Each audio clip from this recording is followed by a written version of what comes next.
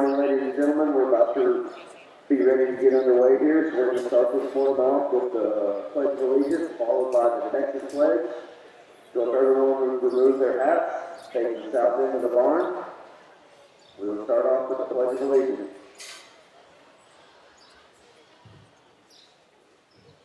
We have Whitley Anderson and Savannah Shanholt leading us to the pledge this morning. I pledge allegiance to the flag of the United States of America and to the republic for which it stands, one nation, under God, indivisible, with liberty and justice for all. Honor the Texas flag. I pledge allegiance to Texas, one state, under God, one indivisible. Thank you, ladies. All right, we need Class 1, lightweight crossbred, bring to the holding pen. Class 1, lightweight crossbred, bring to the holding pen.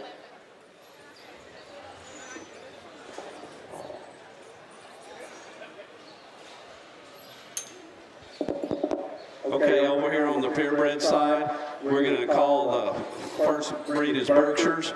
Bring your first class of Berkshires to the holding pen.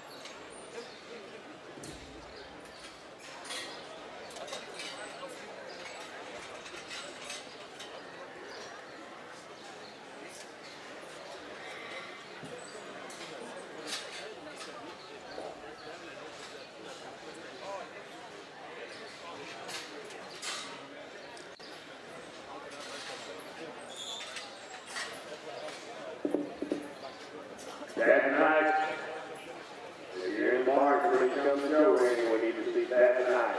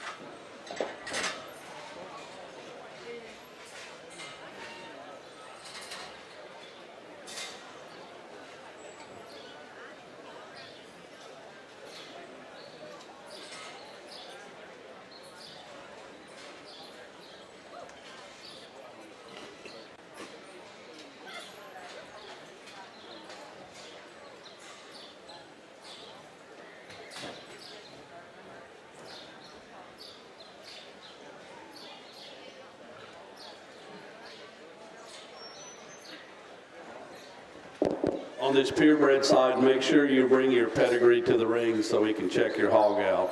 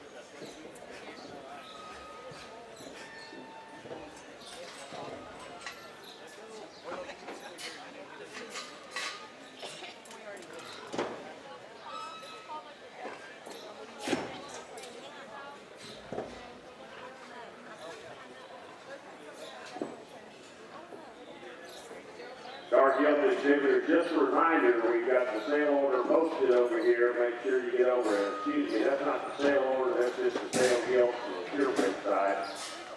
We'll be posting the final sale orders sometime after the completion of the show. When you get through showing it in one of these Gilts that was in consideration, do not go out to eat. Wait until we get that posted because we're going to move hogs over into sale lot 10.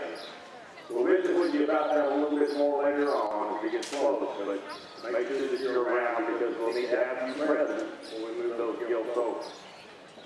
Once again, the purebred thing is posted, go look through, make sure you're in. If you're not in, get your papers. If you're in and you're showing on the purebred side of the show ring today, make sure you get a copy made because you will need those papers. And the junior breeding Gilt show.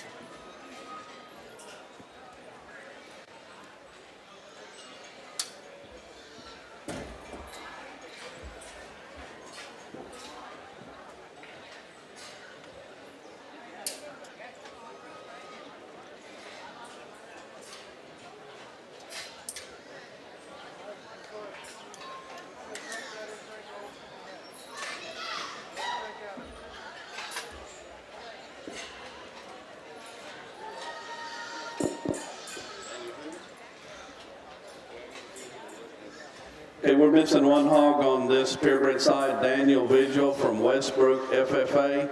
If you're gonna show, you need to come up here and let us know to scratch you. Daniel Vigil, Westbrook FFA, your class is being shown.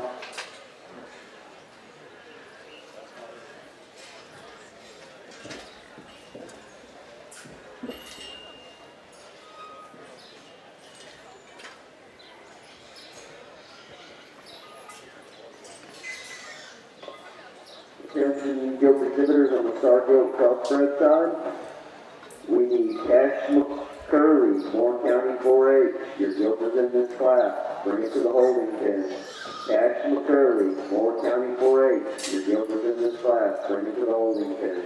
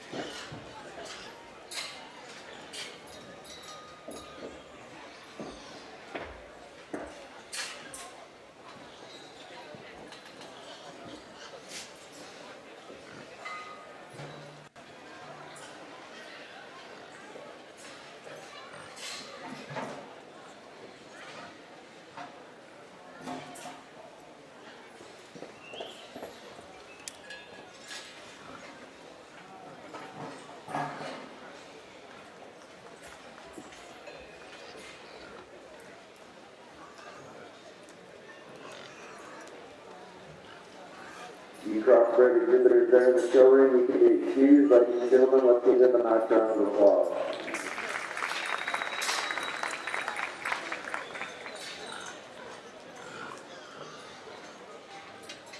All right, Crossbred exhibitors, we need your Class 2 lightweight Crossbred to bring to the holding pen.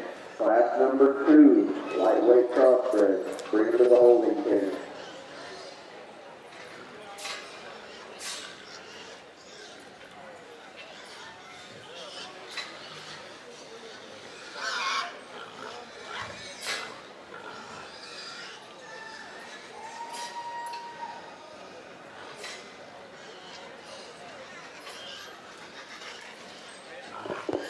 Okay, here on the Berkshire side, the judge has released these kids in the big pen. If you want to give them an applause for their efforts, I'm sure they'd appreciate it. Thank you.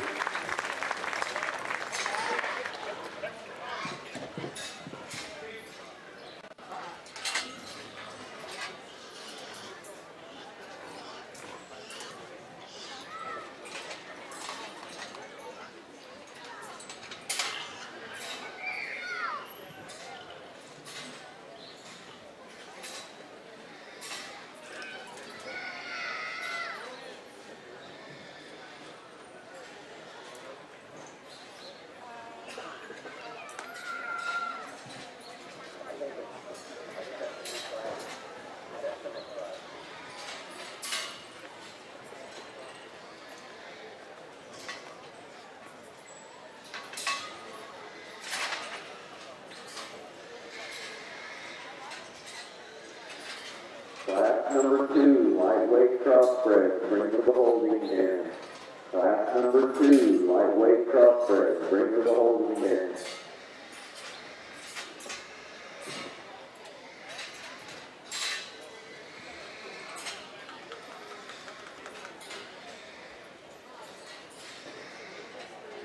We need Gentry Barraza. Can you come back to the holding pen and get your deal? Gentry Barraza, come back to the holding pen and get your deal.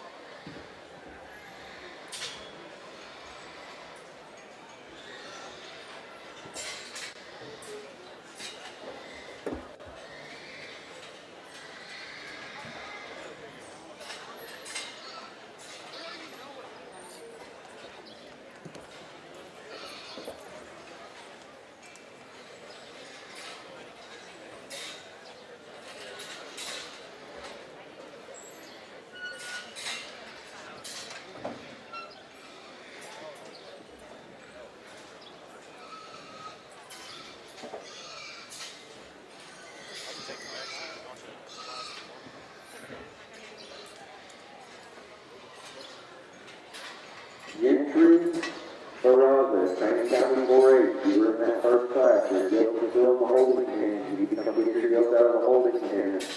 Gentry Barraza, Training County 4-H.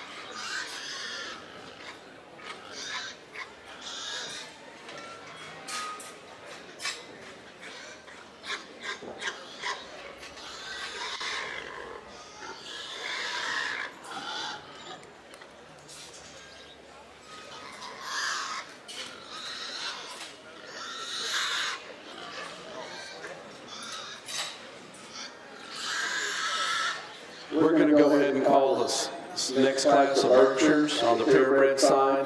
The next class of Berkshires, please make your way to the holding ring. I'm going to speak a little about our judge this morning. His name is Colin Knuth. He's from Milford, Illinois. He raises show pigs for a living. He's also a director on the land race board with the NSR, and his wife, Ellen, works at the NSR in charge of the junior shows. He went to Lakeland College and University of Illinois, and he came a long way. A little bit, he'll give his reasons, but you give him a round of applause for coming today.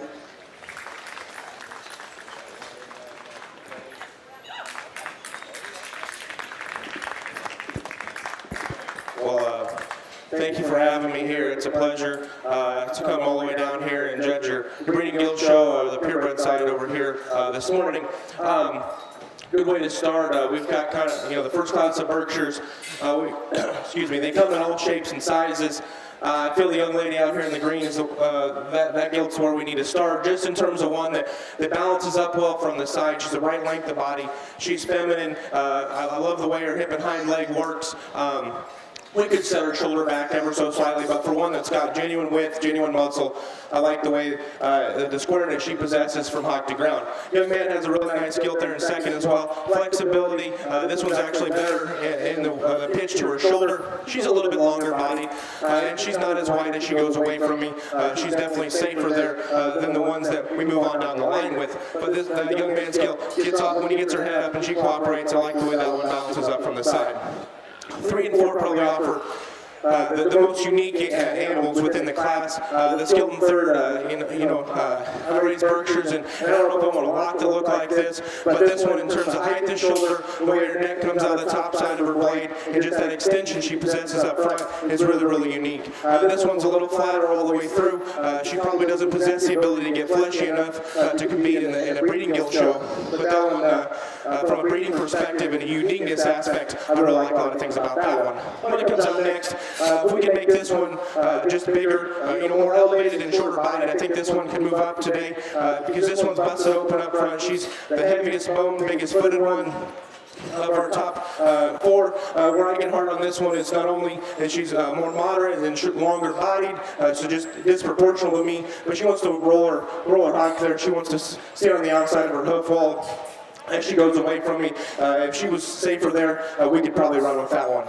A young man comes out with another nice one, tall-shouldered, good-looking, just a really neat type of gilt from the side. Not as much to that one. She wants to pinch there her hamline ever so slightly. The young man does a nice job. And as we work on down, the young man coming out next, this is the most massive creature in the class without question. She needs to balance up better, but from a bone perspective and a muscularity standpoint, I like that one a great deal. The young lady rounds out the class with one that just definitely one that's flexible out of her front end. We just need to make this one more balanced there from the side. She was a little lower front and a little rounder out of her hip. But congratulations to all the exhibitors, and thank you for having me again. Thank you, Carl. The placings in this first class of Berkshire, 7th was Allie Dykus, Petersburg, FFA. 6th, Daniel Vigil, Westbrook, FFA. 5th was Ethan Madrano from Brady, FFA. 4th was Jordan Stovall from Grape Creek, FFA. 3rd, Madison Hartman from Greenwood, FFA. 2nd, Chancellor Blunt from Callisburg, FFA. And our class winner was Dixie Burkett from Fort Elliott, FFA. We found a hog loose in the barn and we have it pinned. It is in pin 547. It's a crossbred hog. Her tag number is 35326. If somebody wanted to claim her, she's in pin 547, a crossbred hog. Thank you. We've got a very good way to start today over here. I think it's a crossbred show, and there's a little give and take in it. I do think it does come with quite a bit of quality. I think the top 3 or 4 really good shiny gilts in this class. And the one that I think that really combines the most positives is the young lady gilt here in front of me. She's going to win the drive. To me, this is the most correct one in the drive in terms of one that just balances and proportions extremely good. Feet are really good. She drives in line extremely good. The shape of this one's center body is extremely good. The way she drives as she goes away, I think is a little truer and more secure in the way she plants the rear foot than the gilt that we have in the second. So she's a little more moderate in her size, but I know these are lightweight, and you give this one a little more time and push the weight a little harder. I don't want to give them too small flames. She's what I call moderate. I know that I make her just a little more extended, and that's where I do like our gilt in second place better. But I do think it's a class winner is a good logical place to start. Again, balance, design, line, presence, correctness, skeleton with the density of structure.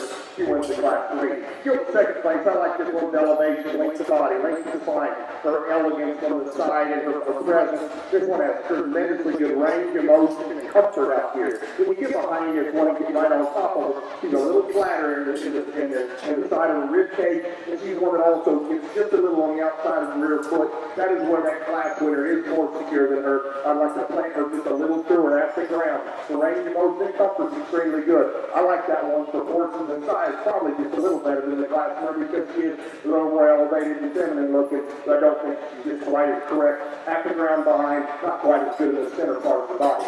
You'll hear in third place is more similar to the gilt that's there in second. Like this one's general pattern, really good. She's a good lined one. She's very comfortable as well. She's not quite as long in her ruck. She doesn't reach quite as far back with her hock as either of the two that were in first and second. And she's another one that we make her a little more pliable in the center of the body. So her design, her balance, her comfort, strength, and things like she drives in line is extremely good. She's not quite as stout in her foot. She's not quite as long in her ruck and as loose out of the rear leg. I think it's very nice gilt to sit there in third. Gilt here in fourth place is another one that opens up good with a big leg, a big body, and a big hip in her. She's one that gets to be a little rounder than I think is ideal. Pushes on the outside of the rear feet, a little smaller in her stature. The elevate her, lengthen everything out just a bit, and it gets a little rounder in her stage than I think is ideal for a female, especially at this stage. Gilt here next is one, I like this one's general body proportions and the line is extremely good. She's more refined at the ground, but I think is just ideal. And if she goes away from me, she gets to rolling just on the outside of her feet just a bit. But this one's got really good body, really good shape up high and a big hip. You'll hear we finished up with in the top six is a really stout featured one. It also gets a little burlier, a little masculine looking, I think is ideal. And she's a little rounder out of her hip, but still a comfortable one with lots of muscle, lots of density and structure and muscle. But again, I'd ask you to put your hands together for the first catch Crossbred. We'll get started our show.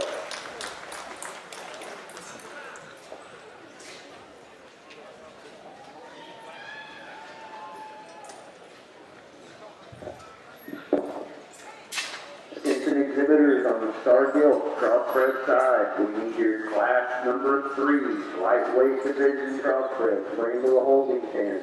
Class number 3, lightweight Crossbred, bring to the holding pen. Would like to remind everyone here on the south end of the arena, please keep this alley clean, especially the gate. If you are standing in front of the gate, you are standing in the wrong spot. Please get away from the gate and let these exhibitors get their gilts to the show ring. Class 3, lightweight Crossbred, bring to the holding pen. Class 3, lightweight Crossbred, bring to the holding pen.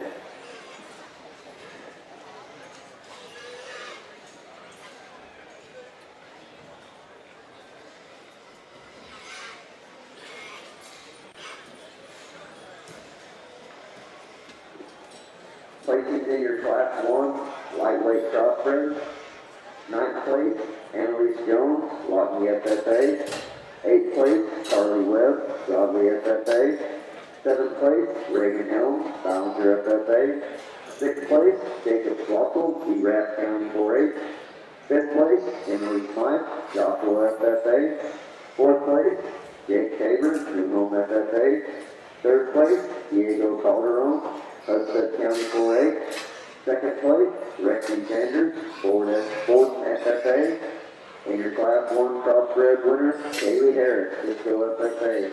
Let's give those exhibitors a nice round of applause. You Crossbred exhibitors in the show ring, you can be excused, ladies and gentlemen. Let's give them a nice round of applause.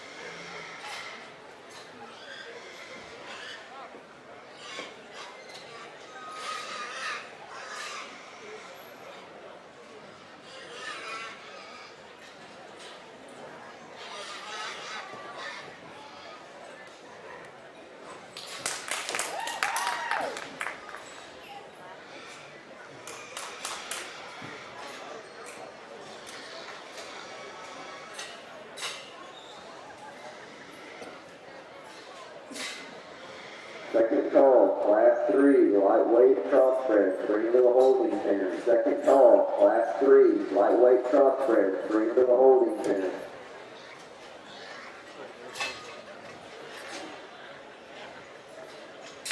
This morning on the Crossbred side, we have 2 judges, one sitting in the back and one in the ring.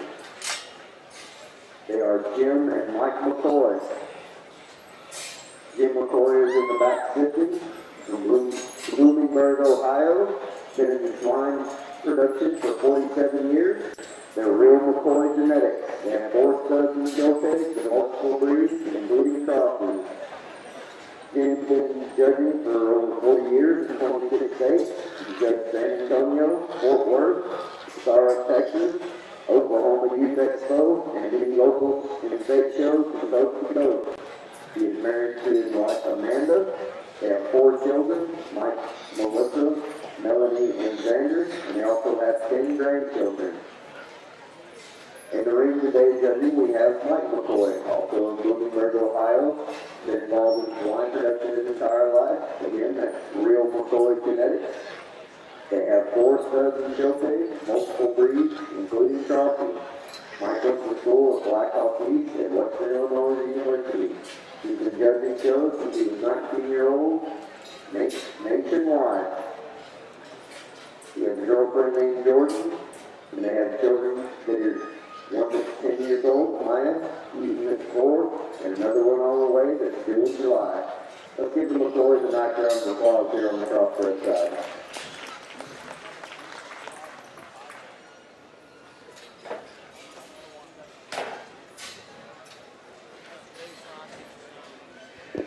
The Gilts in this ring have been excused. You can please give these kids a round of applause.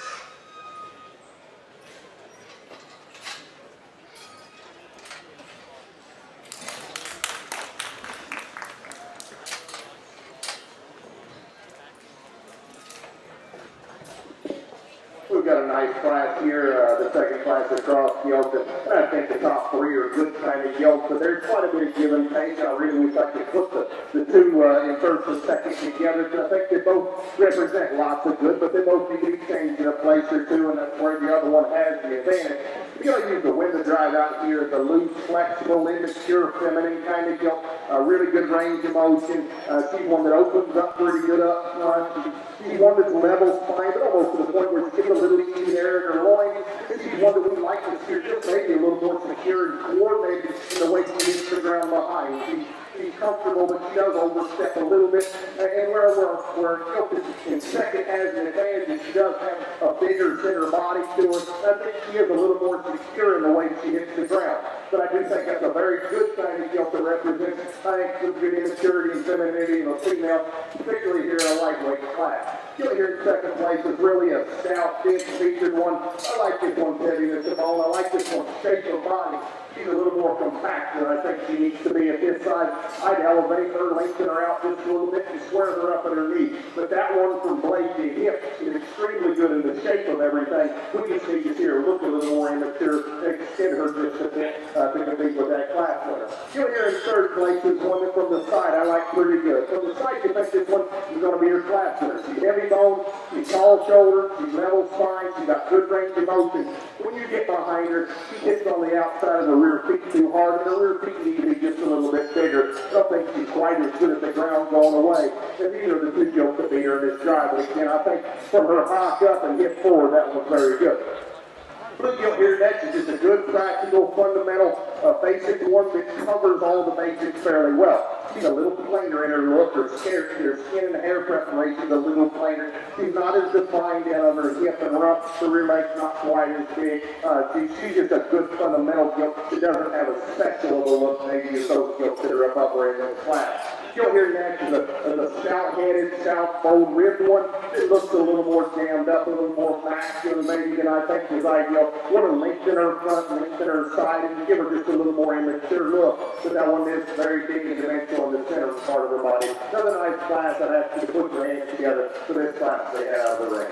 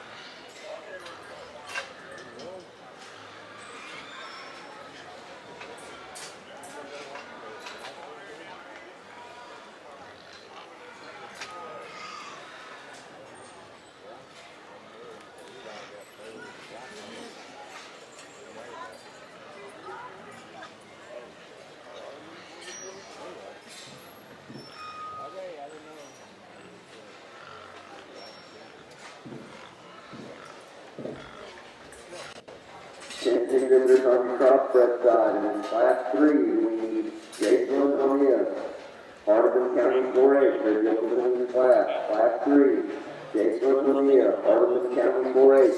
Bring your gilts to the holding pen.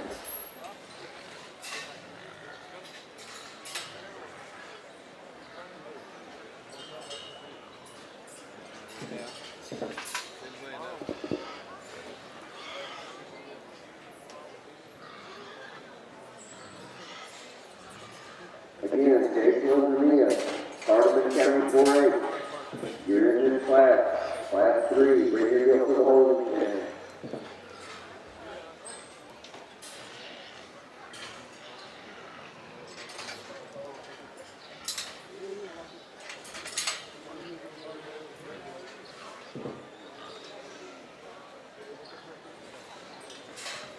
Placing in your class 2 crossbred, 8th place, Jamie Halliburton, Wall FFA. 7th place, Lakin Easton, Dalton FFA. 6th place, Paige Robinson, Dalton FFA. 5th place, Victoria Flores, Dominion Valley FFA. 4th place, J.C. Holman, Colorado FFA. 3rd place, Evelyn Smith, Hudson County 4-H. 2nd place, Martin Jimenez, George County 4-H. Your class 2 crossbred winner, Sierra Lackey, Kerr County 4-H. Let's give those exhibitors a nice round of applause. Okay, here on the Berkshire side, I'm going to go ahead and call the 3rd class of Berkshires. You can make your way to the holding pen, the 3rd class of Berkshires. On the crossbred side, we need your class number 4, lightweight division crossbred, bring to the holding pen. Class number 4, lightweight crossbred, bring to the holding pen. Well, second class of Berkshire's got the quality got awfully good. Nice pair of gilts out here. They're very similar in their general build. There's one of them that just has more of her in terms of you get off the side of her, and you can just tell this one's got a huge back, and you get up on top of her, and she does have spread and shape, and then you get around behind her, and she's as genuine as anything as she goes away from me in terms of her actual real muscle shape and mass, and then just both of them balance up extremely well. I like the hawk shape, the cleanness of joints of the class winner here, young lady driving across the ring. That one's going to win the class. I like the extra set she possesses to her hind leg to allow her to just drive and flex and go. That's a really nice gilt there to start the class. And second, we've got one that's very similar in build. This one might actually be a little better in the pitch to her shoulder. And she goes, the young lady does an extremely job showing her. There's not as much just true genuine mass to this one, and I like to clean up those hocks ever so slightly. One coming out in 3rd is, again, like the last class, a very unique one about her front 3rd in terms of head and neck extension and just femininity. She just doesn't quite balance up as well. She doesn't blend her neck into her blade, and his shoulder needs to set back. And when we get down to the brass tacks of things, she's not as stout at the ground, and she wants to push her hock ever so slightly there when you get around behind her.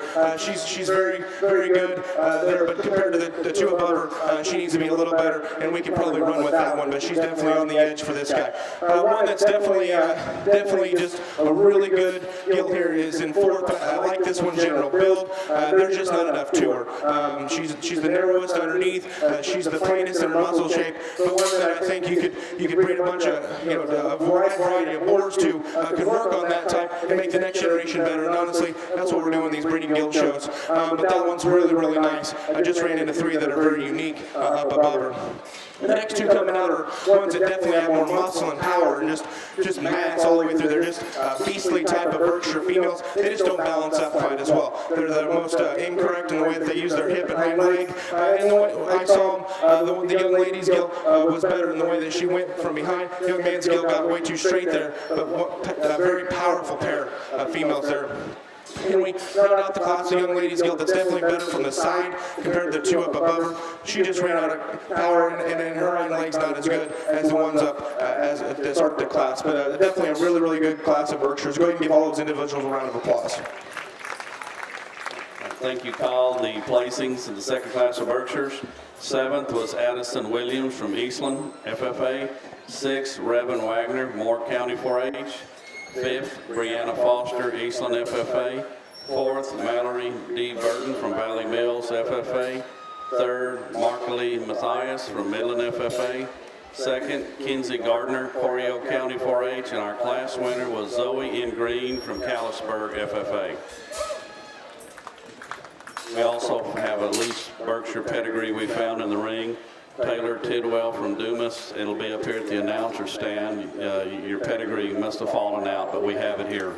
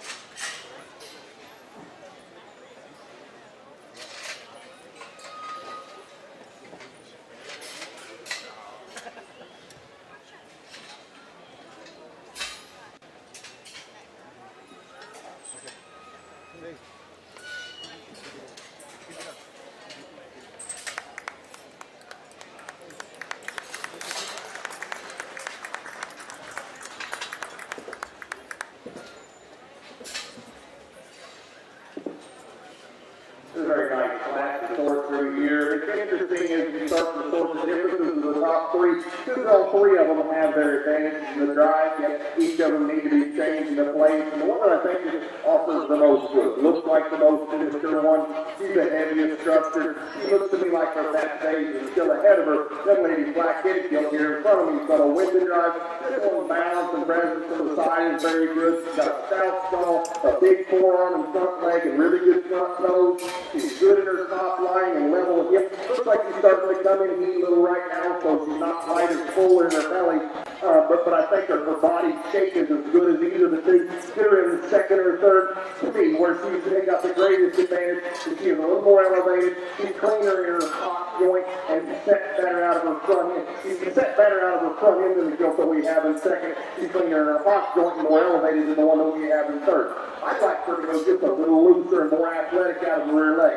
She's comfortable, and I call her comfortable and sound, but she's not just as athletic as we'd like for her to be. That's where the gilt second, I think, does have an advantage. The gilt second does have a longer reaching step out of her rear leg. So I think the young lady does a nice job with her class, and let's give her a round of applause when we get her out of the ring. Calico gilt here's one, the balance is good and her proportions to the side. She's got a good stout kind of head. She's got good depth of body and depth of flank. Her lines are good, her top lines. She's got a pretty good kind of hip and reach is pretty good out of her hind legs. She's a little smaller at the ground. Her rear feet not quite as big as I wish they were. And she's looking to be laid back in her blade and forearm. She just looked a little more immature there. She's a little mature and sat there in her shoulder for me. She doesn't look like one that can be a barrel-maker. She just wanted me to be a little more naturally flexible and later maturing in her look for me. You'll hear in third is a nice kind of gilt as well. She's one that's heavy bone. She's deep in her body. She's got muscle and spread and a big rear leg. She's got a rounder joint that I think she needs to have at this point in time. And really any point in time. I mean, she's just got a rounder joint that I think is ideal. She's a little lower at the point of her shoulder and naturally a little lower in her head carriage. She's a gilt that is really fresh and got a big stout kind of hip and a big rear leg. I want to elevate her and make her just have a cleaner, more immature look to her joint. She only run out there in fourth place is a very muscular one. She's to the point where she's probably a little more terminal and muscular than I want her to be in this drive. A little more compact, a little rounder out of her hip. But she's one that opens up pretty good. She's got a good balance and presence. Generally does a good job of getting her driven out here. She's rounder in her hip, smaller in her ball, but I like her just looking a little more feminine for me. She's one that if she can have it, looks like she could probably make one. The black gilt to run out here next. Just a good pattern, immature, another fairly fundamentally correct one. She's a little more refined in her bone work. She's a little flatter in her blade and her side. We'd like to just give that one a little more three-dimensional look when we get right on top of her. But she does have a good pattern. It runs uphill, is very comfortable, has an immature look to her. I do like her maturity in this class compared to a couple of them that are above her. But in this drive, she just doesn't have a sexual look, and it's white and bold. The white gilt here next, a really stout one. She's out of structure to the gilt that's above her. She's heavy bone, she's got a big rear leg, big hip, she's around her hip and top, wants to step on the outside of the rear feet. So still a really stout one there to get into the top 4 or 5 of the drive. Again, I'd ask you to give a big round of applause. Okay, this Berkshire class, the gilts in the arena, the judge has released them. You can go back to your pins. And if you'd like to give them a round of applause, then I'm sure they'd appreciate it.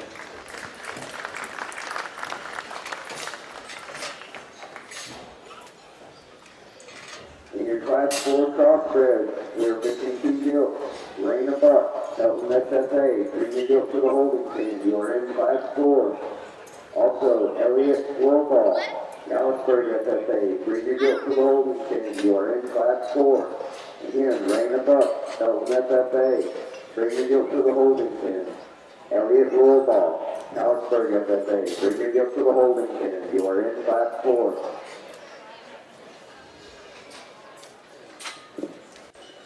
Hey, Juniors, you can help us out on the start side if you read the receipt from the kiosk. In case there's any confusion about this class, please bring the receipt with you that you got at the kiosk to the show ring. Put it in your pocket and bring it on up.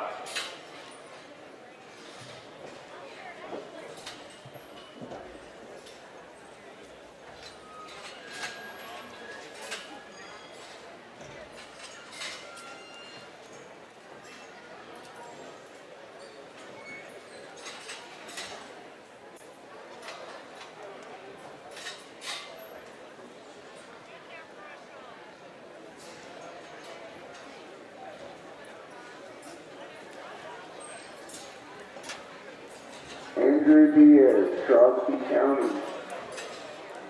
Your crossbred gilt is in the scale over by the wash rack. If you're looking for your gilt, Andrew Diaz, Crosby County, we found your gilt over by the wash rack in the scale.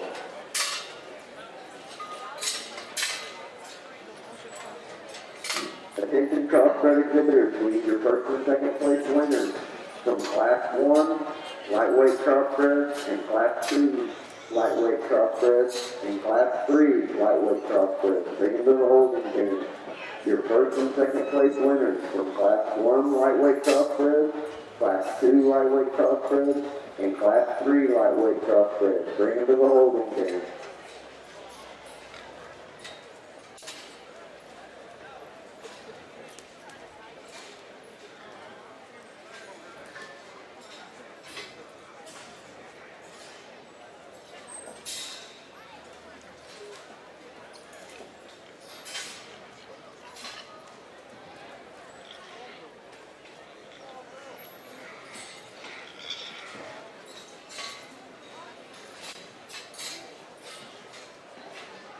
Again, crossbred exhibitors, we need your first and second place winners from Class 1 lightweight crossbred, your first and second place winners from Class 2 lightweight crossbred, and your first and second place winner from Class 3 lightweight crossbred. Bring them to the holding pen.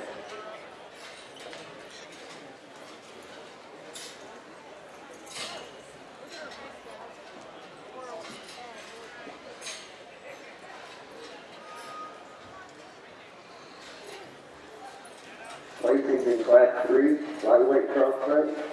8th place, Dr. Atkins, Gerald FFA. 7th place, Michelle Guerrero, Walking FFA. 6th place, Kristen Lowry, ILU FFA. 5th place, Presley Elson. 4th place, Sandy Lambert, Local Super FFA. 3rd place, James Spencer, Seminole FFA. 2nd place, Nathan Sandy, Dalhart FFA. And your Class 3 winner was Autumn Smith, Whistler, Logan County 4-H. Let's give those exhibitors a nice round of applause. Okay, we're going to call the last class of Berkshires to the holding pen. That's the 4th class or the last class of Berkshires to the holding pen.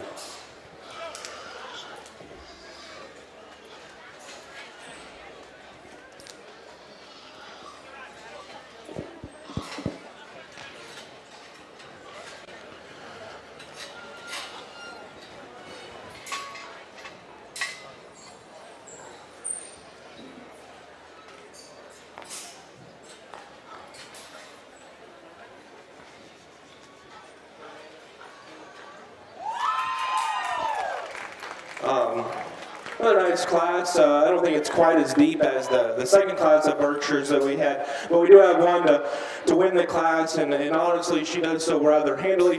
This is the stout featured burly type of female that is still just that. She's great built from the side. I love the squareness of hock she possesses when I get around behind her. She's not the most feminine about her head and her neck, but still I think we're getting up into that age and weight range where they don't have to be. It all matches though. If she had that type of head on a skinny body, it wouldn't quite work, but it all just fits, and for me, that's what I'm looking for. Young man has a gilt that is very, very good.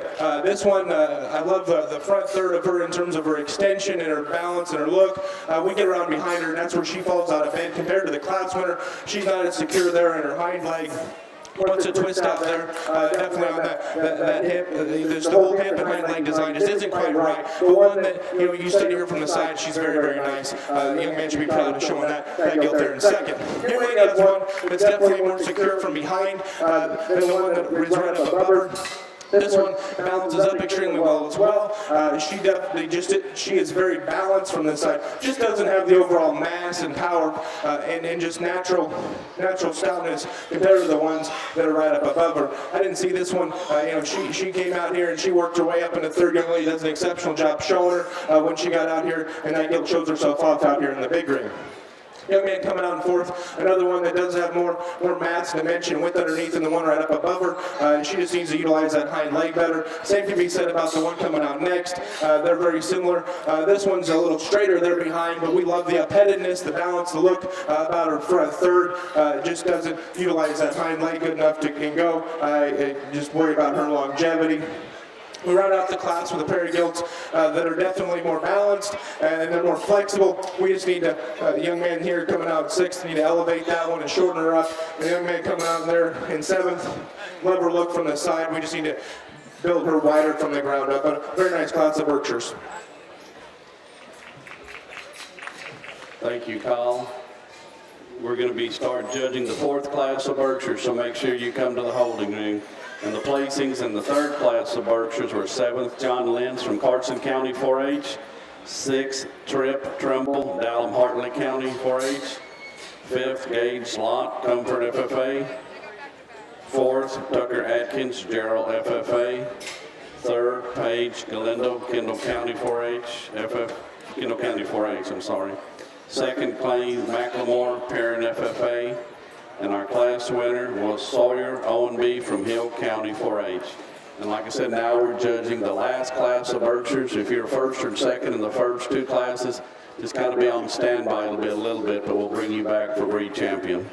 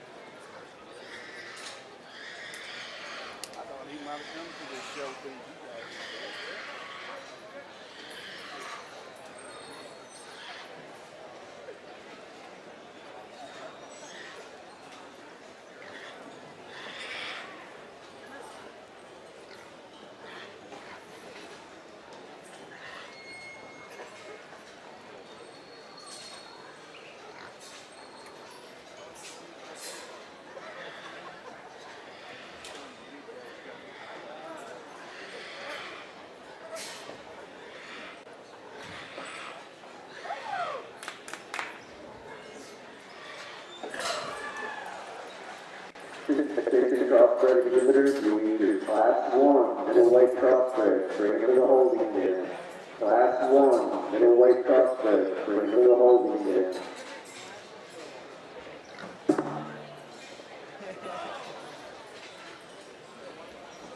Another nice class to pour through here. Again, the we used to win the class, I think, is kind of the combination field of the drive. She won to me, compared to the Gilts second. She just has a bigger heart, has more pliable look to her body. I actually, as a sow, I prefer her skin texture and underlying texture over the Gilts second. She's one that covers the surface very comfortable out here. She's a little rounder in both here, there, and her upper hips, that I think is just ideal. And I'd like to have her have a little bigger ball. But that one to me does read like one that's got a functional kind of look to her head and face. She opens up good up front with a big blade. The rib cage and body is very good, really fresh as she comes out of the back of the blade. And again, goes to the ground very true and comfortable with the heavy of the structure. The outlier in terms of shape is just rear leg bone is the Gilts here. Secondly, this is a very, very stout hip, very stout rear-legged one. She's a sharper headed hog that you decide whether you like that or not. I'd like her to have a little stouter skull like that Gilts in first place. Maybe I'd like her to look a little more pliable there in her forerib for me. She's a little more set there in the rib cage, and I think is ideal. I want to elevate her again, make her just look a little more maternal in her look out here. She looks like one that, again, if she can have one, looks like she could probably make one. But she's a little more firm on her look than probably what I prefer to bring the Gilts show. The Gilts is here in third place, does have what I think is a better body type and skin texture to her than the Gilts do there in second. This is a good pattern one from the side. I like this one's general pattern and look really well. Not quite as heavy bone. When she goes away, she's doing something with her left rear leg where she's stepping out a little bit and get uncomfortable. She can't handle that left rear leg quite as good as either of the two that were in first and second. That's what lands her in third. Gilts here in fourth place is just another good, fundamental, sound, correct one. It's not quite as special looking, not quite as attractive looking, not quite as dense in her bone work. But this one's got a very feminine skin texture and underlying texture. She's got a good ball, but really good in her hip and rump range and motion, very good. Not quite as opened up, maybe not quite as just fit on and expanded when we get on top of her, but that's just a good fundamental basic kind of crossbred Gilt, I think covers the basics very well. Gilt here next, another one that's got a tremendously good rib and body in it, really pliable and loose and athletic and comfortable. She's a little lower set, she's a little dirty in her flank, and for one that is this athletic in the way she travels out of her hind leg, she does push the limits along a little bit on those rear feet. We want to elevate her just a little bit, bring her hop in, but that one, general pattern and body type Gilt, I still think is very beautiful. Gilt here next is a really attractive one. Has a little neater show look than either of the two Gilts that were just above her. But as we compare her skeleton to those, she's a little more upright and forward in her shoulders. She's a little tighter out of her hip and rump, and a little tighter on her rear feet. We want to see everything just go a little looser. I like her general look. We want everything to go a little looser and just a little more pliable. So very nice class here. I ask you to give a big round of applause before we go to bed. Okay, these Berkshire Gilts remaining in the arena have been released. These exhibitors can take them back to their pens.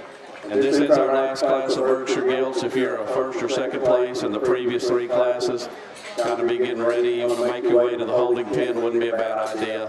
We would keep things rolling. Again, this is your second call for Class 1 middleweight crossbred. Bring to the holding pen. All right, we're showing the lightweight crossbred championship drive. Your Class 1 winners, Hayden Harris, Cisco FFA. Second place in that class was Lexi Sanders, Ford FFA. First place in Class 2 crossbred lightweight, Sierra Lackey, Fair County 4A. Second place in that class was Martin Minez, Floyd County 4A.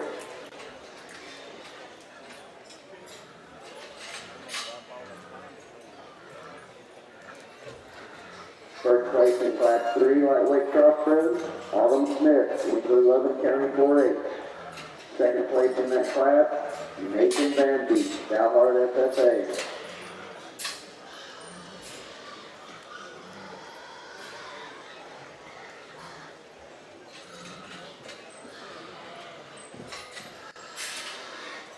First place in class 4 was Jaden Gilts, first earner SFA. Second place in that class was Madison Brandon, for Elliott SFA.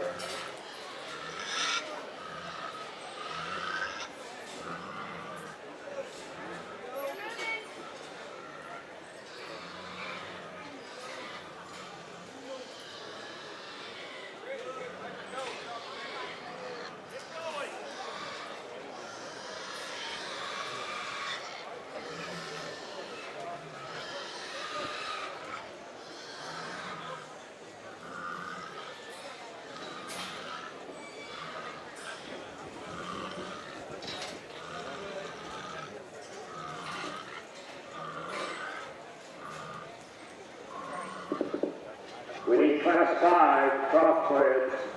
That's our first class into the middleweight division. Class 5 crossbreds. Bring them to the holding pen. We're now selecting our champion lightweight cross.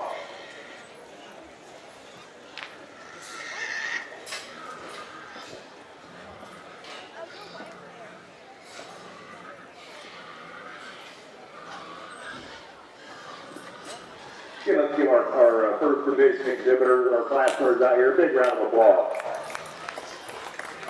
It's been a good way to start the day, and we started off with a full steam ahead with that class. And there was a really good group of those there, and it was a little easier as we got into the next couple, and we got into that 4th class. And I think those are the 2 that came out of the stronger classes, and those are the 2 that I think surfaced out here as being the ones that everything was fixed together just a little bit better. I like the other 2 out here quite a bit, but I like their pieces, but we need to make things just blend just a little bit better and more three-dimensional and proportional. The other 2 out here I think are awful good. These 2 are really good in their body, their comfort and range of motion, their presence is very good. To me, the difference between the 2 is that there's one that I think is just reads to be just a little more practical in her look. I like her skin texture a little better for a sow. I think she has a practical look to her head, yet with the soundness and presence. She's heavy structured, and again, a range of motion on both these is very good. The one we like here is Gilts 1 Division 4. I think the class 4 is going to win the division. Congratulations. Congratulations to Jaden Kent, worked for an FFA, champion lightweight cross, without that Madison Brandon. Congratulations. FFA. Well, nice pair here at the top of the last class of Berkshires. They're very similar in terms of their general build from the side. They're tall-shouldered, they're good-looking. The way that they use their hind leg from the side, it is very similar. The young man that's in second actually probably takes a longer reach. But where I break them down is I think that the one that wins the class is the best proportionally in terms of height of shoulder, shortness of body, and she's definitely more busted open in her chest. She's bolder in her chest, she's square in her knee, and she hits the surface as square as any that we've got towards the top of the class here. And when I get around behind her, I think she's more genuine in her width there behind. She's perfectly square as she goes away from me, and she's got more muscle there, and not a fluff, I guess, per se. Young man's in second, does an exceptional job. This one's definitely balanced from the side. I like the way that her hawk shape is there from the side. When I get, as she comes at me and as she goes away from me, she's just narrower underneath, and just needs to be naturally busted open wider. As we work on down to the young lady in third, one that's definitely tall-shouldered and good looking about her front third. This one's got real muscle. She looks like a lady. She rounds out of her hip and gets more coordinated there behind. The one that the young lady does an exceptional job of showing her when she gets her head up and gets her going. She can give you a really nice look at times. She's just too steep there at her hip. Young man comes out here in fourth with another one that's really balanced from the side. You love her look and eye appeal. There's just not near enough to her there underneath. Once you get a little more hinge there out of her hind leg. The young lady rounds out the top 5 with one that's just a little lower performing. We love her balance and look and eye appeal. She's just a little harder doing in her look, but the young lady does an exceptional job of showing her. Congratulations, all those exhibitors.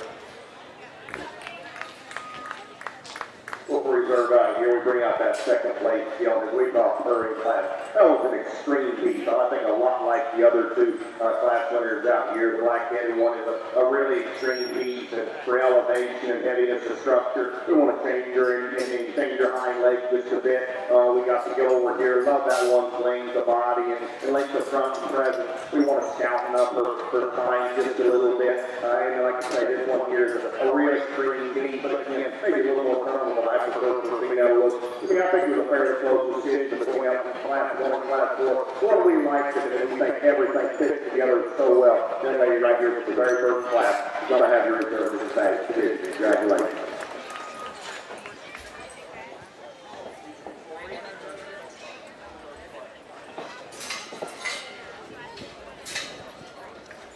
Okay, we're judging for Championship Berkshire. I'm going to read the winners of the last class.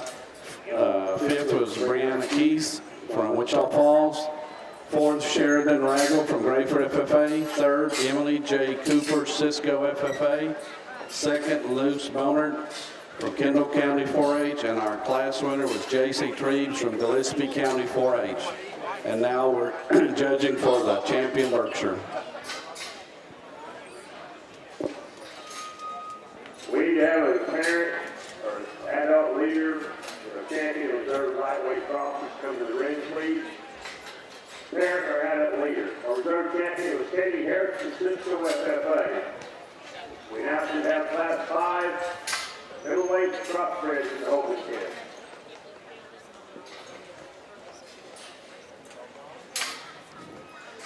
Okay, while we're judging the champion, reserve champion Berkshire, I'm going to go ahead and call the first class of the dark OPBs.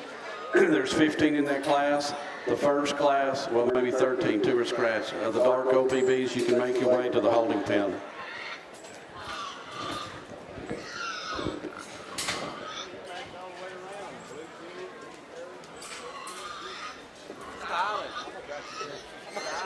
Again, we need a parent or adult leader over here on the crossbred side with your champion and reserve champion lightweight crossbreds.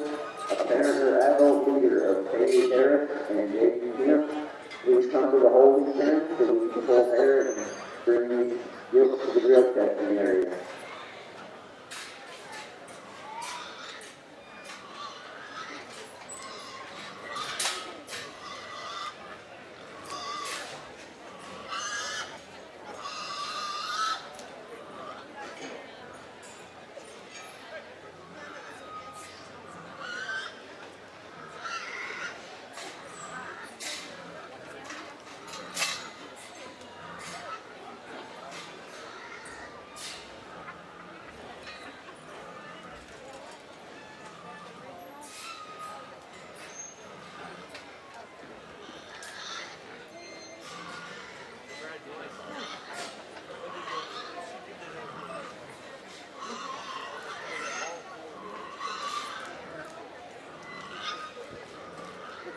Well, go ahead and give these 4 exhibitors, or all 8 of them, a round of applause. It was a nice Berkshire show.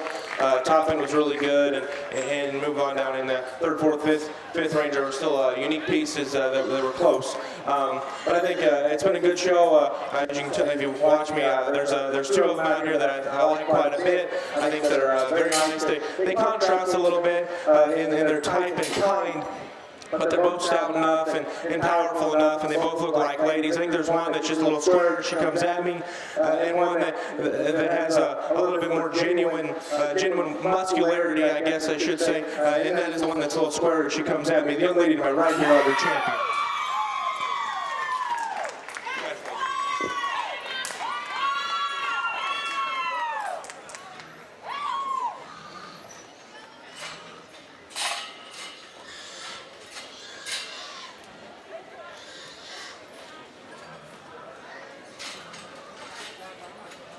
We'll bring the second plate scale out, and like we talked to her in class, we just love her head and neck and her balance from the side, and we'd like to reconstruct her hind leg and her hip ever so slightly, but one that definitely fits in, and she's right in here in the quality that it takes to win. There's another one out here that I liked quite a bit. She hit me as hard as any in class. She just ran into one that was very unique in some parts and pieces. Young lady out here in the middle of the blue shirt, light blue reserve.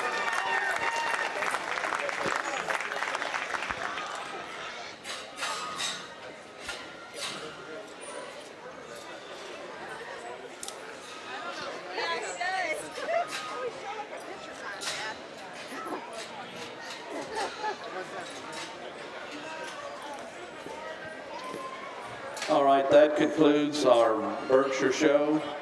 And our champion Berkshire was exhibited by Sawyer, Owenby, Hill County 4-H. And our reserve champion was Zoe Green, Callisburg FFA. That was our Berkshire breed and reserve breed. Now we're going to start judging our dark OPBs. If you're not in the holding ring, you can make your way, please.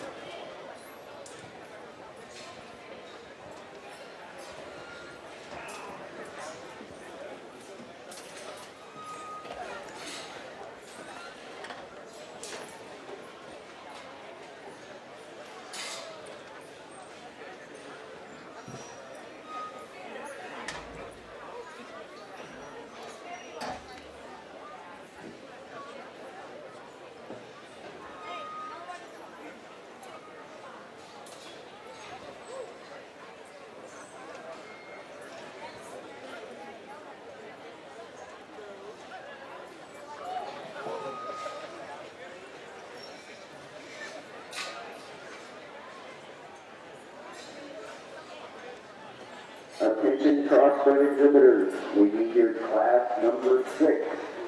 Middleweight crossbreds, bring them to the holding pen. Class number 6, middleweight crossbreds, bring them to the holding pen.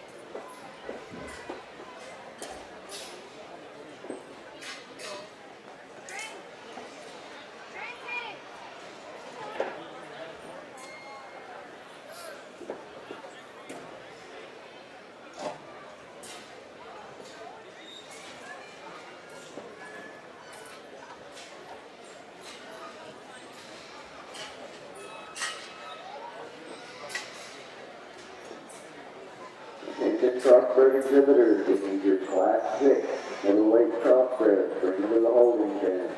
Class number 6, middleweight crossbreds, bring them to the holding pen.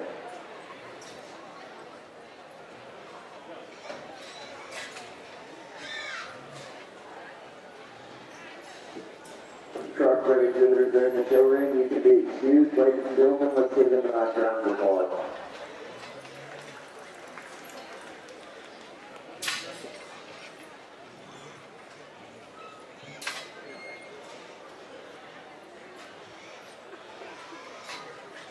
I'd like to take this opportunity to introduce the official swine show sponsor this year for the 2020 San Angelo Stock Show Rodeo. It's ADM Mormon Show Day. Regardless if you're aiming for a county or state fair champion, Mormon Show Day has the product to deal with the nutritional requirements of your show livestock. Not only do they offer high quality show feeds, but they also give back to the industry through show sponsorship, educational show clinics, and a top-notch awards program for all county, state, and major show winners using Mormon Show Tech. Thanks to Dr. Bruce McLean and everyone at Mormon Show Tech for their continued support of the San Angelo Stock Show and Rodeo. Please visit their booth located behind the show arenas here on the north end for more information on their valuable products. Again, that's ADM Mormon Show Tech, your official swine show sponsor. Let's give them a nice round of applause.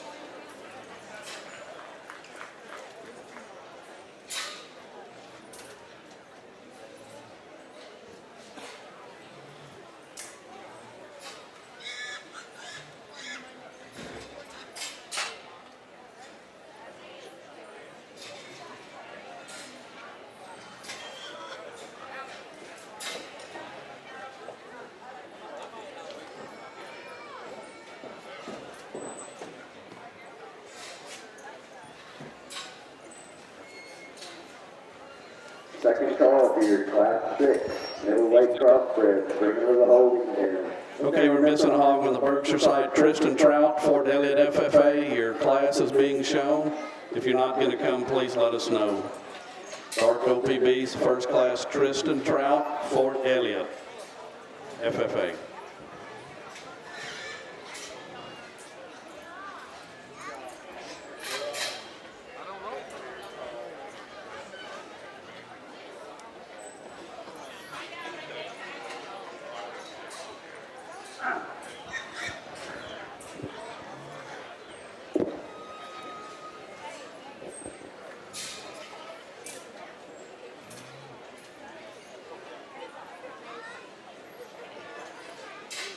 All you gift exhibitors, if you would like a photo taken with your Gilts, the photo area is on the north end here of the arena, right by the ATV sign. So if you would like a photo taken with your Gilts, after you show it, bring it to the photo area on the north end of the arena.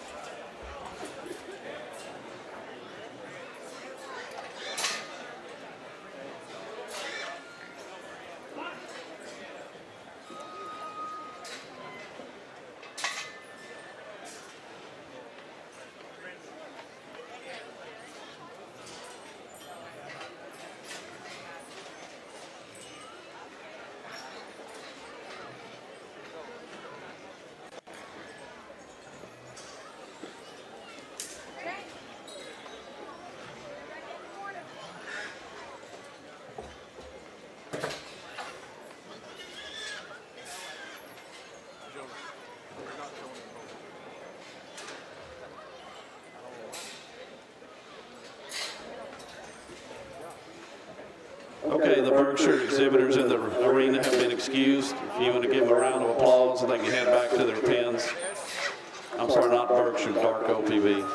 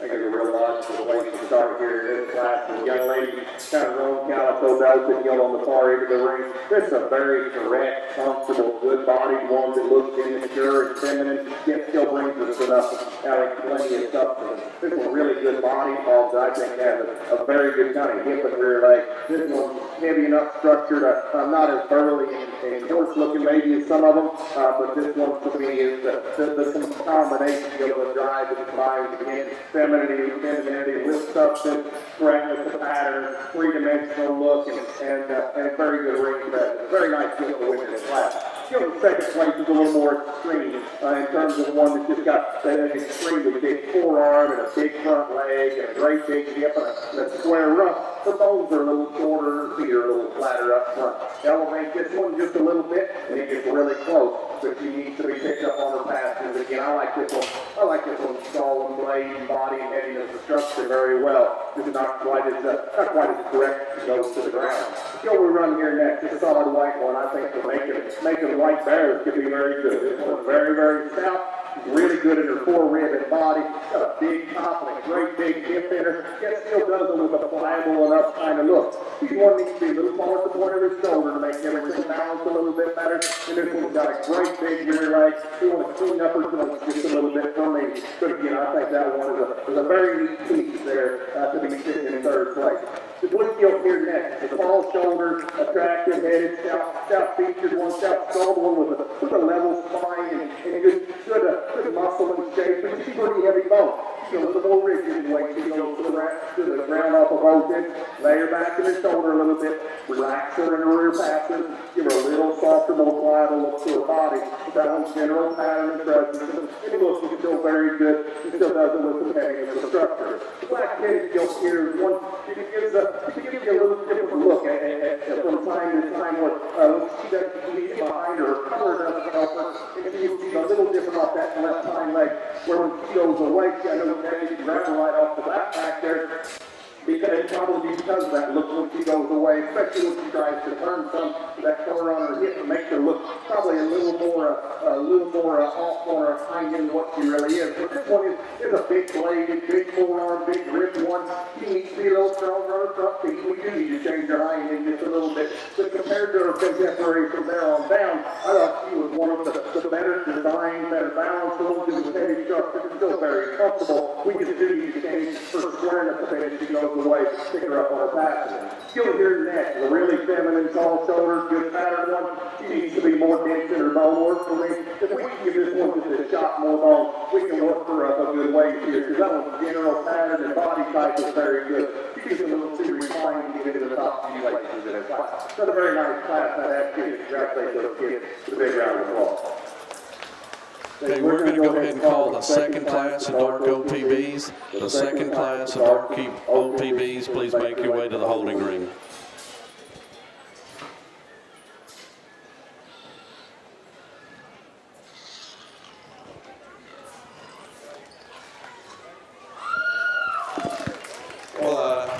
Really nice pair of Poland Gilts here to start off the dark OPB class, and honestly, I didn't expect to see a pair quite this nice. We don't have much to do with Polands at home, but I do appreciate good, unique livestock, especially for their breeds. And I think both these are. They're muscular enough. They're square. They're good enough underneath. They look like ladies. Both of them need to be loosened off of both ends of their skeleton. So I decided to go with the young lady right here. That gilt is more feminine about her head. The one in second is a little more dished about her face. And if you're gonna not be sound enough or be a little tighter, I guess I got to go with the one that's got more stuff, and that's the one I started out the class with. But both of them want to give their exhibitors a little bit trouble, and I think that's partially for their skeletal issues, partial reason for that. But both of them are a very nice pair of Poland females. The one in second definitely, as she started out the class, she was going plenty good enough, and she's starting to wear down. I do like her shoulder angle better than the class winners, but she's starting to push that out of her front end as well. A nice pair of Polands to start the class. In third is definitely the one that gets out here and goes better than the top two. She does give up a lot of weight and mass and just muscle, and that equates to her being able to just be more flexible out here. She's not carrying near as much stuff on her skeleton, but this one still, pound for pound, is still a good-looking, great built one from the side that's square underneath. We just need to give her more weight, more days on feed, and just make her bigger in her kind as well. Young man comes out with one that's more closely related to our third place one in terms of being moderate, but this one definitely has more muscle. She's just a little bit longer bodied. I want to shorten her up in terms of make her proportions better. And she doesn't balance up quite as well from this side, but one that we like quite a bit, just right into a trio of really unique ones there at the top. Definitely one that's taller shouldered and good looking here from the side that comes out next. She gets a little shorter and out of her hip and funnels to the ground in terms of muscularity, but we like a lot of breeding value in that one. We run out the class with a pair of gilts that definitely have enough stoutness and power and muscle. We just need to make them better balanced to move them up today. But congratulations to all the exhibitors. A good start to your dark OPBs. Attention gilt exhibitors, your class 7, middleweight crossbred, bring to the holding pen. Class number 7, middleweight crossbred, bring to the holding pen. The placings on the first class of dark OPBs was in 7th, Laramie Sanders, Williamson County, 4-H. 6th, William Landers, Runnels County, 4-H. 5th, Sheridan Regal, Rayford FFA. 4th, Tyler Jackson, Hyco FFA. 3rd, Allie Dykus, Petersburg FFA. 2nd place was Mallory D. Burton, Valley Mills FFA, and our class winner was Ellis Bailey from Bryson FFA. And now we're judging the 2nd class of dark OPBs. We need your class number 7, middleweight crossbred, bring them to the holding pen. Class 7, middleweight crossbred, bring them to the holding pen. Placing in your class 5, middleweight crossbred. 9th place, Stephen Arney, Joshua FFA. 8th place, Luis Nahara, Hamilton FFA. 7th place, Boston Jones, Idaho FFA. 6th place, Christian Ortiz, Leatherland FFA. 5th place, Jeremy Cole, Fort Elliott FFA. 4th place, Riley Howell, Whitedeer FFA. 3rd place, Daphne Davis, Bartlett FFA. 2nd place, Lexi York, Valley View FFA. Your class 5 winner was Avery Burton, Albany FFA. And look at those winners, 9 numbers of all.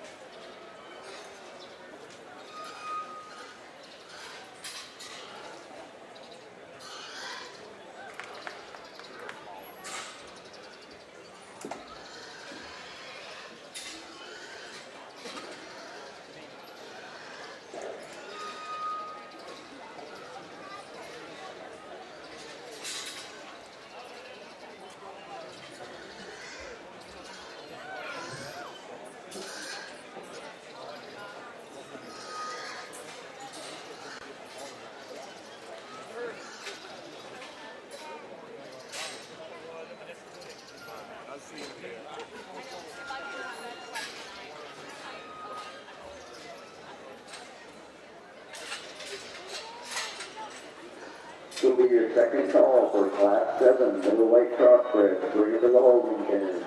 Class 7 middleweight crossbred. Bring it to the holding pen.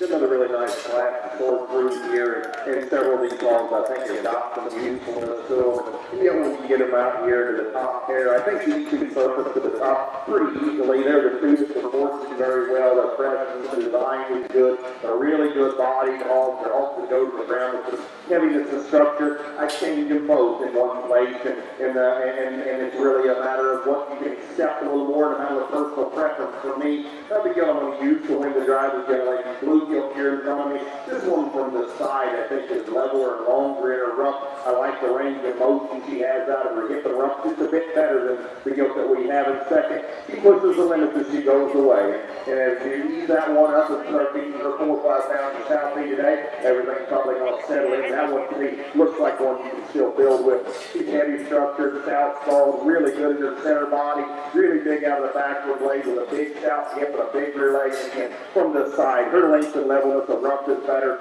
range of motion is better. That's where I definitely find the advantage in her to win this class. The second place actually screws up and squares up in terms of her base width. The way she goes away from me, a bit better than the class winner. That's where her advantage is, but the disadvantage is from the side.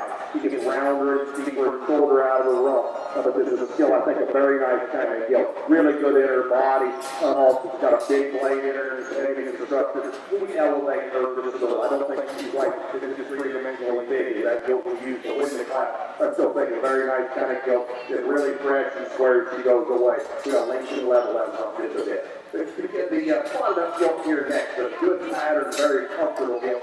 This one just comes out and kind of shows herself. We've got a kind of a greener showman out here that's working hard, but this one here is just naturally a good pattern, heavy skeleton, comfortable footed one. She's a little flatter in her side. She's one that, as she comes to you, she turns her front feet in just a bit. This one doesn't look like she's got as much fit on her. That one might be a real piece to grab a hold of and use. So I do think that one's got a pretty correct skeleton and a heavy set of bones. The gilt here next is a really attractive, tall shoulders, really attractive one with good presence here in the ring. Really good out of the back of her blade, good in her body. But we got to stay sure her hip and rump. Lengthen her rump, lengthen her stride, lengthen her femur just a bit, allow her to reach and plant and drive with just more athleticism out of her hind hip. She's comfortable if she needs to just reach farther for me. Gilt here next, a really good body tone.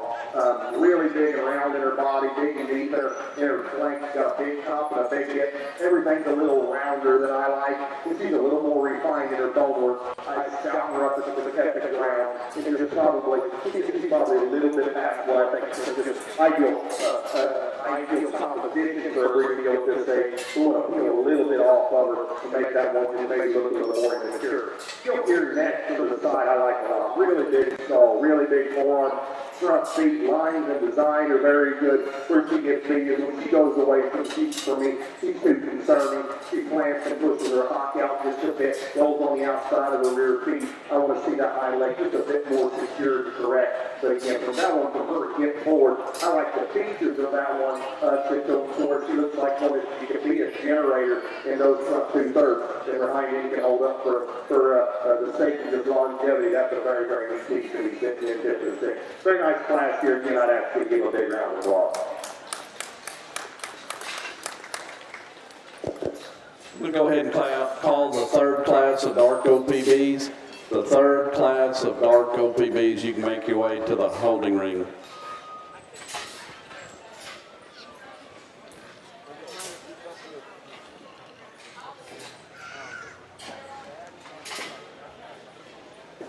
Attention Crossbred exhibitors, this will be your first call for Class 8 Middleweight Crossbred. Bring it to the holding pen.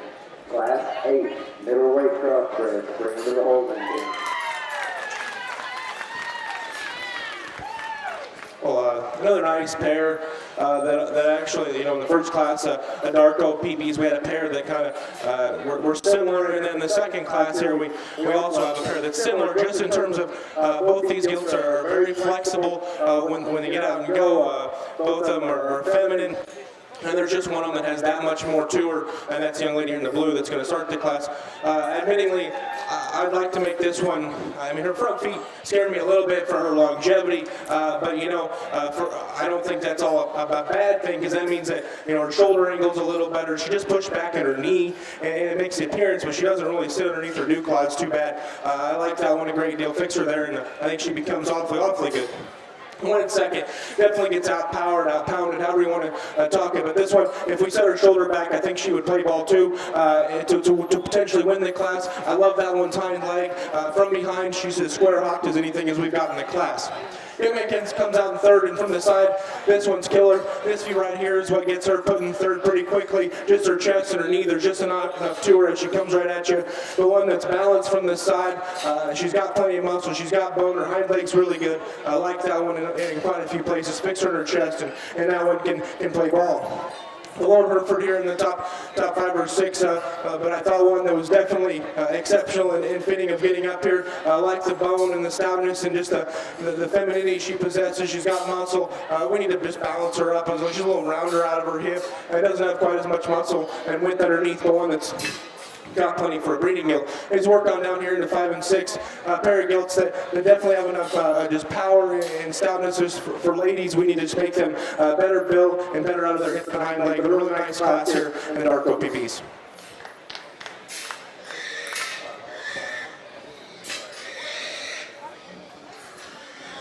Second call for Class 8, Middleweight Crossbred, bring to the holding pen. Second call, Class 8, Middleweight Crossbred, bring to the holding pen.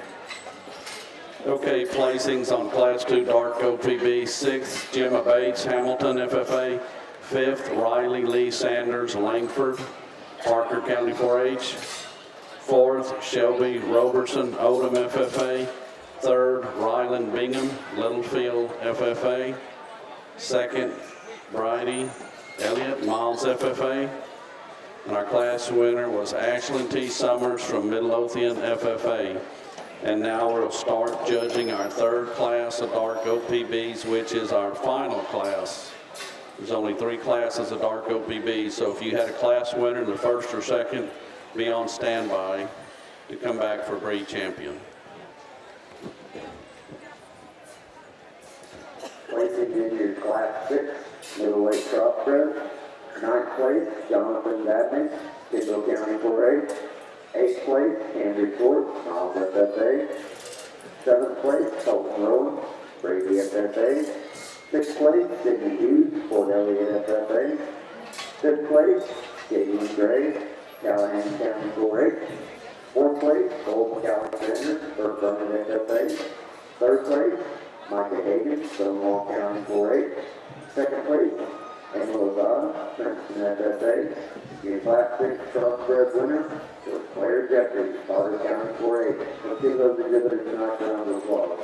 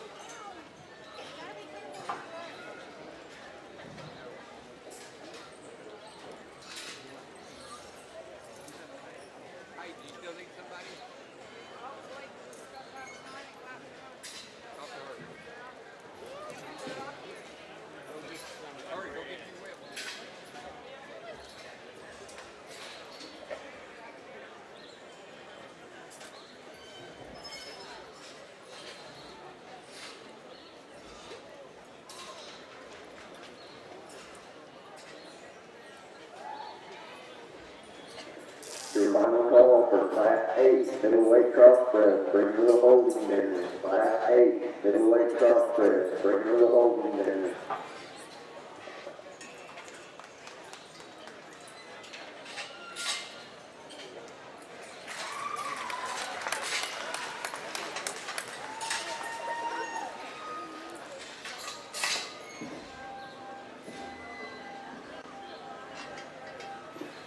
We got a nice class that I think falls together very logically for me, at least for the way I kind of prefer to line them up. And the darker blue gilt on the far side of the ring is going to be our class winner. And that one to me offers so many positives in this ring. He's warm and stout head, and I think has the right kind of flesh to her face for a female. She looks like one that'll have appetite and roll. Has a big blade, a big soft rib big in her.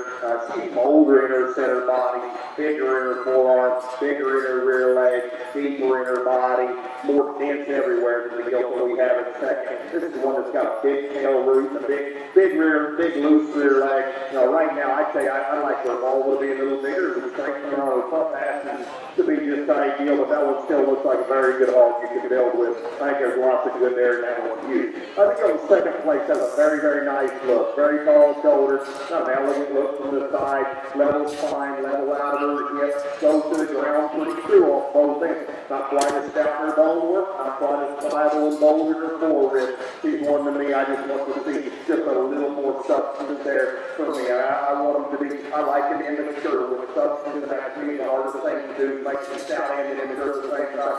She's immature, but not as stout. Our class winner is stout, still immature enough for me. You know, we're running here in third place with another really nice title, very similar to the gilt. He's just above her in his class that was in second. Tall shoulder, level spine, correct and comfortable. Doesn't open up as quick coming at it.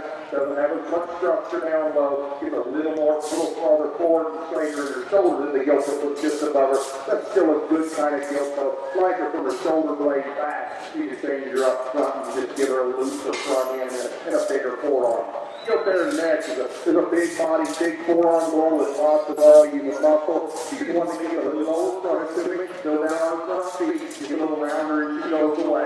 Elevate her, make her just a little more insecure looking for me. It's still a good body part with lots of volume and muscle. It's still practical look to her body. Go here next is another good body kind of gilt. Get too refined to go over to the ground for me. I want to see that one just stouter with bigger falls and a bigger ankle for me. Get her higher to the drive. I like that one general pattern. And look out here. It's a very, very nice class. Go stay around the ball. Okay, we're missing one gilt on the Class 3 Dark OPB, Aubrey Ayers, Idalou FFA. If you're in the barn, please make your way up here. Your class is being shown. Aubrey Ayers from Idalou, or not, please let us know. Scratch so we can keep moving on. On the Crossbred side, you're missing gilt in Class 8. Larissa Hampton, Woman FFA, your gilt is in this class. Class 8 Crossbred.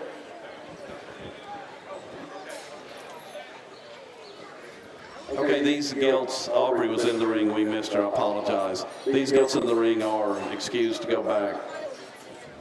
And this is our last class of Berkshires. If you're a first or second, Dark OPBs, if you're a first or second place, please make your way to the holding ring so we can judge for champion Dark OPB, your first and second of the first two classes. After that, we'll start with the Durocs, which is our biggest breed. There's like 126. So if you're in the Duroc division, get them ready.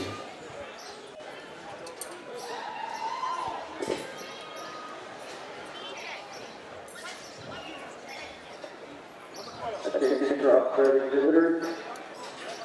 We need your first and second place winners from class number 5 middleweight crosses, your first and second place winners from class 6 middleweight crosses, and your first and second place winners from class 7 middleweight crosses. Bring to the holding ring. Placing in class number 7 middleweight crossbred, 8th place Emily Adams, California FFA. 7th place Jimmy Hughes, 4W FFA. 6th place Lane Bridges, Eastman FFA. 5th place Ricky Kingston, Brownwood FFA. 4th place Larissa Hampton, Bolton FFA. 3rd place Diego Calderon, Sunset County 4A. 2nd place Emily Klein, Joshua FFA. Your Class 7 Crossbred winner, Natalie Fishwalker, Potter County 4A. Let's give those exhibitors a knock round of applause. Again, Crossbred exhibitors, we need your first and second place winners in Class 5 Middleweight, Class 6 Middleweight, and Class 7 Middleweight Crossbred. Bring them to the holding pen. First and second place winners, Middleweight Crossbred. Bring them to the holding pen.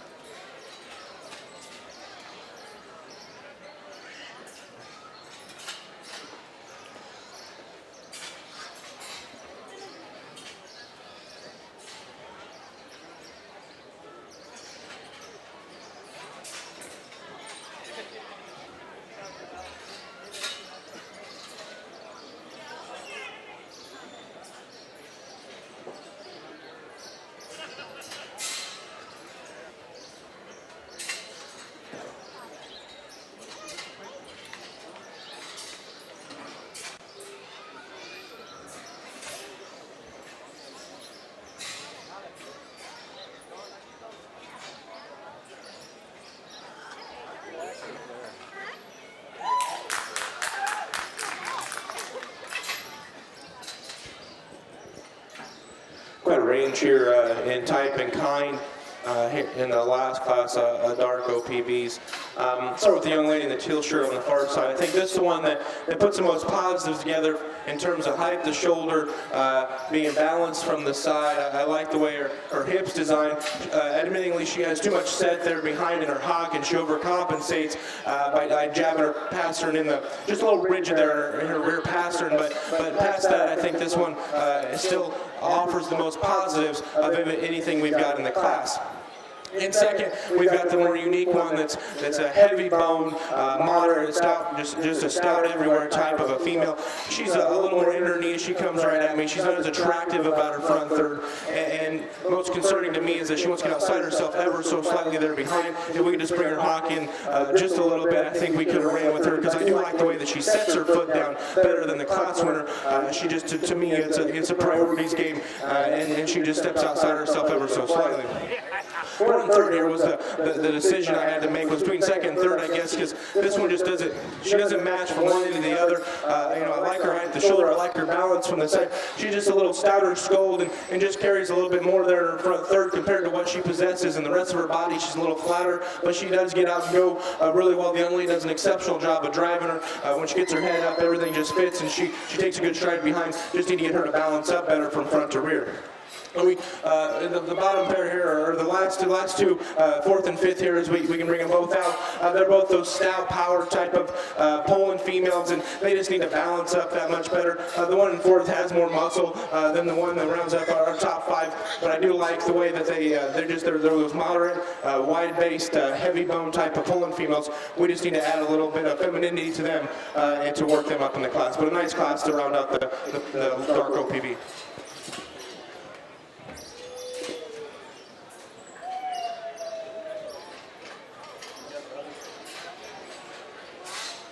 Okay, we need second place, Class 2 Dark OPB for breed champion, reserve breed.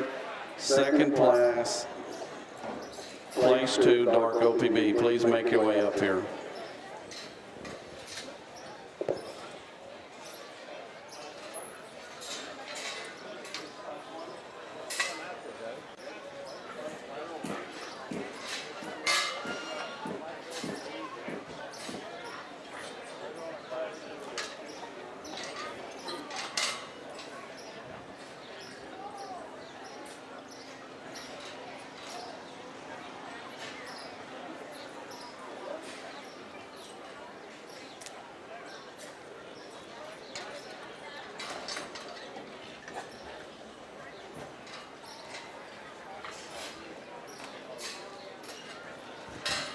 I'm going to read the placings of Class 3 darks.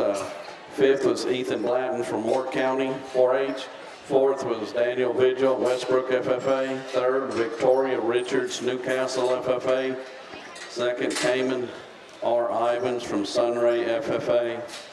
And our class winner was Brindley Lefevre from Lockney FFA. And now we're judging for champion dark OPB. After we finish these darks, we're going to start with the Durocs, and they're their biggest class. There's 22 in the first class, so if you have a first class Duroc, why don't you make your way to the holding pen, a first class Duroc.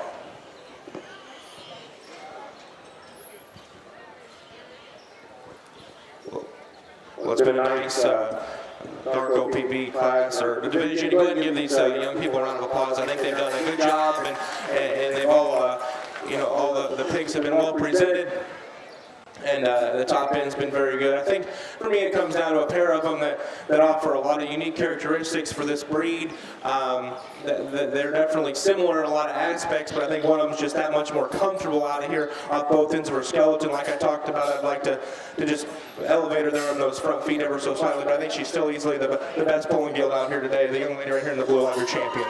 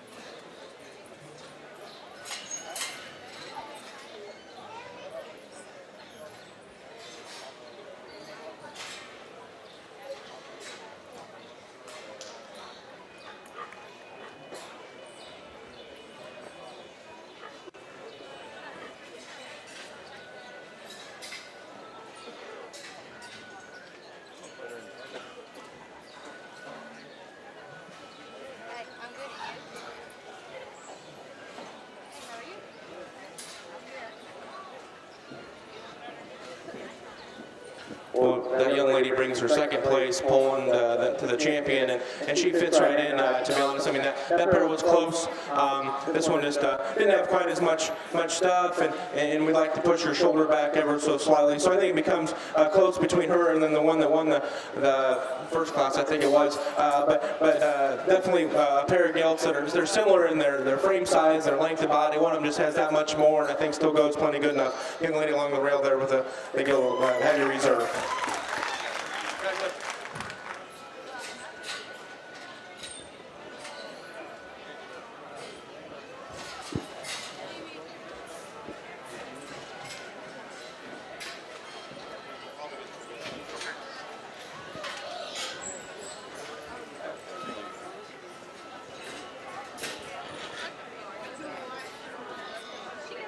Okay, that concludes the dark OPB, and our champion was Ashlyn T. Summers from Midlothian FFA, and our reserve champion was Ellis Bailing from Bryson FFA.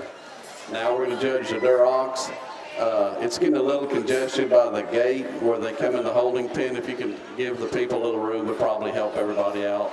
Thanks a bunch. Attention gilt exhibitors and crossbred side, this will be a first call for Class 9 heavyweight division crossbred. Bring to the holding pen. Class 9 heavyweight crossbred. Bring to the holding pen.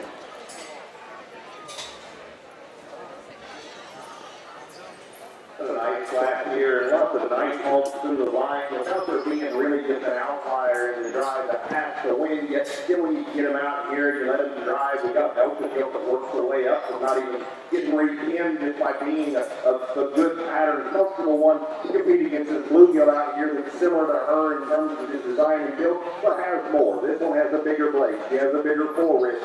She's a hawk that's got more spread up high, and she's got a good presence. She's a heavy structured one with a big front leg and a big front foot. We strengthen her front passings a little bit, it would actually loosen her rear passings but that's still a very nice gilt. Again, comfortable out here, very proportionate, still functional, looking and mature enough to be feminine, but stout enough to be useful and be a generator. Good kind of gilt for when you drive. Gilt in second place is an elevated, attractive one. She's tall shouldered, she's got a big forearm. She's a big-footed, deep-heeled one out here that's got some very unique pieces to her skeleton. She's a little flatter in her side. She doesn't reach as long off her rear leg as our class winner does. She is naturally a little flatter, but I like the elevation, the stoutness of skull, forearm, front leg, and front feet really well. Blue gilt here next is a really good pattern, functional, fundamental one with really good range of motion. She's a little more refined in her bone work out here. Closes up a little bit up, has a little smaller rear leg, but this one, general pattern, body tight and loose, this is very good. She looks like she's built for the long term, just not as much substance and just density as the two that are above her. Gilt here next, this blue roan gilt is a really good body hog with a tremendously good rear leg and a big rear leg. If we can stouten up this one's front feet, make her stronger there, she's the kind we can work with all day long. That's a really good practical body, one with some heaviness of structure. Again, really good range of motion, pliability of body, volume of muscle, very good. And she also has a good ball but underline. Gilt here next, a heavy bone one with a little forward in her shoulder, makes her want to push and wear out a little quicker as she drives out here, a little flatter in her forerib to those gilts that are above her, but that one still has some heaviness of skeleton, a big tail root, and good range of motion out of the rear leg.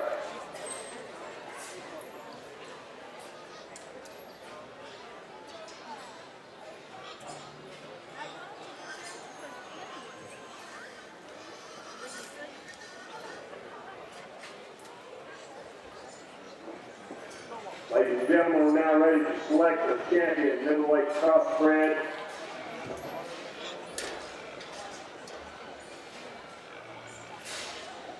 Let's go ahead and get that class 9 up here.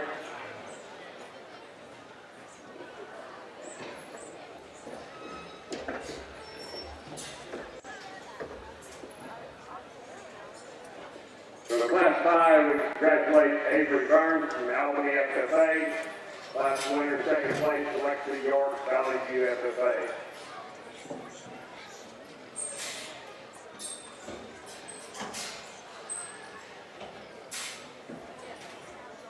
Our Class 6 winner, congratulations to Claire McKinley Jeffries of Potter County 4A. Second place exhibited by Emma Lozada, Princeton FFA.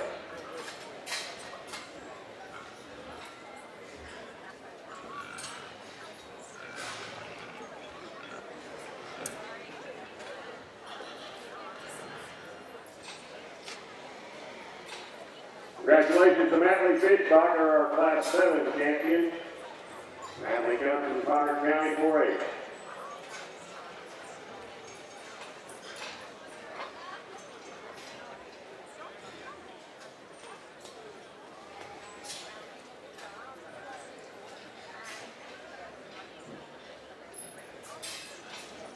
Our Class 8 champion exhibited by Cooper Allen. Congratulations from Greenwood FFA. Second place was exhibited by Talia Castaneda from. Okay, we're missing a few Duroc gilts here. Isabella Beaumont for Ector County 4-H. Diego Calderon from Hudspeth County 4-H. Jeremiah Madrano from Brady FFA. And Cheyenne Lovern from Grayford FFA. Haley Thomas, Parker County 4-H. And another Cheyenne Laverne from Grayford FFA. Well, you got a really nice division here. Not asking to give these kids all a big round of applause before we name our team. This division started off really strong with that little red head gilt out here. That's just a good basic fundamental one that's got extras. I mean, really correct and comfortable out here. But you bring her out here compared to the rest of these, I mean, she can get inside the rest of these. That's a very, very good gilt. And it just shows you how much we progressed in quality. So I thought we started strong and we got better and better those next couple of classes. Dad and I talked, I mean, we're raised pretty unanimous for us out here. We think there's a pair of them. Put up that pair, there's the one. He just has a running gear and his hip and hind leg is just to die for. He's great big tail root, big hop, and reaches tremendously good out of the rear leg. Center body is extremely good. He's not perfect, but he looks awful lean to me. We're going to take one home to breed out of this group. It's going to be a dark blue on the far side. We know when there's breeding. Congratulations to Natalie Fitzbacher, our county 4-H, our champion in Middleweight Cross. And our in second place, Emily Smythe, got to FFA.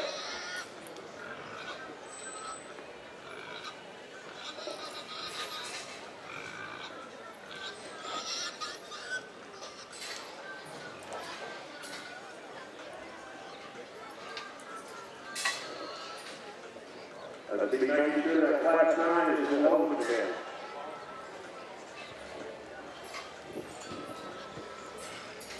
We bring that second place Gilt out here, and that's all just like I did. All shoulders, attractive, doesn't have as much liability to the center of her body, not just as bold there or full rib. That's a really good pattern and direct one. For that night, we thought it was really a two-horse race for the back of those two. That one we used, the one that just is so good out of her hip and hind leg. The one we like next, that's a really bold one. She pushes the limits without speeding them to get us into too much danger. The officer in the class, once we actually start slowing her down on speed, she looks like one that can still be built to last. It looks like one you can build with. That lady right there with the blue-headed one has a 313 engine in this series. Congratulations. Congratulations, Claire McKinley Jeffries, Potter County 4-H. Third champion Middleweight Crossbred. We have a pair of double leaders at the ends over here for validation purposes.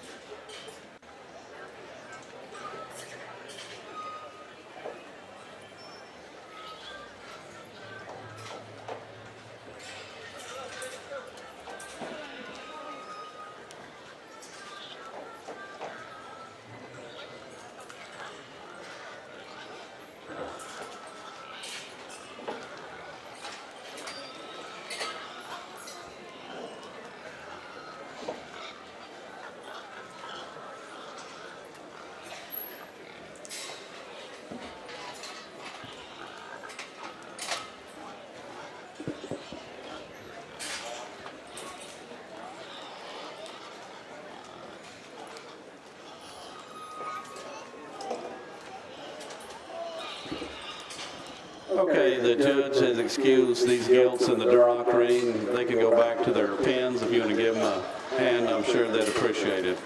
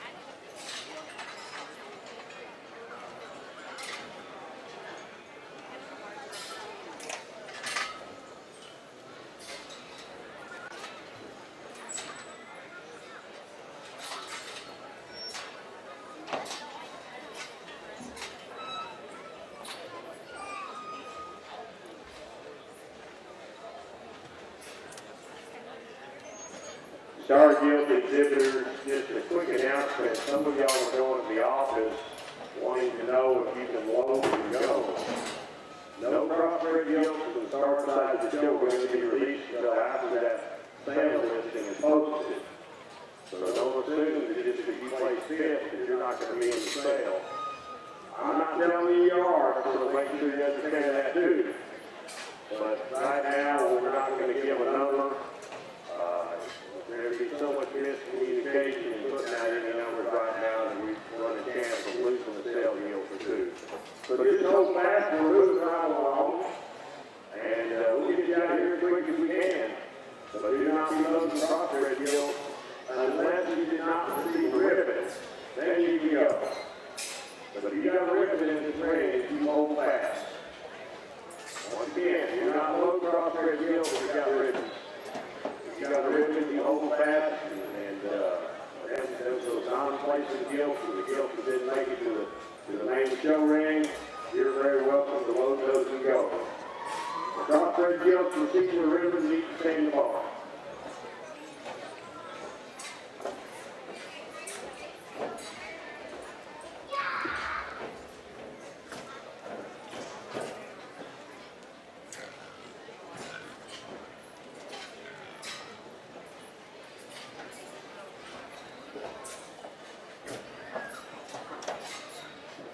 Attention crossbred exhibitors, we need your class number 10 heavyweight crossbred, bring to the holding pen. First call for class 10 heavyweight crossbred, bring them to the holding pen.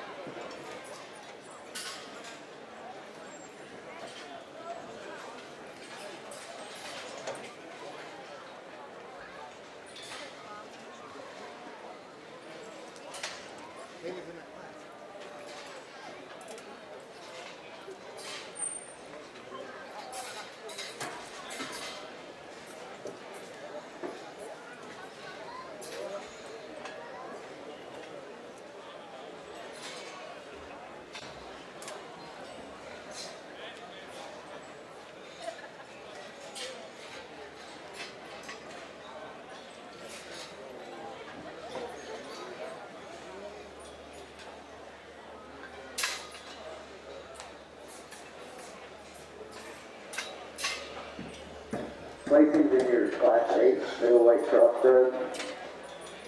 10th place, Charles Davis, Sheffield FFA. 9th place, Duroc, UAC County 4-8. 8th place, Alex Naglin, Atascosa County 4-8. 7th place, Mallory Burton, Valley Hills FFA. 6th place, Larissa Hampton, Dorman FFA. 5th place, Thousand Yankton, Crossbred FFA. 4th place, Kenny Bears, Yorkshire FFA. 3rd place, Logan Myers, Junior FFA. 2nd place, Talia Castaneda, from FFA. And your top 8 winner was Super Allen, Greenville FFA. Let's get those visitors knocked around the block. Again, we need your class 10 heavyweight crossbred, bring them to the holding pen. Class 10 heavyweight crossbred, bring them to the holding pen.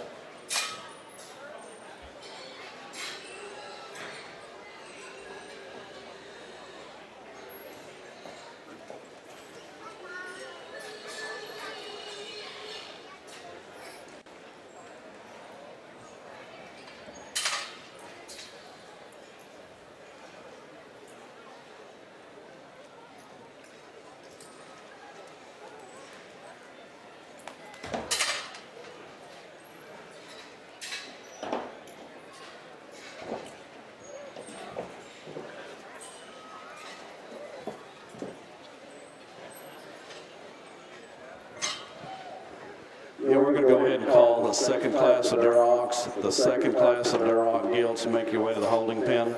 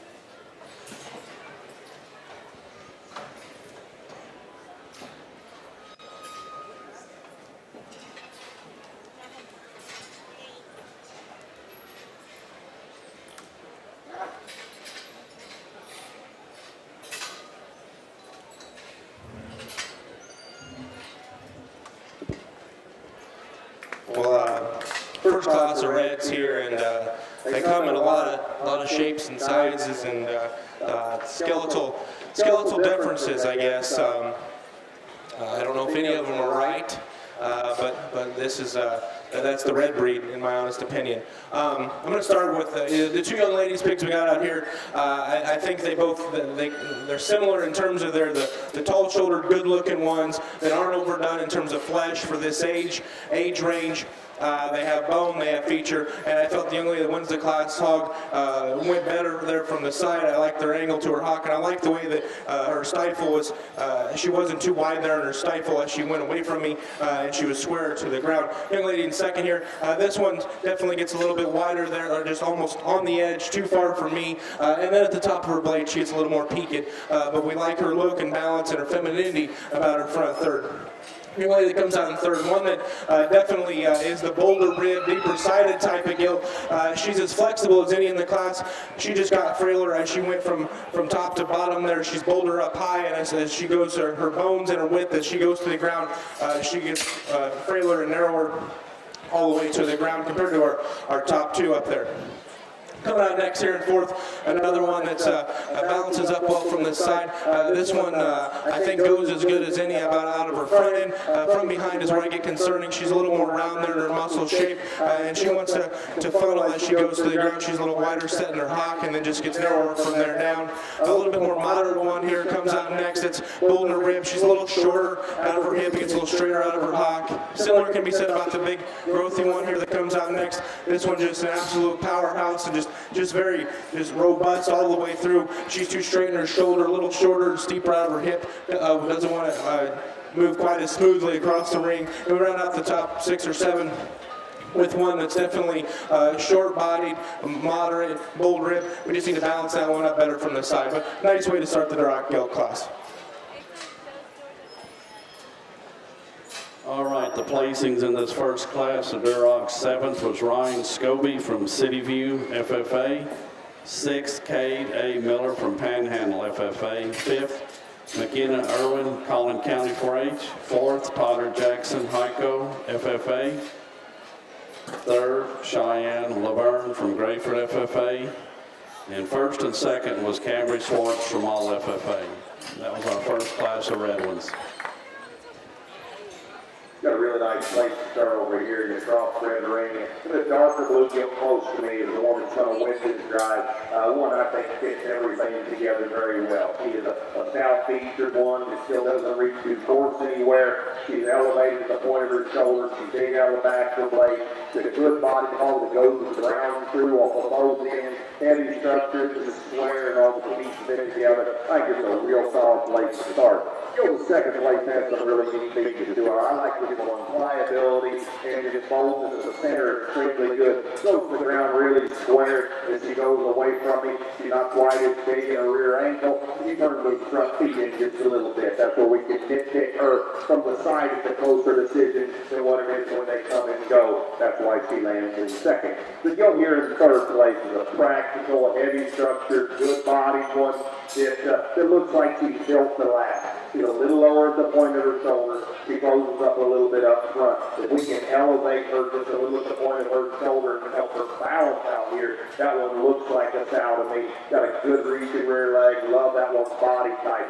They actually probably have her a little too full to be just ideal in the ring. She's a little overfilled for one that's a little more modern in size. But again, I think that one that looks like she's built to work. The blue here next is a tall shouldered, heavy boned one. It's got a nice kind of presence in the ring. She's a little more rigid in her step. She's a little forward in her shoulders. She needs to reach with a bigger reach up, step up front. And she's a little shorter hips and shorter stepping behind. She's got very neat features to her. We just want to see her looser and more athletic. We're up into the top 2 or 3 places for this class. You'll hear next just a practical, sound, fundamental one. Not a special look to her, but just basics are covered very good. Good feet, good body, good range of motion out here. Got her foot's a little tighter than I probably like. She's skinned a little raw for me, but this is still a good body, very practical, beautiful thing to get to the finger and tip. Thanks, class, to give them a big round of applause.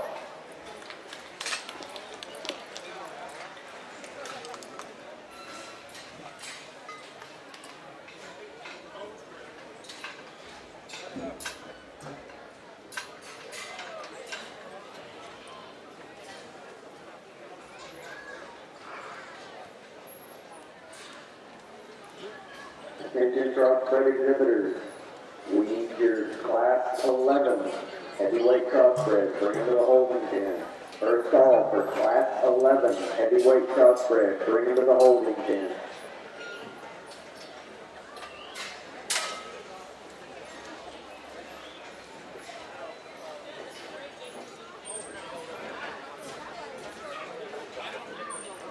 Placing in your class 9 heavyweight Crossbred. 9th place, Arthur Mitchell, Midland County 4A.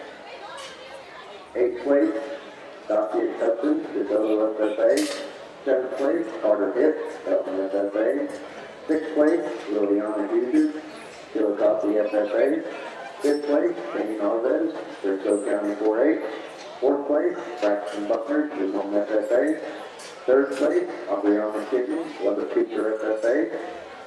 2nd place, Wesley Sanders, Boston County 4-H. Your class 9 Crossbred winner was Nathan Van Beek, Calhoun FFA. Let's give those exhibitors a nice round of applause. Again, we need your class 11 Crossbred, bring them to the holding pen. Class 11 heavyweight Crossbred, bring them to the holding pen.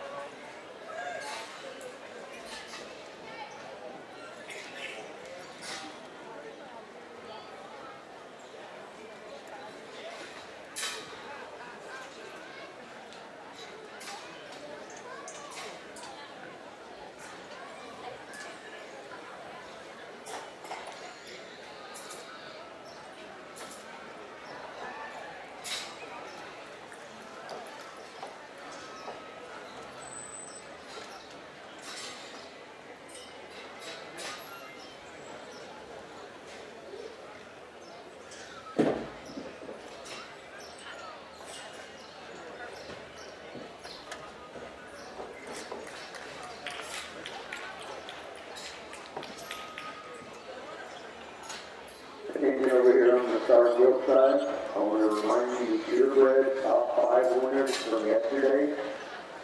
After we placed the top 5 crossbreds in the show, we will be calling back the top 5 purebreds from yesterday to go for the green champion of the show. So keep that in mind. Purebreds from yesterday, if you were the top 5 overall, we will be calling you back after we name the top 5 crossbreds overall to the show for the green champion.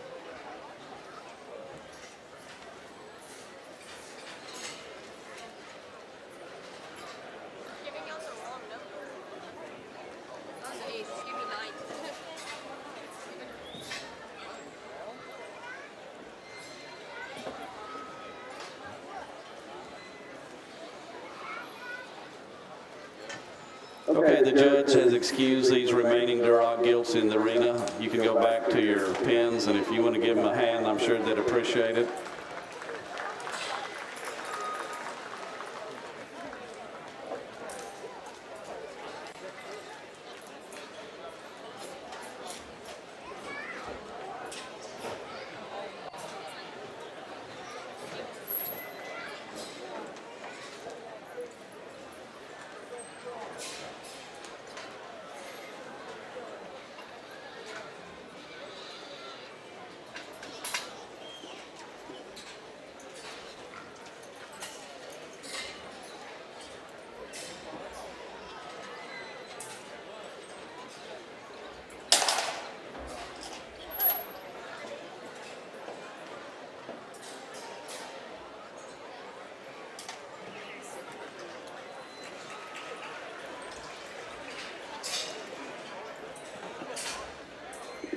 Really got a nice pair here at the top end of this class. I think both these balance really good for the side.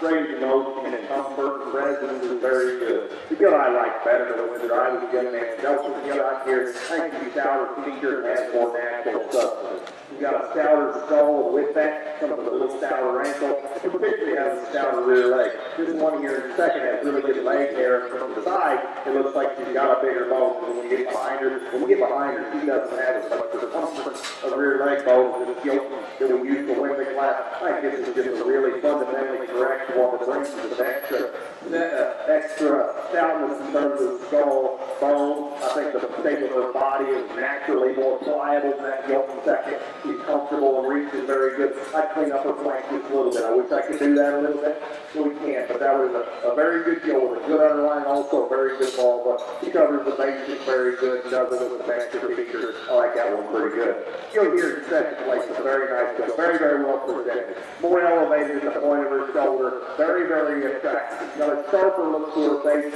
and for some people will prefer that. I like that downward muzzle that we have on that platform myself. Some people prefer this type of head better. This one's got a really big top is the shape out of the back of the leg. She's got a square hip and goes to the ground very true. I don't think she naturally gets as loose out of her hind leg. Her rear leg isn't as big. I don't think her body's quite as naturally pliable. So her proportions and depth of the size and breadth are very, very good. Young man's gilt here in third place. I don't know that I've ever seen anybody got all across the ring with a ribbon on their top like that. That's actually pretty cool. This gilt here from her hip forward, very pliable, fundamental, direct, feminine and immature. This one's got really good reach and range and motion. She doesn't have as much ball in the rear feet is smaller. Because of her rear feet being smaller, those passes don't flex as good, and if we can make her a little stronger to the ground behind, she can keep the those two ahead of her. So I like that one. General pattern, reliability, usefulness that she brings to the class. I think that's a good fundamental thing to go. Go here next. There's one that works her way up just by being a fundamentally correct, heavy structured one that's good pattern and comfortable. With that being said, she doesn't have as much when we get on top of her. She's playing her out at the back of her blade.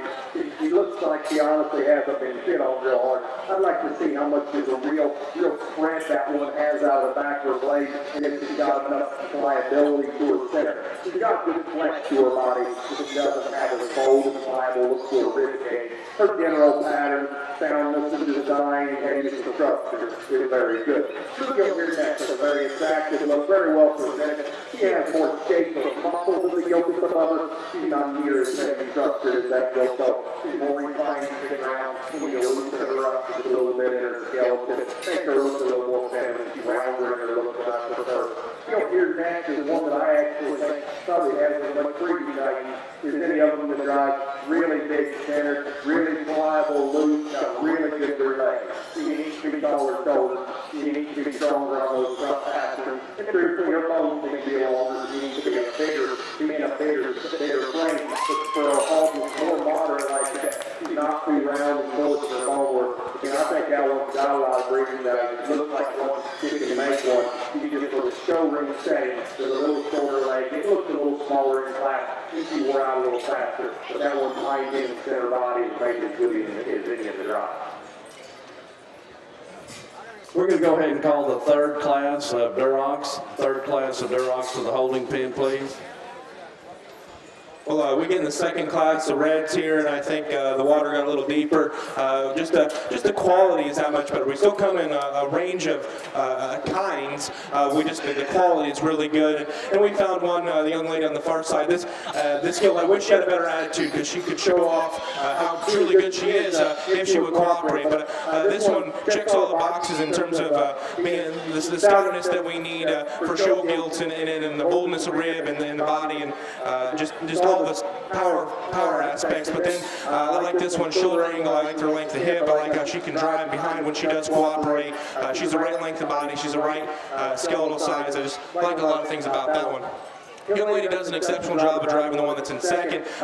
She gets her head up and her shoulder sits back, and then she can just get out and walk like a cat, and she does a really nice job of showing her. This one just runs into a genuine powerhouse. She's not as wide underneath. When you get around behind her, there's just not as much to this one as a whole. But I do like the length of the body. I like her proportions. A good gilt there to be in second. Third is kind of the outlier. This one definitely isn't as fluffy today. She needs to be, she looks like she hasn't eaten much today at all, really. But just in terms of one, the shoulder angle's right, the way she gets out of her front end, and then her length of hip and her length of stride is exceptional, and it's probably the best in the class. She's not as wide underneath, and like I said, she's just so much drier in that center comparatively, but that's one that's got a lot of neat pieces, and for a red hog, they can get out, and she does have enough muscle up high. We just need to blow her apart underneath, but one that's definitely deserving of being moved up there into the third hole.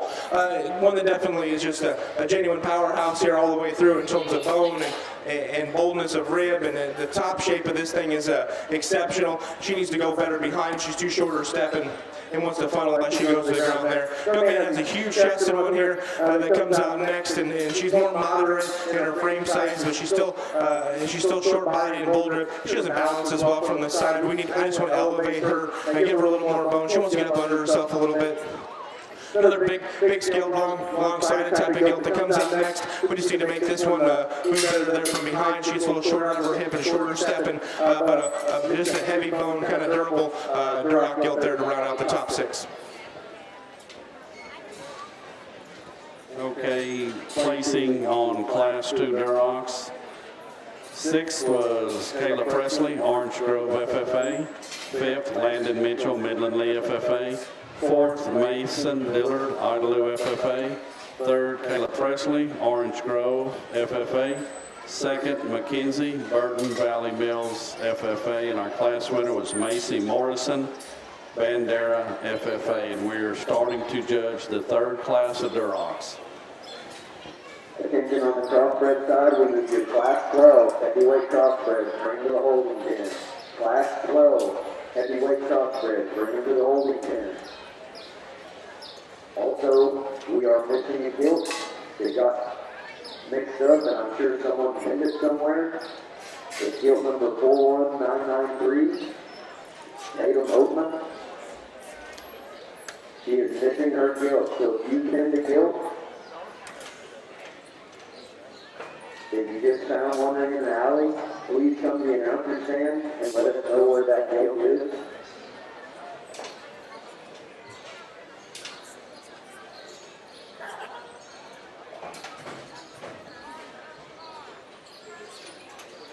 Again, we need your class 12 heavyweight crossbred, bring it to the holding pen. This is the final crossbred class, class 12 heavyweight crossbred, bring it to the holding pen.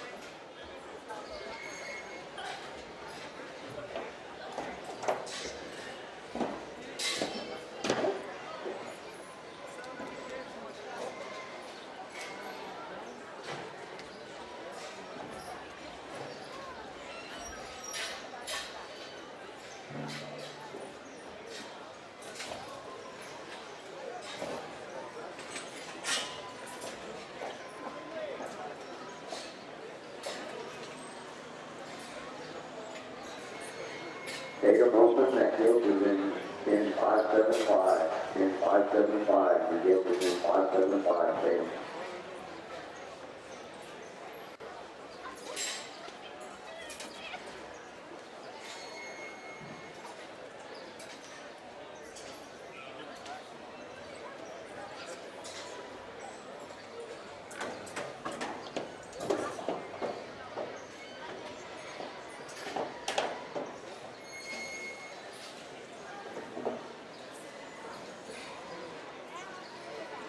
Placing in the class 10 crossbred, 10th place, Daniel Smith, Oil County 4-8.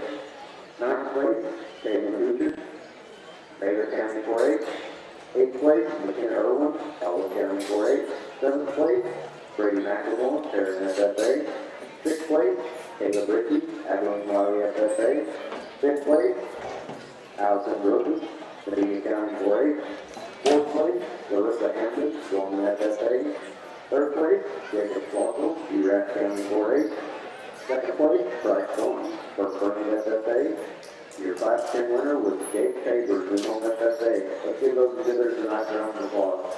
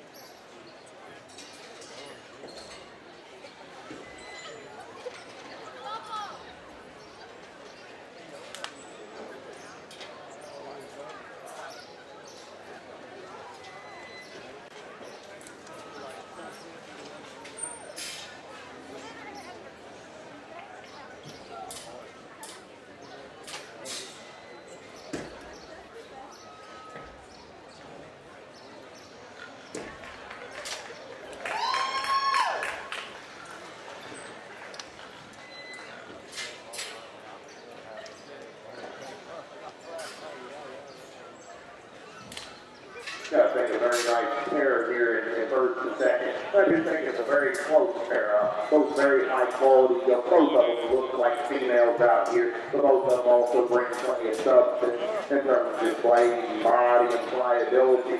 And of the two of them out here that are the good body balance ones, the one I use to win is the young lady in front of me. There's a smaller shoulder, more attractive. I like to take this one head just a little better. He's taller at the point of her shoulder, really good out of the backward leg.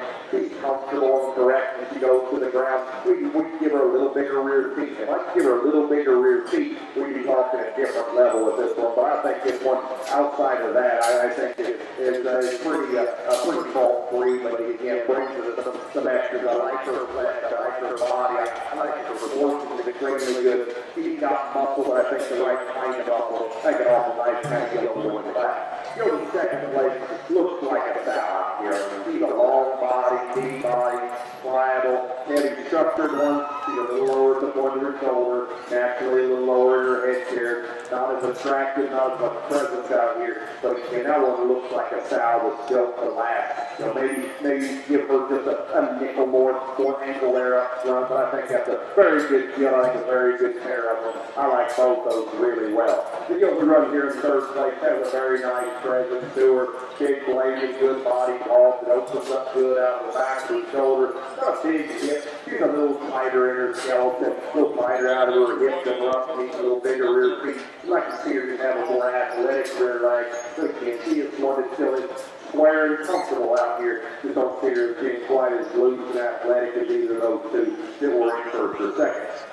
Before we run out here in fourth place, it's just a good shape, good proportioned one. Just a little upright in her shoulder, a little more refined at the ground. She's got good shape of body. She's actually got a good texture to her body. We just want to see that one a little heavier structured, looser up front in particular in order to get her higher to this class. You'll hear next is stouter structure than probably either of the two Gilts that are above her. She's got a big ankle, a big rear leg. She's got a tighter hip and a smaller rear foot, and we want to elevate her at the point of her shoulder. I think she's got the neat features to her. She looks like one that can function. She's got a good immature look to her face and a good body. She's going to get a little further around her shoulder and a little lower at the point of her shoulder. That's why I run here in front of here. The blue Gilt here next is another good body kind of hog. She gets a little down on her front feet, a little longer toes than I think is ideal, but she is still a good proportioned one out here. It gives us a nice kind of pattern and look from the side. We just want to shout her up at the ground, strengthen her front feet a little. This unique colored one out here is a nice pattern, fairly heavy structured one. She's a little sharper at the top of her blade. She doesn't come and go just quite as cold. It's still a nice kind of gill out here with a nice presence and heaviness of structure. Okay, we're missing two Duroc Gilts in Class 3. They're both from Floydada FFA, Peyton Anderson and Maya Phipps. Let us know if you're going to come show or if you're scratched, but two hogs from Floydada FFA. Your third class of Durocs is being shown. Class number 12, Crossbred. We are missing Angelo Striker, Erie County 4A. Bring your Gilt to the holding pen. Shaylee Striker, Erie County 4A, Class 12, bring your Gilt to the holding pen.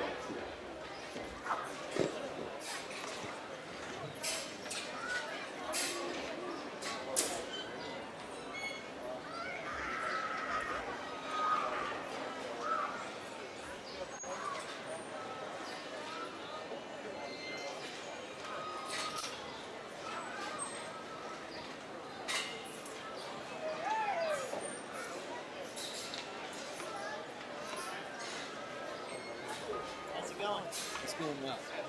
Yes. Yeah, it's really, there's no, it hasn't been like just the first day, slow, On the internet, yeah. After the first day, they came up and they fixed it. Like they did something DJI did. Like the very first day was super slow, it was really bad. But since they messed with whatever they did, it's been solid.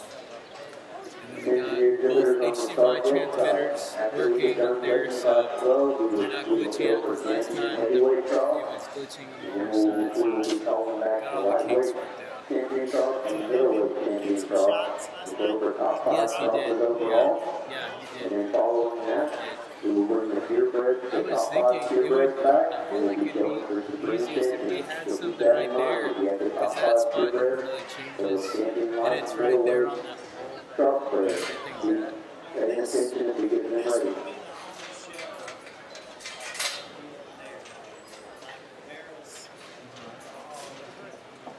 Yeah.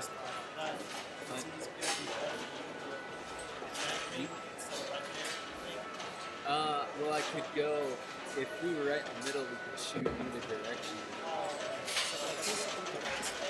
Yeah, I just mean like next year probably. Yeah, because tomorrow, this is the last day we're doing Changing two crossbred properties. exhibitors. We need After your this, first it's and pretty second simple. place winners from class 9 Just heavyweight, thinking last year, class 10 or next heavyweight, year, should get a class sponsor 11 that has heavyweight. like Bring them to the deer holding blinds or pen. something like Your that. first and second place winner, crossbred heavyweight, class 9, class 10, And that'd be and nice class just for 11. us Bring them because to the I holding pen. unload and load everything every night. If we had something that was up there, I may not take it all down as much.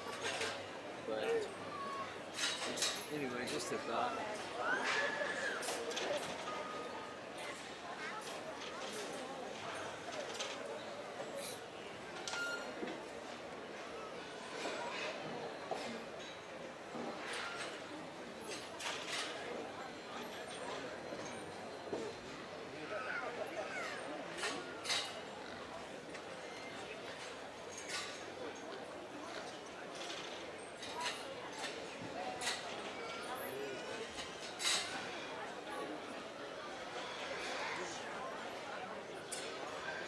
I'd like to take this opportunity to introduce the buckle sponsors for the crossbred.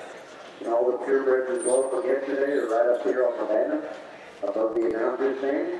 Your champion lightweight crossbred buckle was donated by Cameron David Campus and Angelo, Texas.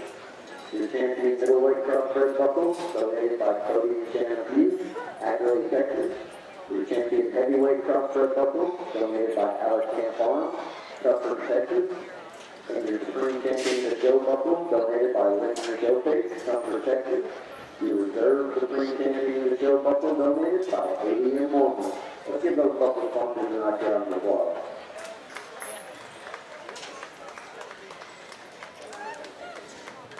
Again, heavyweight crossbred exhibitors, we need your first and second place winners in class 9 heavyweight crossbred, class 10 heavyweight crossbred, and class 11. Bring to the holding pen. First and second place winners, class 9 heavyweight crossbred, class 10, and class 11. Bring them to the holding pen.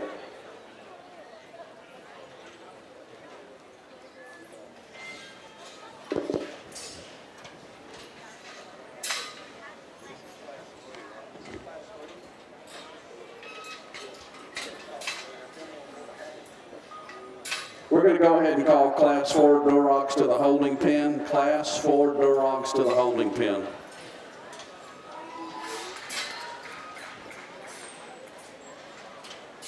Placing in your class 11 heavyweight crossbred. 9th place, Ty Brown, Daniel County 4A. 8th place, Tony Chavez, all at FFA. 7th place, Liddy Arkin, Williams County 4A. 6th place, James Charger, James County 4A. 5th place, Ty Gardner, all at FFA. 4th place, Brady Thompson, Cisco FFA. 3rd place, Ty Gardner, all FFA. 2nd place, Nicholas Hernandez, FFA. Your class 11 winner, Raymond Strickland, FFA. Let's give those exhibitors a nice round of applause.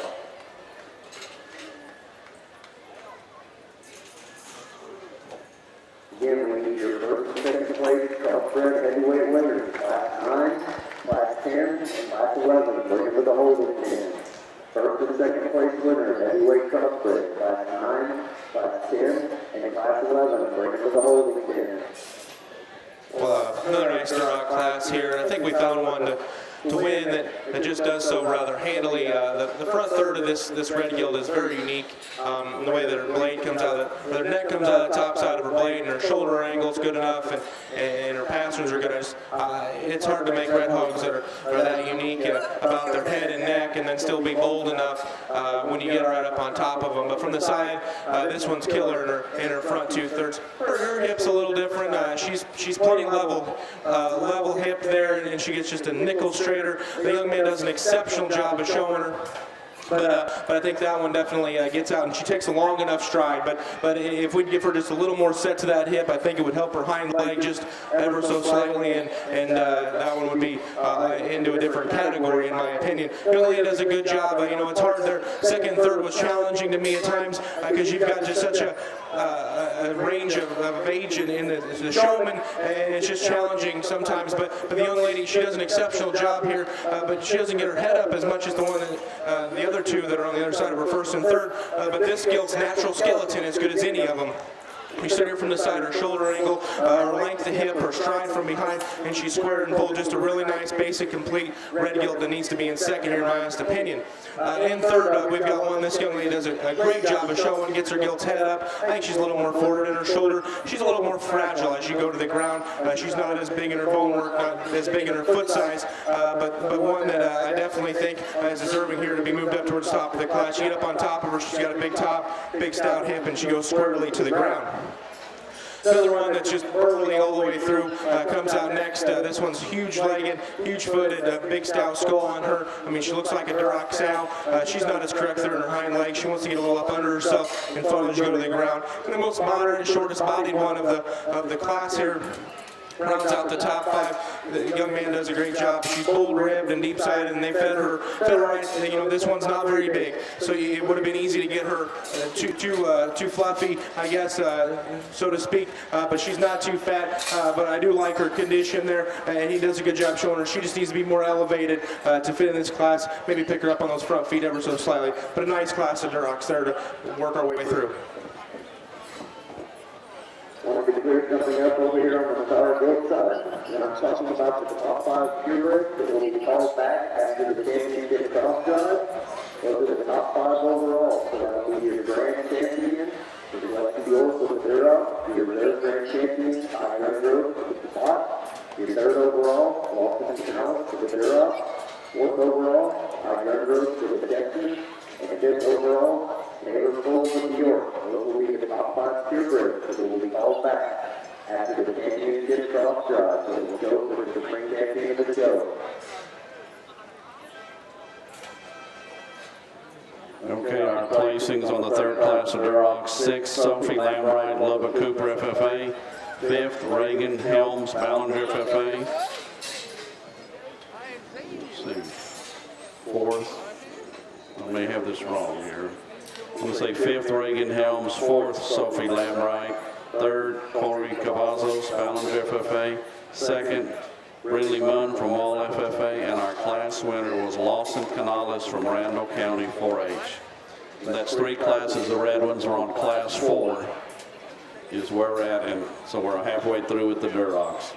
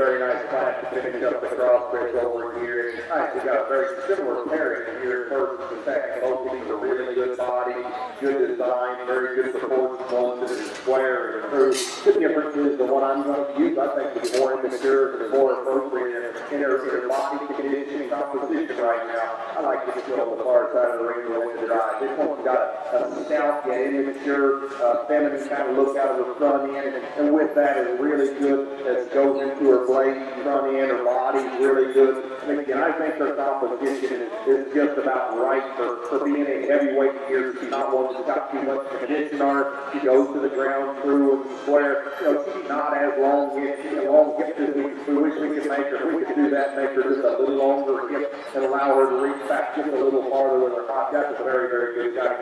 I still think an awful good one to win this class. Go to second place is made just like her, but she got more bark on her. We need to trim this one up just a little bit. She's got a really bold spread out of the back of her blade, and it's really big in a rib cage and body. I want to trim her up in her underline just a little bit and trim her up in her condition. But that is a stout, square, good made one again. Wasn't made out of the same mold as that one that beat her in class, but we need to trim her up just a little. That's a very good kind of yoke. Again, both those are made, I think, near identical the way they go out of the hind end. We changed it just a little there, so they're still both very comfortable and square. Calico yoke here next is a good kind of yoke. It's a good body, very good proportions. It goes to the ground square and true. She's a little down on her front feet here. We want to elevate her there. We want to make her just a little more immature and feminine out of her face and head. So I like this woman's body and square is really good. Just a good kind of yoke to stay there and give me my two up to just have a little more of a special look. The yoke here in fourth place is a really stout featured one with a deep rib cage and lots of muscle and a big rear leg. She's a little more mature looking in her skin, wrinkles just a little more there. She's just a little more mature out of her face. That one looks like a very, very neat piece. As we get her out here, though, she doesn't go quite as comfortable and loose. You'll hear in fifth place is one that pushes the limits in some ways. We don't want to jam her up anymore out of her front end in what she is, but she doesn't look too coarse there. She's one that's really wide but doesn't bow her hot. One really stout feature, got a big rib cage and a big hip. We want to make her probably look just a little more immature and a little safer going away from her to be an elite showgirl. But this one does to me look like one that could make one. It is a very neat piece to run there in fifth place. Really bold and stout and still very comfortable, proportions and balance. Very good from the side. You'll hear next, the deep body, kind of a Sally headed one. This probably just doesn't have just a unique enough look as a showgirl on here. I love this one. Substance. She gets on the outside of the rear feet just a little bit. Needs to blend just a little bit there from her crest into her blade. But still good style. It's got a really big inside, really big rib cage and internal dimension. You'll hear next, got a great big hip in her. You want to get rounder for me, get to be a little drier in her body. Show one that's just level to the balance is pretty good. From the proportions and same weight, fairly heavy structure. Again, that one goes away. Lots of muscle. Thank you, Mike. We're now going to select our heavyweight Crossbred champion. Before we do, I want to call all the champions for the first two classes, light and middle. Champion and reserve come to the holding pen.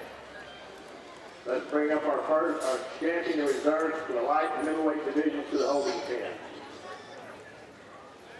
We're now ready to select our champion and heavyweight Crossbred of class 9. Congratulations to Nathan Van Beek, Dalhart FFA. Second place in this class is Wesley Sanders. Wesley from Bosque County 4-H.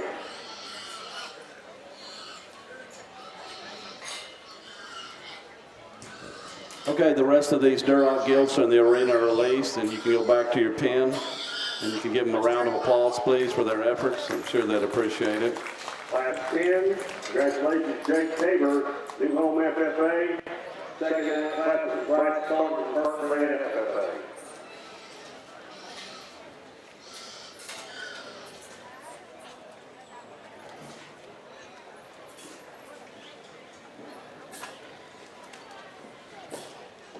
Class 11, congratulations, Reagan Strickland. Reagan from the Princeton FFA. Second place in that class is Kendall Gibbons, Center FFA.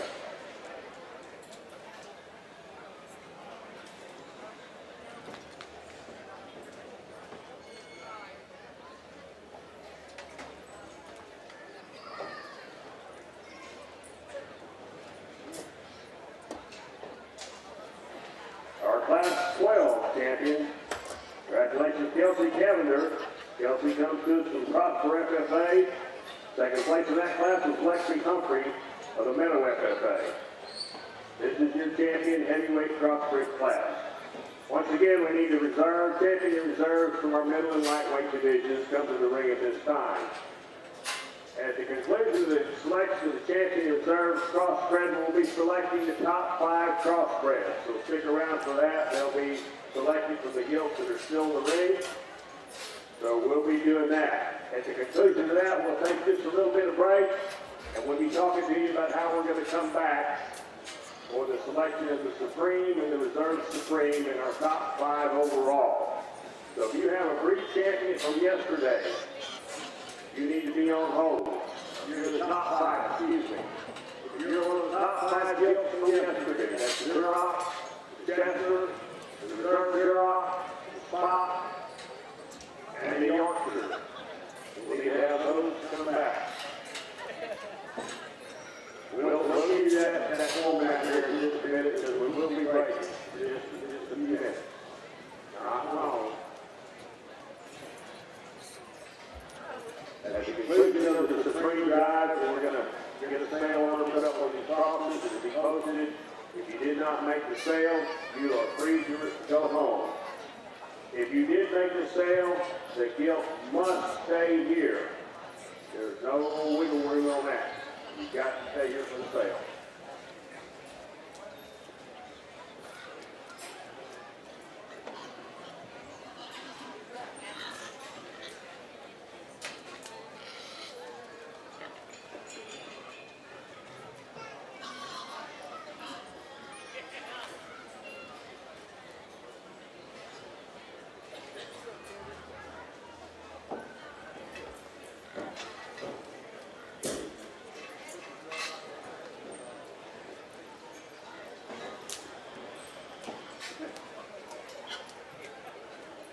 Let's give these kids a big round of applause here in this final division.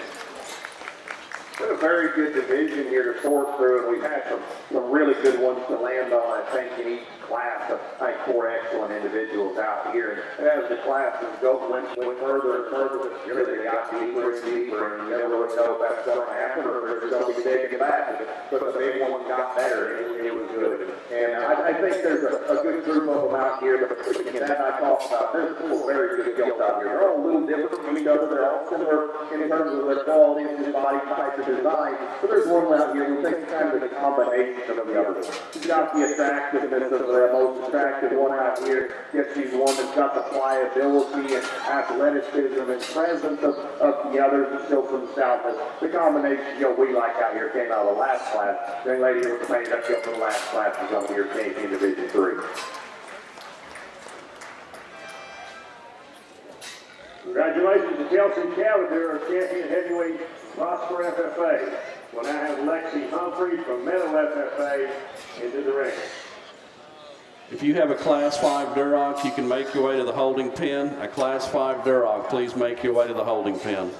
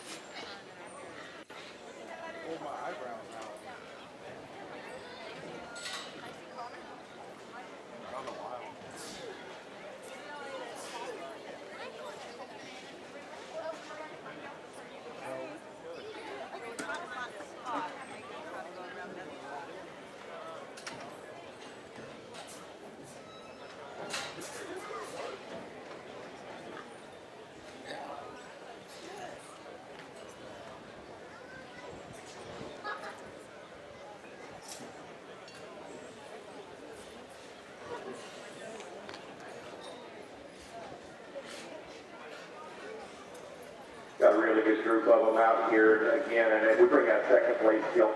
Great big body gilt again. I think she's a little past her prime in terms of show condition, but that's a very, very good gilt. To me, it's very close between a pair of them. Not to take anything away from young ladies, I think it's a very, very nice gilt. Love that one's presence and proportions. I want to shout her up on the ground just a little bit when we compare it to the other two out here. So I think that's the pair that we really land on when we look at this design, heaviness of structure, body type, yet substance with immaturity. And, there's a couple little things about each of them you want to change. The blue gilt is so square, and we like to try to make her look a little more pliable in the center of her body and give her a little more attractive look to her face. But boy, that one is stout and square, and I mean, just as big a hop and fresh a hop as you can have in one. It still goes to the ground very true and square. We got this gilt over here that, there's one place we love to change her, and that's one thing you got to find whether it's something that you can live with or not. You got that little deal of places we can get rid of. It's a little bit of an eyesore, but so when we get past that one is one incredibly heavy bone one that squares through to the ground. And I like that one's body shape really well. I like her skull, the big forearm one. That one's design and comfort and pattern is very good. We like that go right there to be reserved. Young man in the purple shirt is going to be your reserve in Division 3. Congratulations.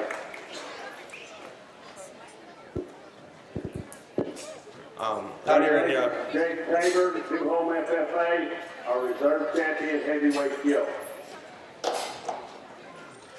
next class of reds here. I think we've got a nice top pair that are very similar in their type and kind. I start with the young ladies gilt here. I think she's got a better angle to her shoulder. And if you study her from the side, she's pushed back at her shoulder a little bit better than the one that's in second.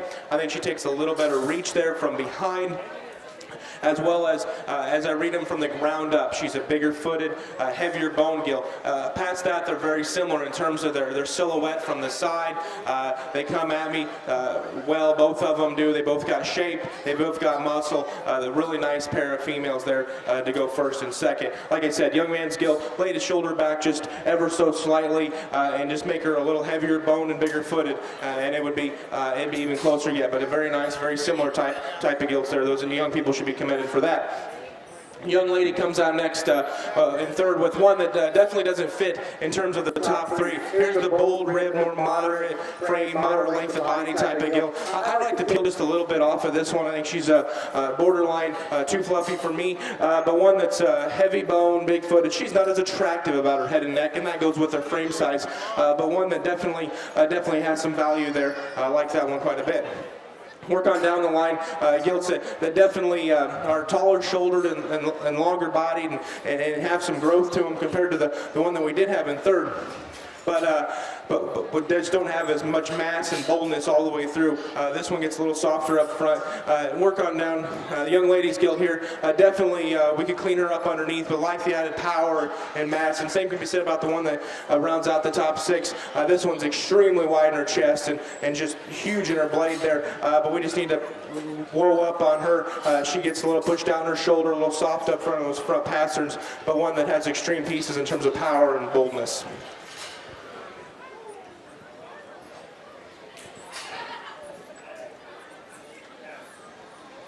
All right, the placings in Class 4 Duroc. Sixth was Kayla Elizabeth Morgan, Medina FFA. Fifth, Josie Blevins, Valley View FFA. Fourth, Sadie Lambright, Lubbock Cooper FFA. Third, Brianna Foster, Eastland FFA. Second, Brody Byer, Gillespie County 4-H. And our class winner was Savannah A. Shonalls from Follett FFA. And that was Class 4. Now we'll start judging Class 5. Ladies and gentlemen, we'll now be selecting our Crossbred champion. For the lightweight division, congratulations, champion exhibited by James Kent from Mark Burnett, FFA. Reserve was Katie Harris, who is from the Cisco FFA.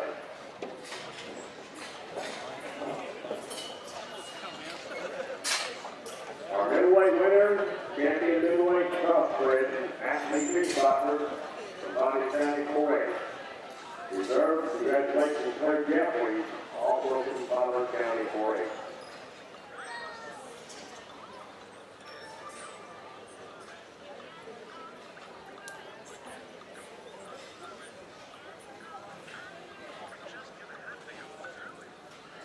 Could I have our buckle sponsors in the ring at this time, please?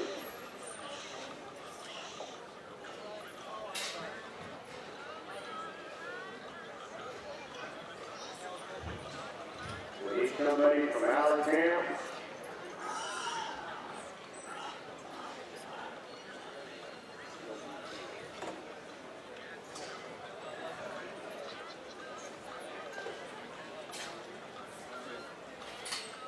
On the heavyweight division, congratulations to Kelsey Cavender, Crossbred FFA.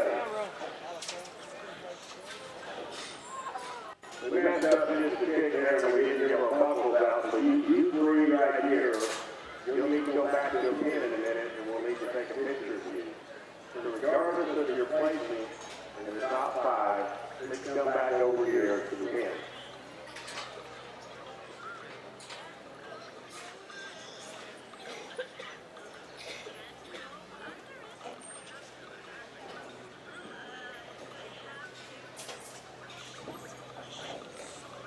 We're going to take a break after we take the top five in Crossbred. Give you a chance to go back to relax with the pin for a few minutes, and then we'll start calling up. If you were in the top five yesterday in the purebreds, we'll let you know when you come back to the ring. We will take a break, it won't be long, but we will give enough time to get these things back and get them cooled down. We'll keep our division winners over here. Big round of applause for you, please. We've got three really good Crossbred Gilts out here. All these Gilts, they represent the fundamentals of what we really try to accomplish on a daily basis, whether it's in the show ring or they're at home when we raise all of our trout on concrete. So they got to be good at the ground first, and regardless of where you're racing, I think you got to have them good at the ground. These three are very good at the ground. They're comfortable, they're attractive. Yet we think there's the ones that just everything fits together so good. I mean, one that's attractive, and again, one that's still very immature for being one that's got some size and very attractive and comfortable. I think an awfully good Gilt to win this Crossbred show. That lady from the heavy division here, gonna have you in the Crossbred. Congratulations.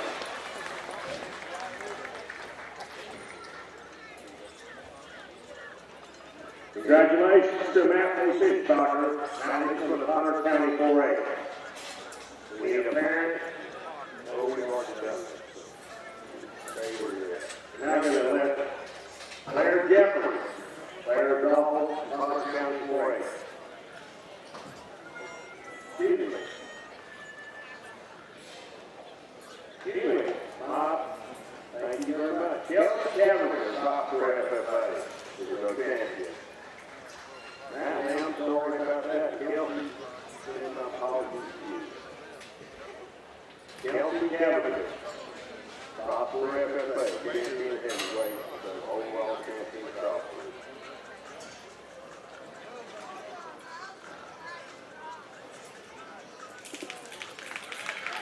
Well, the reserve ring actually that reserve heavyweight out here, I think that one's awful good. This is one I'd love to take home for you. Heavy structure, stout gauge, really good body, really goes to the ground too, and heavy structure without being forced. Like I said before, we want to change to one place on earth, and that's what probably keeps her from being reserve out here, is that heel in her flank. So I think that one's awful good. We want to get high into the sale order. We think it's a close decision between those other two, and those two are made very similar. Both also have got a really good reach and range of motion, and also a really good design, and yet we think one has just a big time rear leg. I mean, that tail root, getting them off the rear leg is so good. We changed it just a little bit up front, but none of them are perfect. We like that. The young lady, Blue Gilt out here, she's got a very reserved Crossbred. Congratulations.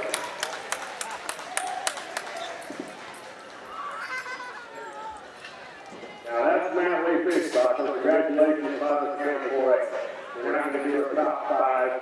We're bringing out Claire Jeffrey, a reserve, and a middleweight division.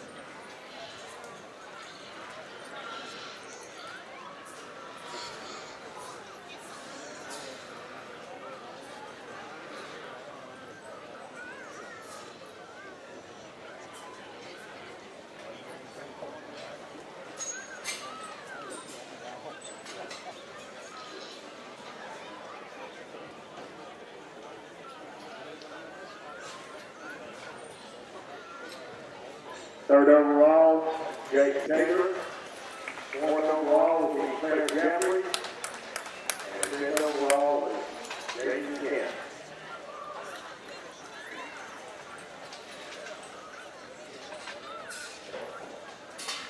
Jason, please come to the tent over here. The rest of y'all can go back. I need to meet the three champions here for just a second. Everybody else can go back.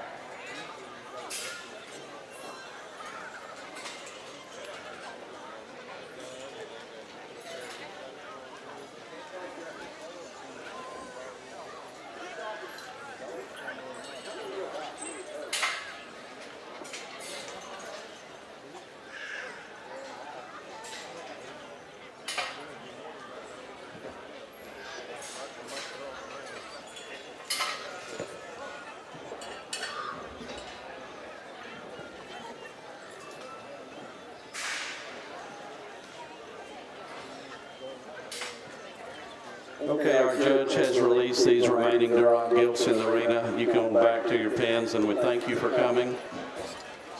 And we have a pedigree we found. Some exhibitor lost Weatherby Saavedra from Dalhart. Your pedigree will be at the announcer's stage. It's a Duroc Gilt, Weatherby Saavedra from Dalhart.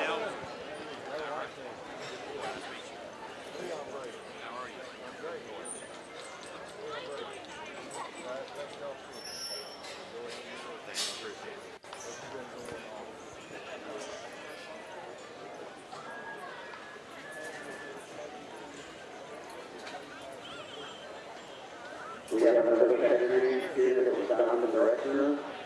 It's for Global in China.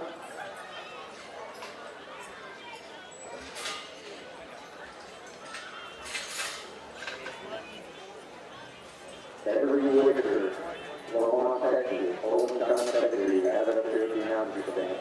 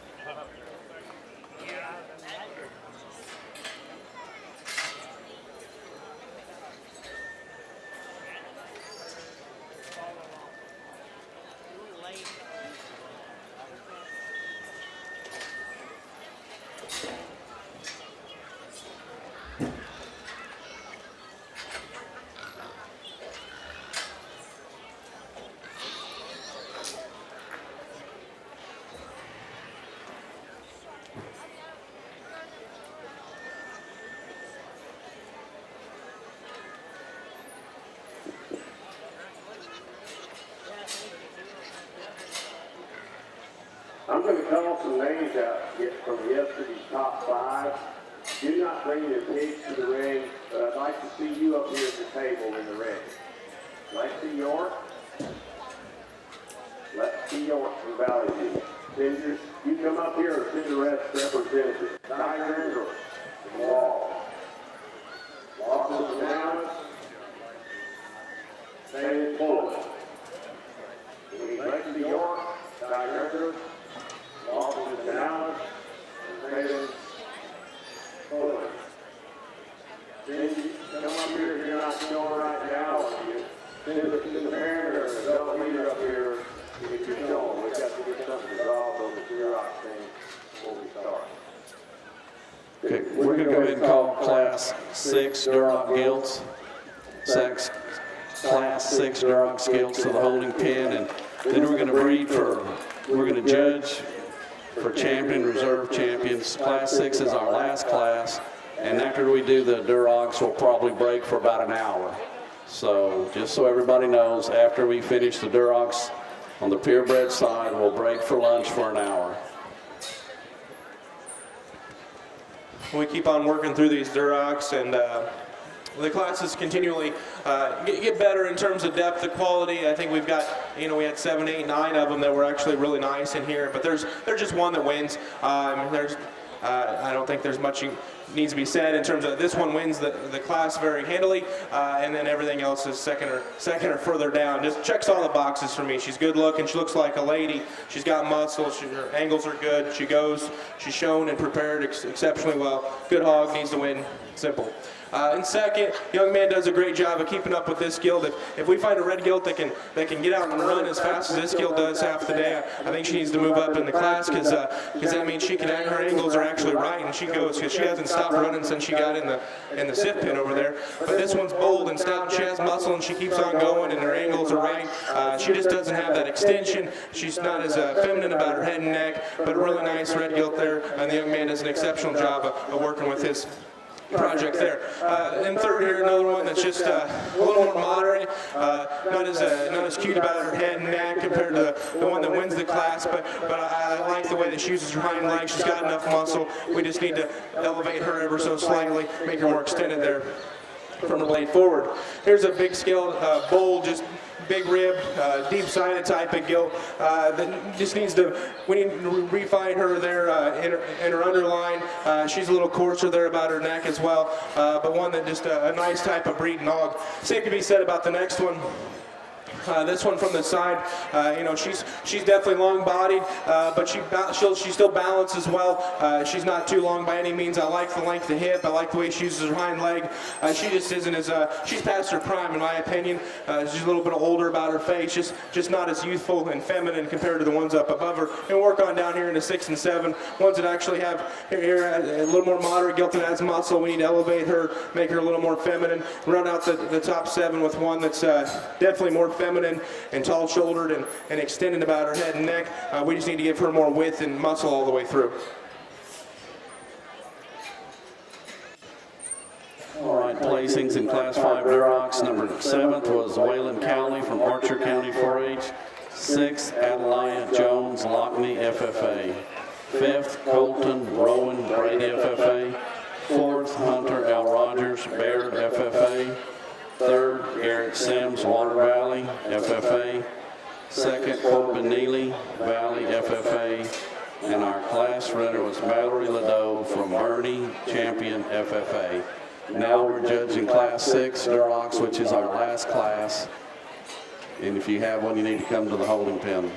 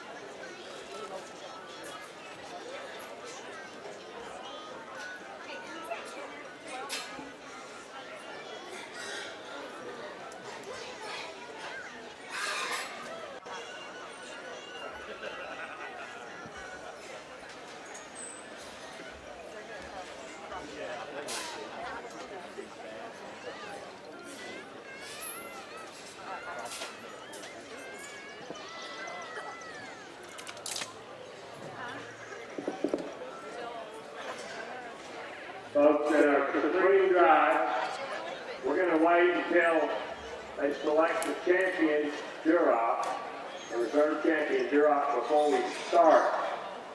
But I will be calling those kids up prior to that, if they're available to come. Let's put a hold on that for just 1 second. I've got one thing I need to see before we make sure of that.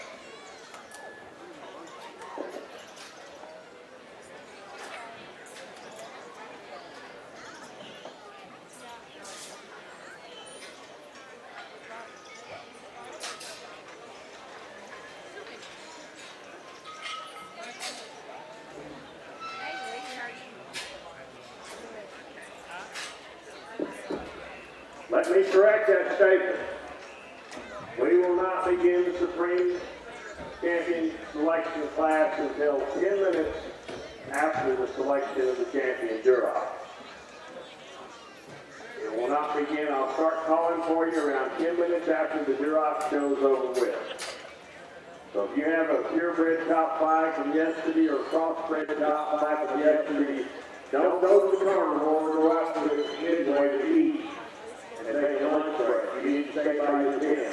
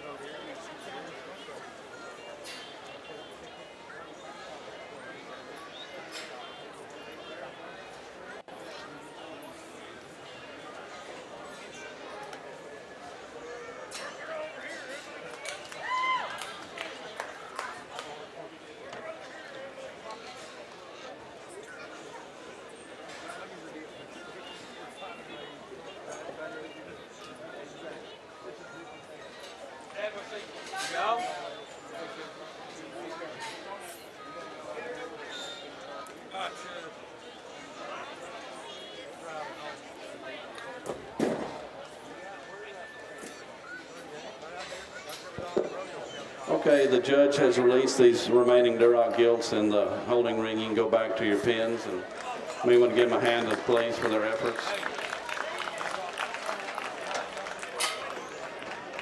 So we're going to place our last class. So if you have a first or second place Duroc Gilt, be getting ready. You can make your way to the holding pen. A first or second, and there was 6 classes, and we're on class 6. So make your way to the holding pen with a first and second place Duroc Gilt for breed champion.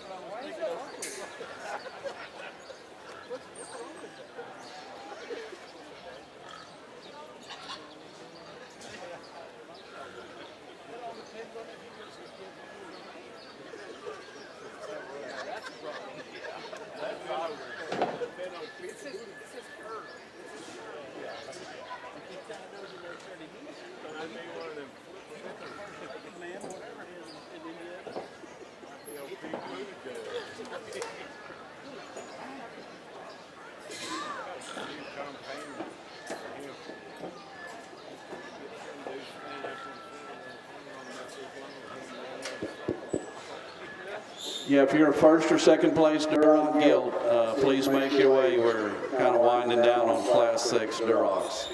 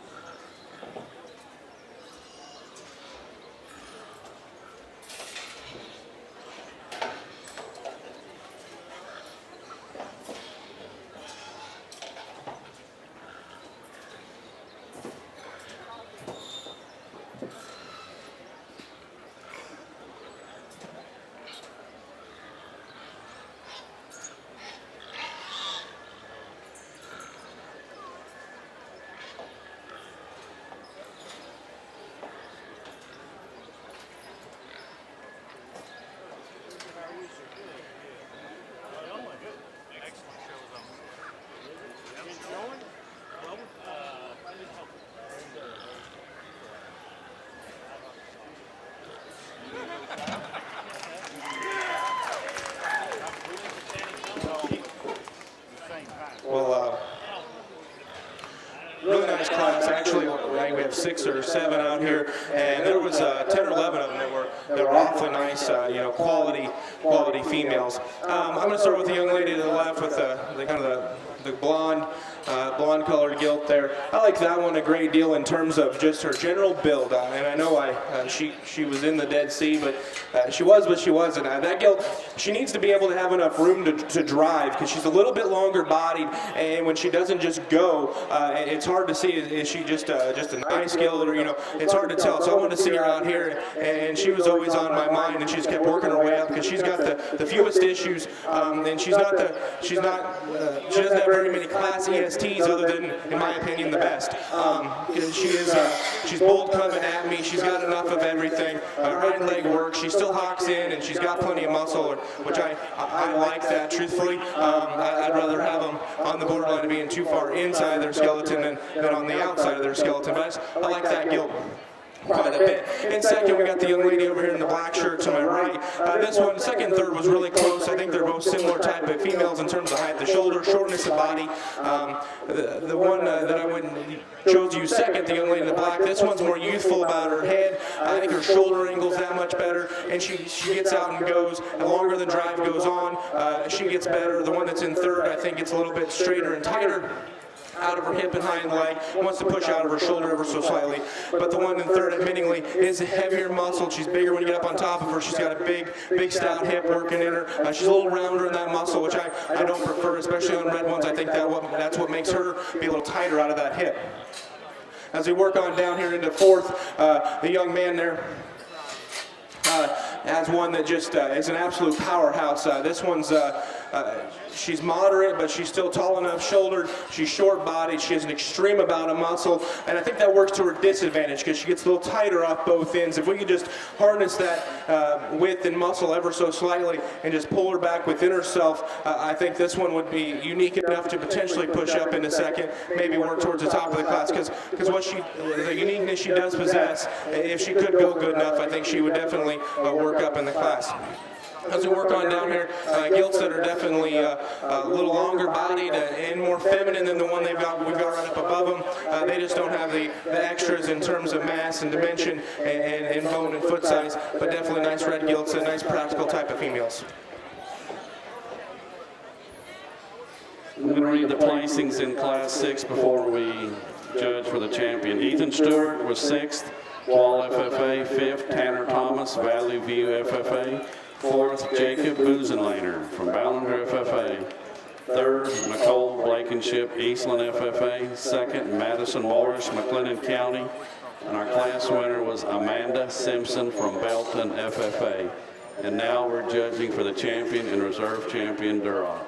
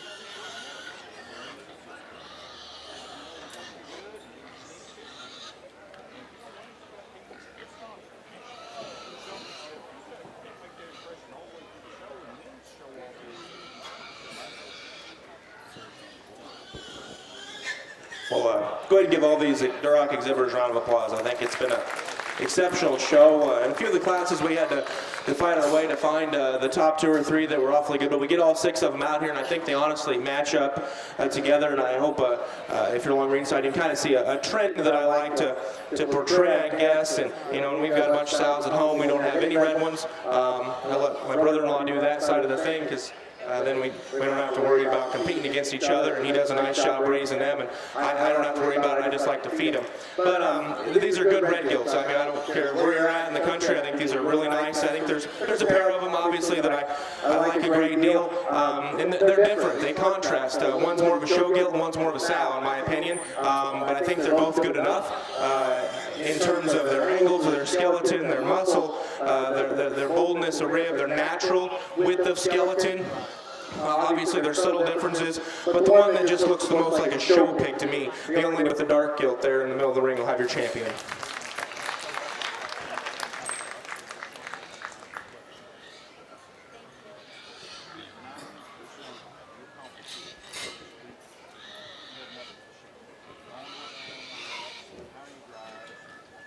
We bring this young man's second place gilt out here, and he fits right in, and he'd be right in the mix in terms of one that looks a lot like our champion in terms of up-headedness and height of shoulder and getting down and going. Just didn't put it together quite as well, not as much shape up high compared to the class winner, not as square in his chest or in her knee. But there's another one out here that just floats across the ring, and if she was just a little more youthful about her head, I think I could have used this one, but still I think this is an awfully good Duroc gilt for someone to take home and breed or whatnot. Young lady here in the green shirt with the blonde color gilt be reserved.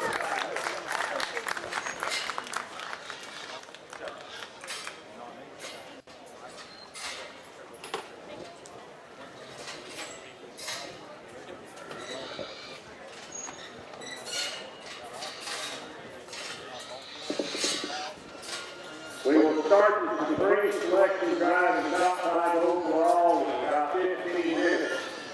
If you have a top 5 purebred or a top 5 crossbred, you start getting ready, but we'll be calling for you in about 15 minutes.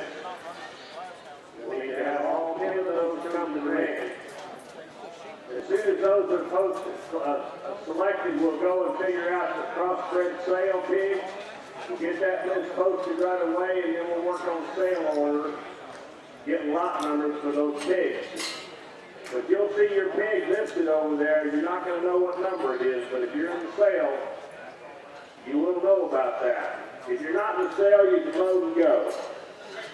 Purebred hogs that have papers that are in the office, if you need to go pick those up, you can. If you're a sale gilt, you cannot get those papers. All right, that concluded our Duroc show, and our breed champion was Mallory Ladeau from Bernie Champion, FFA. Reserve was Amanda Simpson from Belton, FFA. We're going to break for lunch for about an hour, and so resume with the Hampshires.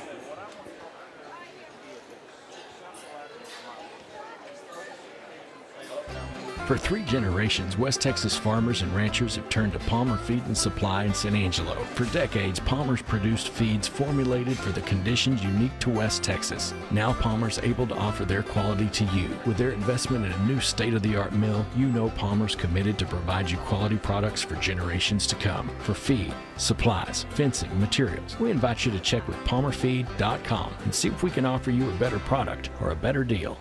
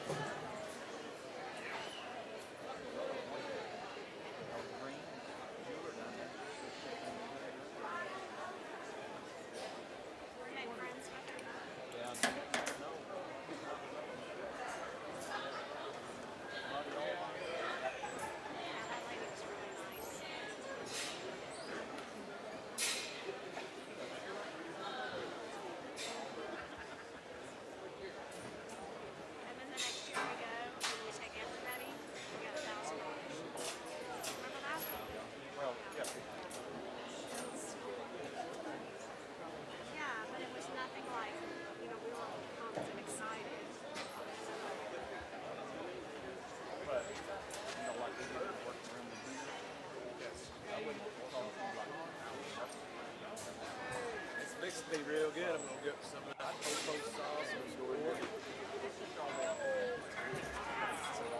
Cocoa sauce, red sauce. He won't ever give me the recipe. Somebody's got to get that. That's what he tells me. And I'm like, I'm gonna go in there real quick. I need a kind of idea. Maybe. Big volume tire.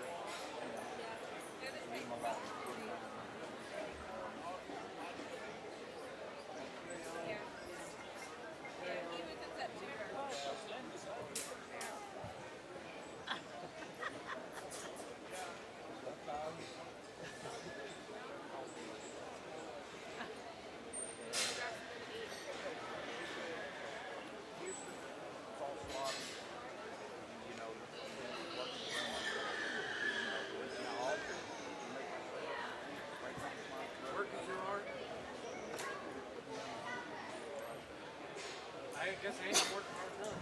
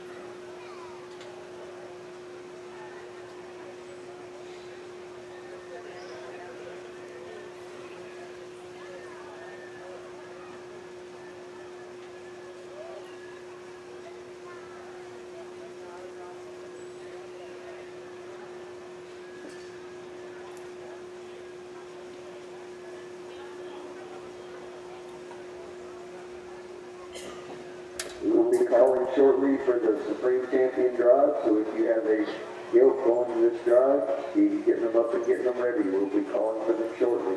Your top 5 crosses and your top 5 purebreds.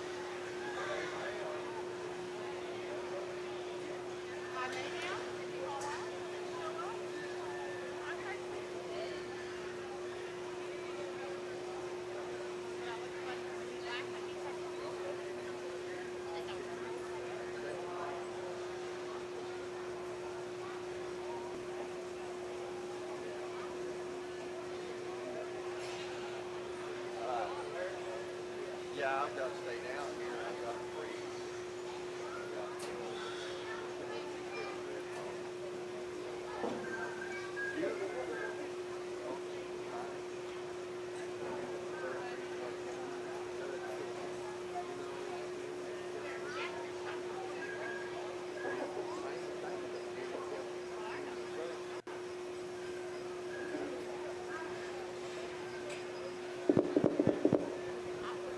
Ladies and gentlemen, we're about to begin calling up our top 5 crossbreds and purebreds.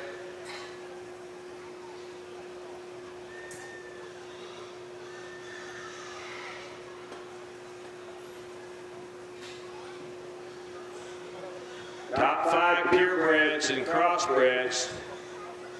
Go ahead and bring them up. Let's have our top 5 purebreds and crossbreds.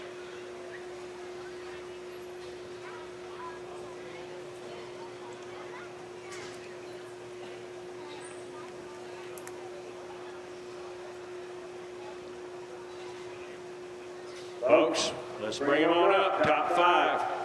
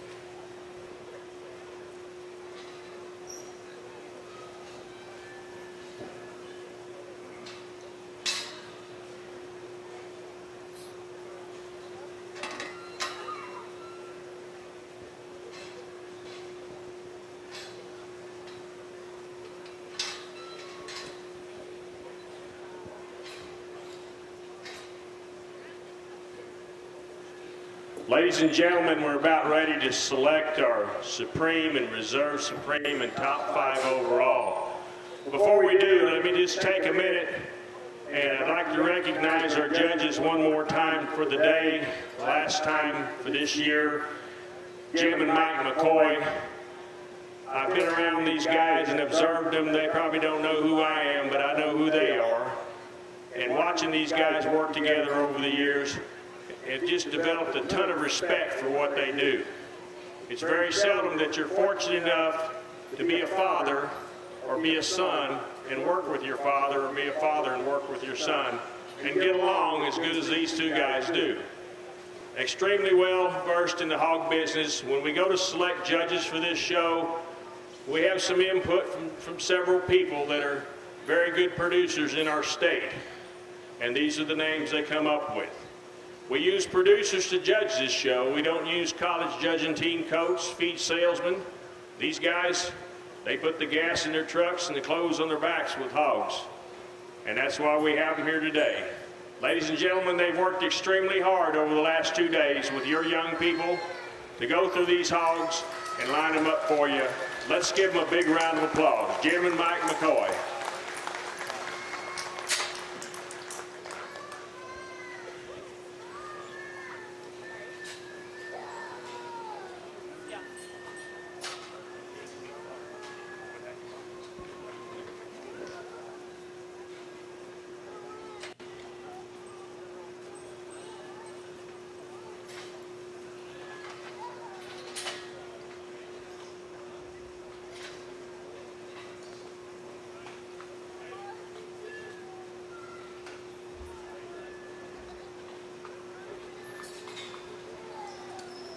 All right, ladies and gentlemen, we're going to pull out the top Grand Champion Duroc and Grand Champion Crossbred, and I will be reading off the top 5 overall as we pull both these two out. This is everyone their time.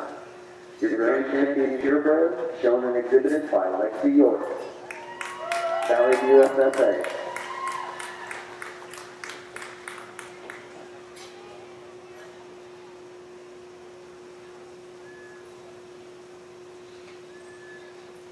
Your Grand Champion Cross, Kelsey Cavender, Crossbred FFA. For your top 5 purebreds, your Reserve Grand Champion was Ty Kerngrove, Wall FFA. 3rd overall, Lawson Canales, Randall County 4-H. 4th overall, Ty Kerngrove, Wall FFA. 5th overall, Taylor Cullen, Eastern FFA. And your crossbreds, your Reserve Grand Champion was Natalie Fishfoster, Potter County 4-H. 3rd overall, Jake Tabor, New Home FFA. 4th overall, Claire Jeffries, Potter County 4-H. And 5th overall, J.D. Kent, Berkshire FFA.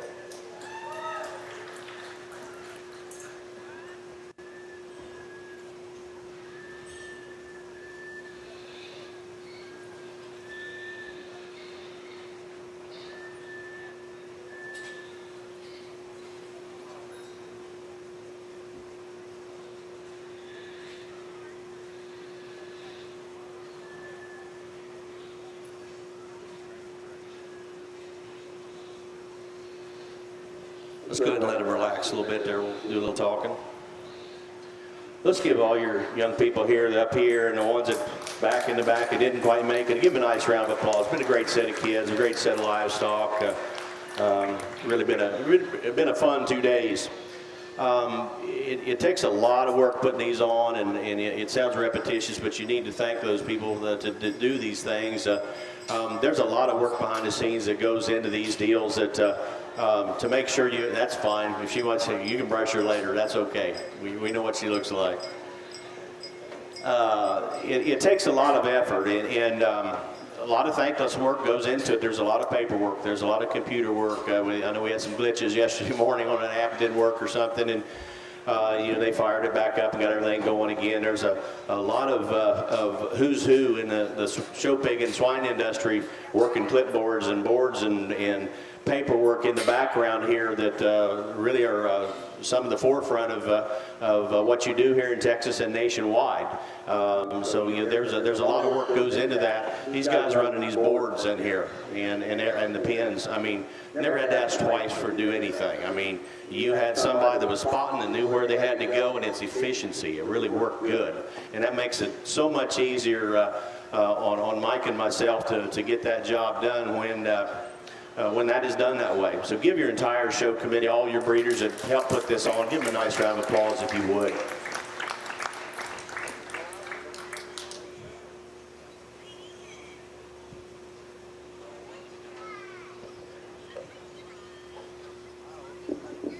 Okay, we'll go again. Again, this has been a great event. Again, you've got a sale coming up here in a couple of days, and I would surely encourage you to take time and support these kids on these projects they've got that they're going to tell you.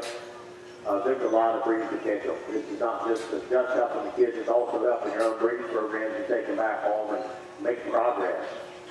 I've done this thing my entire life. I don't ever claim to be the foremost authority in anything. I just give you an opinion, give you an honest opinion. I opted out of college because I wanted to raise hogs. I went out of high school and I started raising hogs, and that's what I've done ever since. Mike's first word literally was pig. It wasn't mom and dad, it was pig. That was the first thing that came out of his mouth, and he used to play with these things. And it's a big time part of our life. It's not a hobby. We make sure what happens, what we get done or don't get done with those dogs. And we try to do the very best to put the dogs together at home to help people function and have some fun and be out here on the top end of these deals. And the people we have met in this industry and the connections we've made is priceless. I've been now 40 years, and Mike and I've done a couple of jackpot shows together, but not really get to mingle and talk at the show, because we're on opposite sides of the ring. But this is the first time we've really got to work together. David called me, asked me to do this, and he gave me some names. I said I want my son Mike to do it, and I appreciate you allowing me to do that. Very much.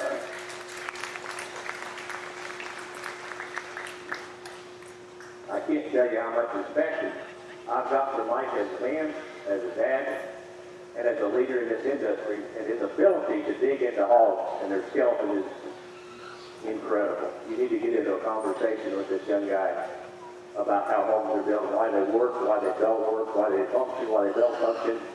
And all I can tell you is Dad is very proud of that. Give him a nice round of applause for what he's done for the last couple of days.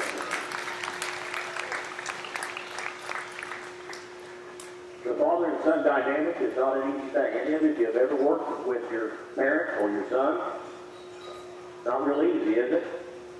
It's hard on dad, it's hard on son. But when it clicks and it gels and you figure it out, there's nothing better. And I'm encouraging you to get the opportunity to grab hold of that youngster or get your parents that they're still around, try to do some things with them, and we've had a blast putting all this together. We've studied these hogs, and literally 99.9 of everything we've done out here as we start talking together, it's been great. It's been so much fun, and I needed it, he needed it. It's been a blast. So again, I really do appreciate the opportunity to do this. I'll go ahead and put this microphone down again. Thanks to everyone here involved, and I'll put this down. We'll go back out and we'll shake the hand of your grand overall.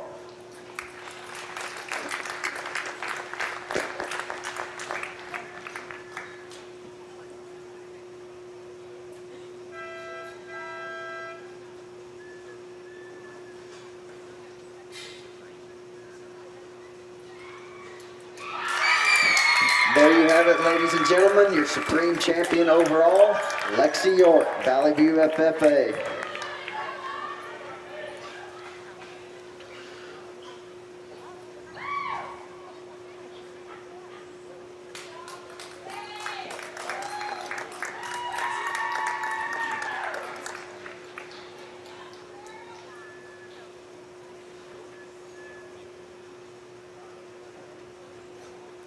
Your reserve grand champion purebred, Ty Gerngross, Wall FFA.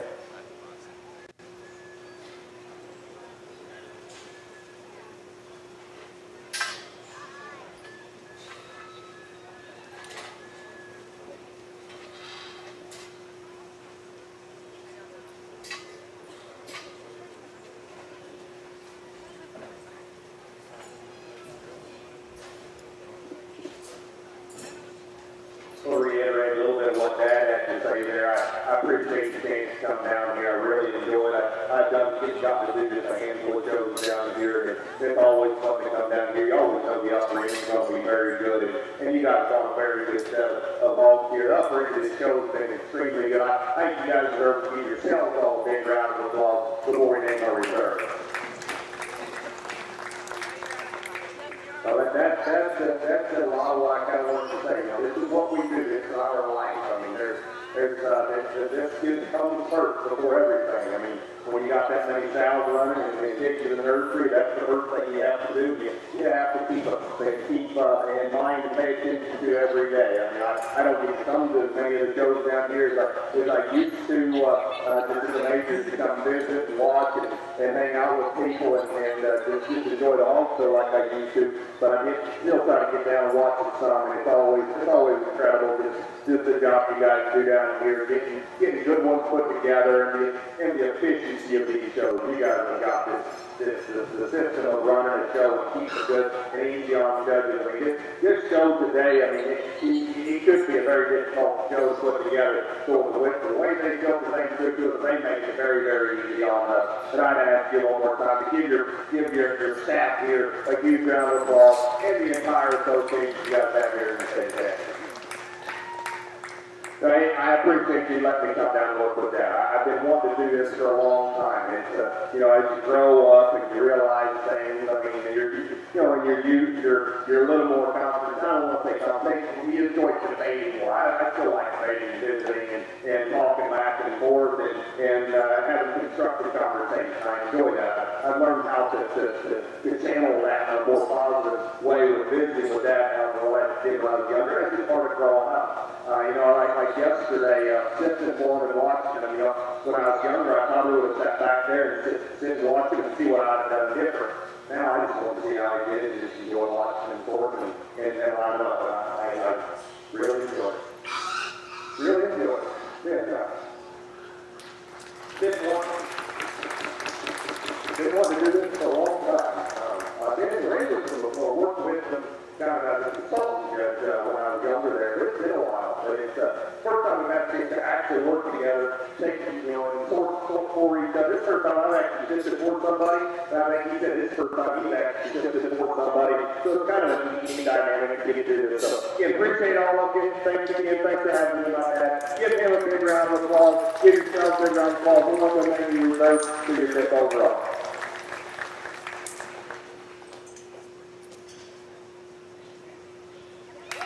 There you have it, ladies and gentlemen. Your reserve supreme champion overall, Kelsey Cavender, Crossbred FFA.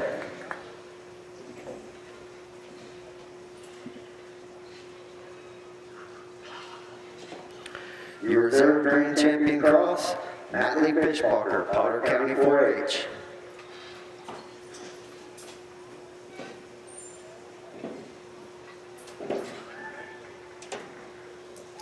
There you have it, ladies and gentlemen, your third overall, Natalie Fishbacher, Potter County 4-H.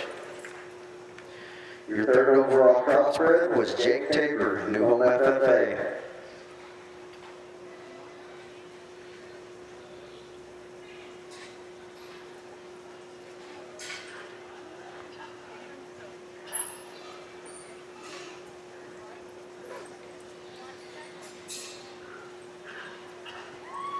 And there you have it, ladies and gentlemen, fourth overall, Ty Gross, Wall FFA. Your third overall purebred was Lawson Canales, Randall County 4-H.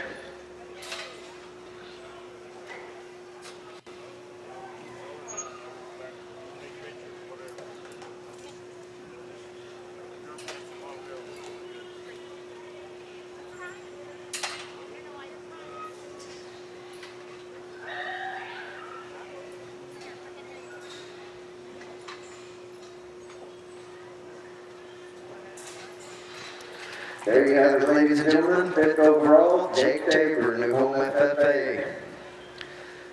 That concludes our Star Gilt show. Let's give all these exhibitors one last round of applause.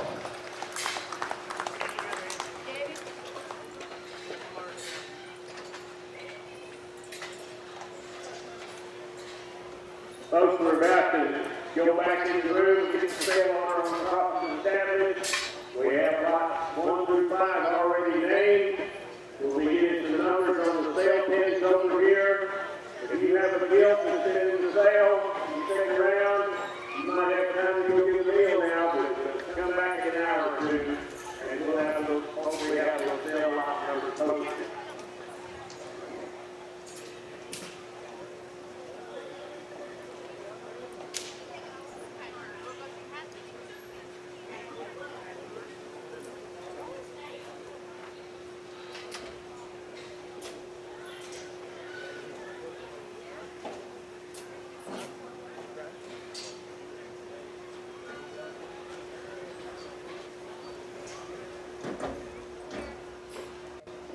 We have a showmanship winner, hope he's still here, Clay McLemore, Parent FFA. Clay McLemore, Parent FFA, a showmanship winner.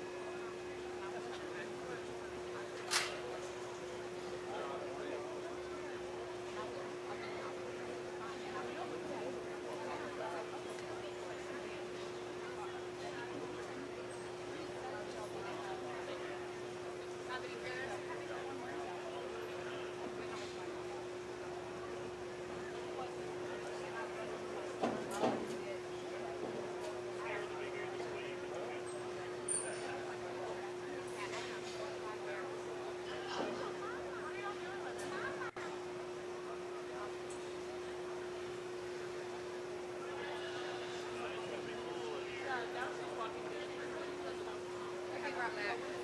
All right. Bring them on.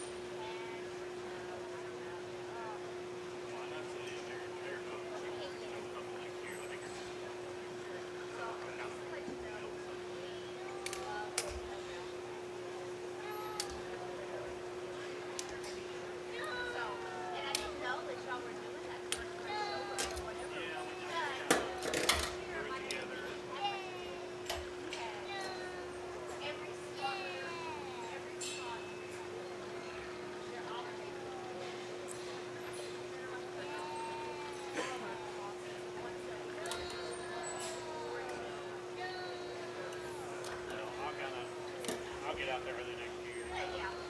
Y'all know who gets on.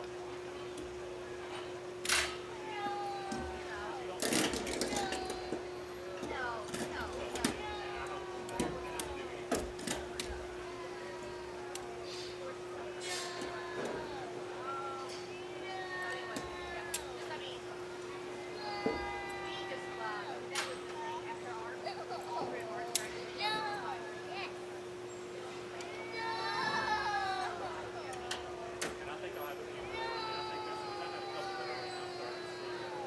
Maybe one of the TV shows that didn't have to get back in time. I think it's going to start to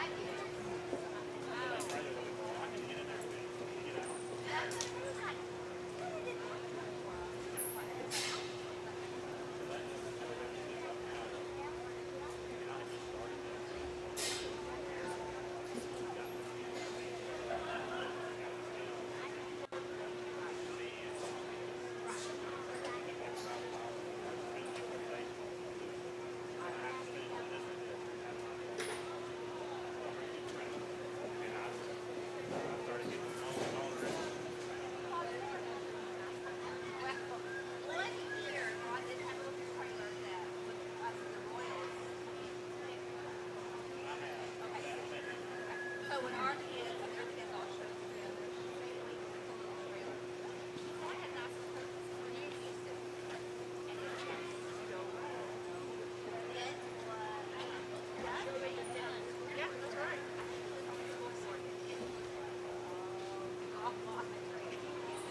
But back then it was kind of like,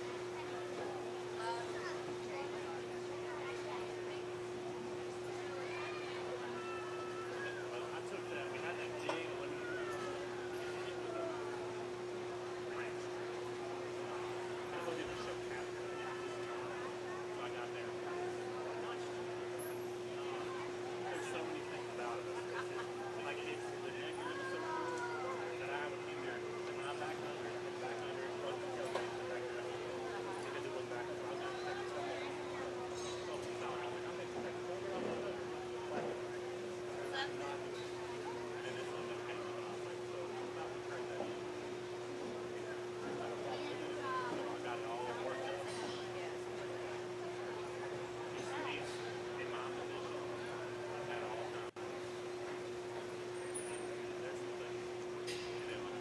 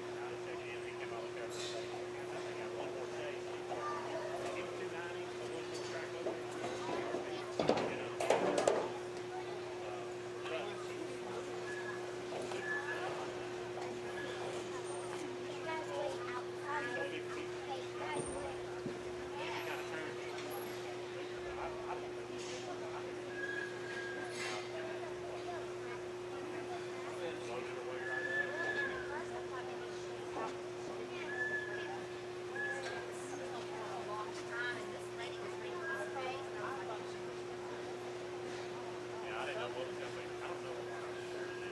I know, that's what I was. I know she wasn't. And she wasn't.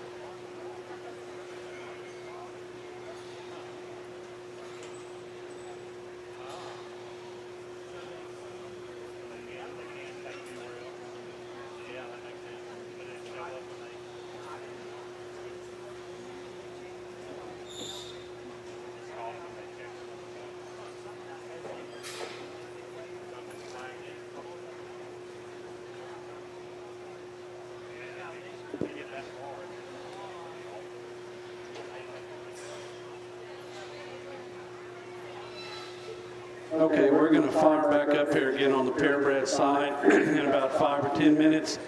We start off with the Hampshires, and after that, I believe it's the light OPB with your Chesters and Landrace. So kind of start getting ready.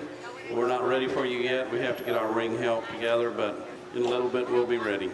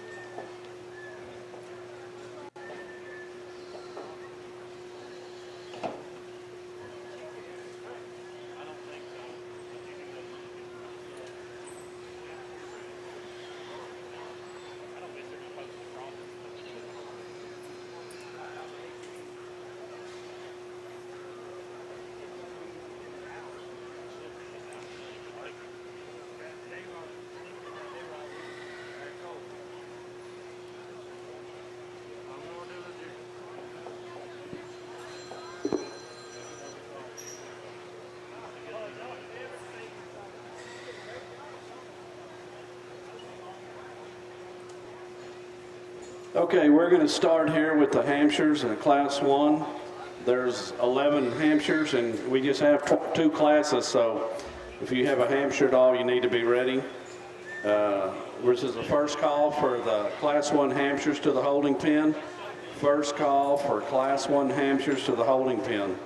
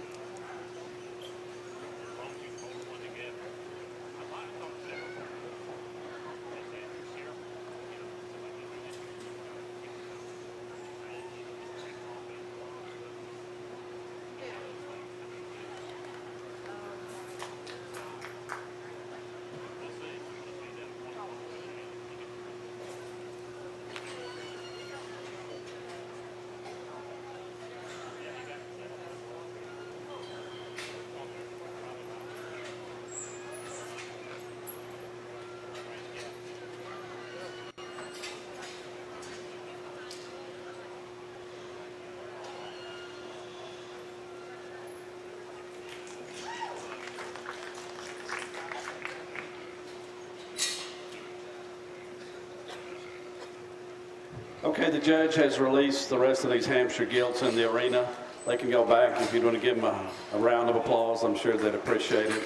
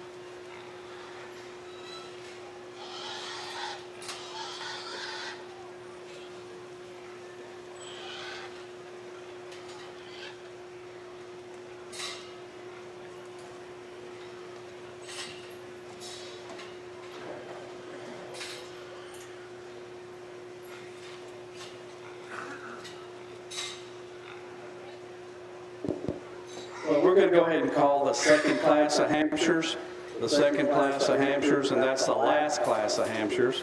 So if you have a light OPB, which is Chester White or Landrace, you need to be getting ready because you'll be in here pretty soon. There's only 2 Hampshire classes. But the second class of Hampshires, please make your way to the holding ring.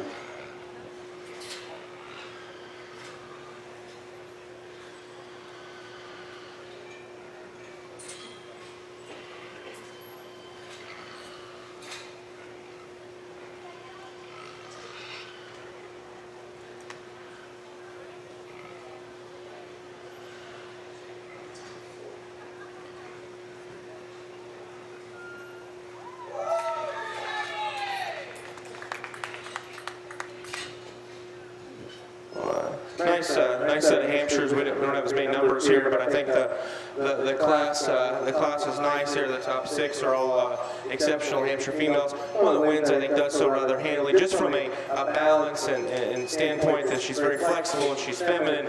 She's got enough of everything, but she's not extreme. Other than I think she's extremely nice. When he gets her to go, she gets her head up and all her angles work right, and she plants and drives and she's square. Just a really nice Hampshire female. That's what she is. That's what she looks like is a female.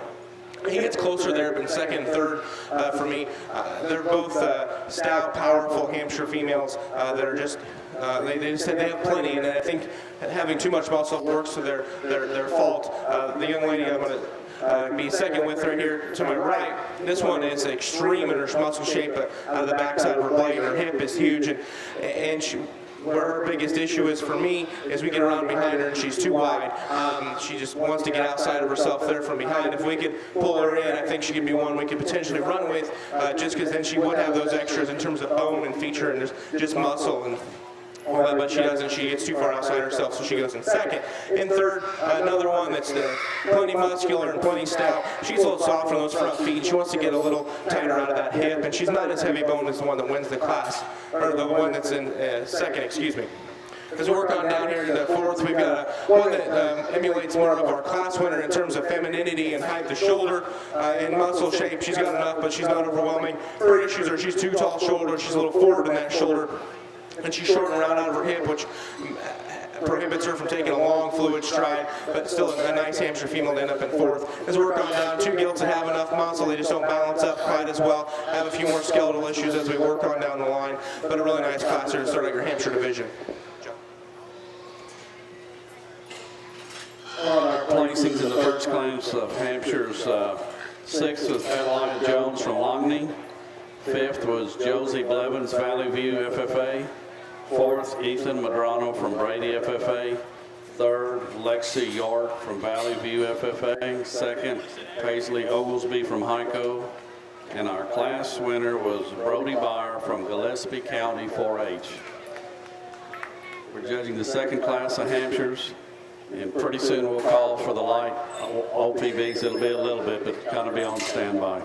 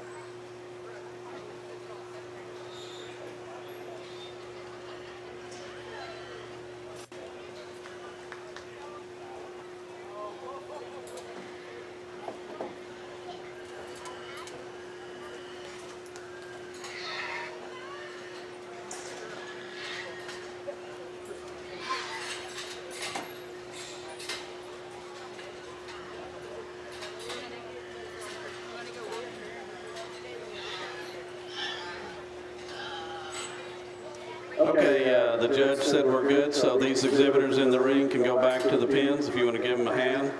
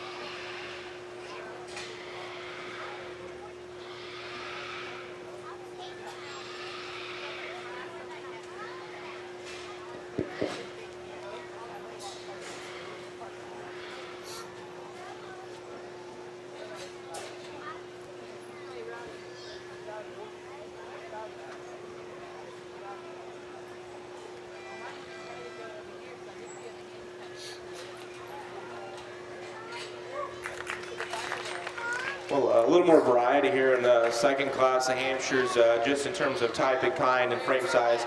I'd like to start with the young lady in the center of the rings, Gilt. This one's presented very well in terms of skin and hair, and she does a great job showing her. And admittingly, I'd like to make her bigger, just more elevated, and just square up her hind leg. I mean, her hock's inside herself, just her natural hock shape is just okay. But one that's got muscle, she still looks like a lady about her front third, and she's square coming at me. She's a nice functional type of Hampshire female that's got enough extras in terms of muscle and boldness and just stoutness of feature and foot size. Second and third are similar type of females. They're both elevated. They both got enough muscle. The one in second definitely just has more to her. Here's a big frame, long body type of female that's got a good hind leg that's square as she goes away from me. She needs to be fixed as she comes right at me through her chest, through her knee. She wants to come in and just be more concave there as she comes right at me. But a nice type of Hampshire female there being second. And third, another one that she is square and she comes right at me, but she's narrower from the ground up. There's not as much to this one naturally, but I do like her general build from the side. Here in the fourth, one that definitely emulates our second and third place Gilts in terms of looking like a lady, in terms of height, the shoulder, and extension. She's a little more those front feet are a little softer and wants to turn her hock ever so slightly from behind. Just comes with a few more issues. And the young man that rounds out the top five, one that definitely comes in a smaller package. She's got an extreme amount of muscle when you get up on top of her. She just wants to be more concave if she comes at me, get a little softer up front, and we just need to elevate her and make her later maturing.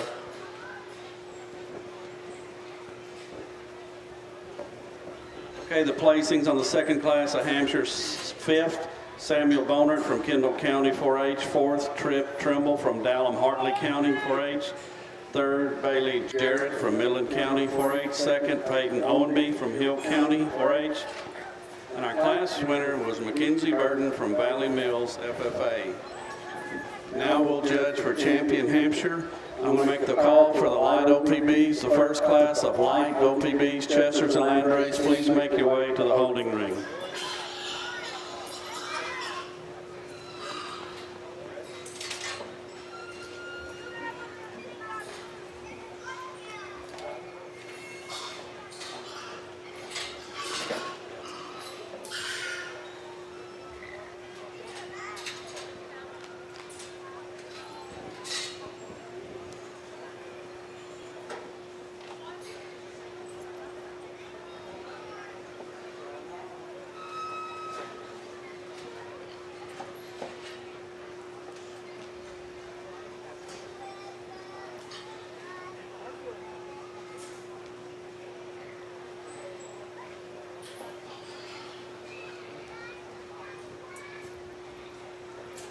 We'll go ahead and give these Hampshire exhibitors a round of applause. Numbers weren't great, but the quality's there. All 20-some of them were nice, functional type of females. And we get out here, we get the two first, class-winning Gilts out here, and they're both similar in terms of their general build from the side. They look like ladies in their balance from the side. But one of them is just unique in the way that she puts that together in terms of looking like a Hampshire female should and being square and correct off both ends of her skeleton. I like her a great deal. The young man on the first class will have your champion.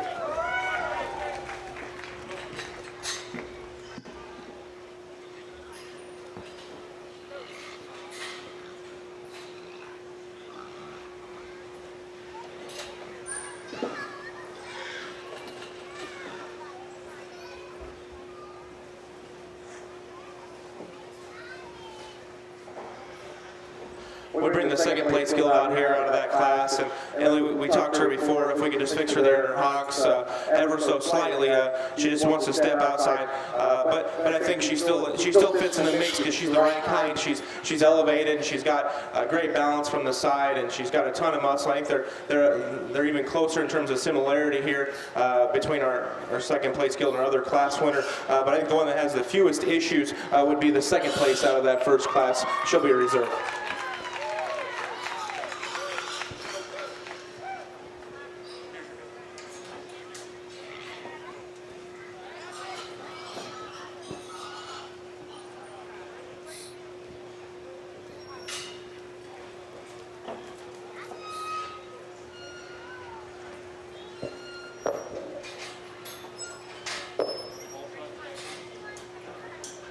Okay, our champion hamster was Brody Byer, Gillespie County 4-H, and our reserve was Paisley Oglesby from Hyco FFA.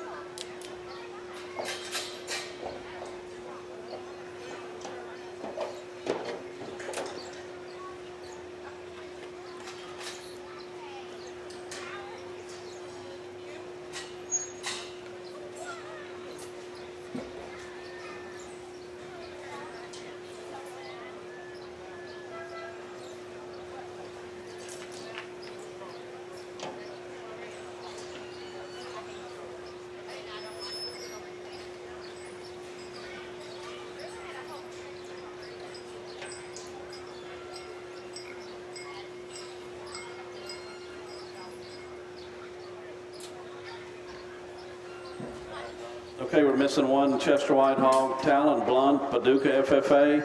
Your class is being shown Talon Blunt from Paducah. Let us know if you're not going to come to the ring, please.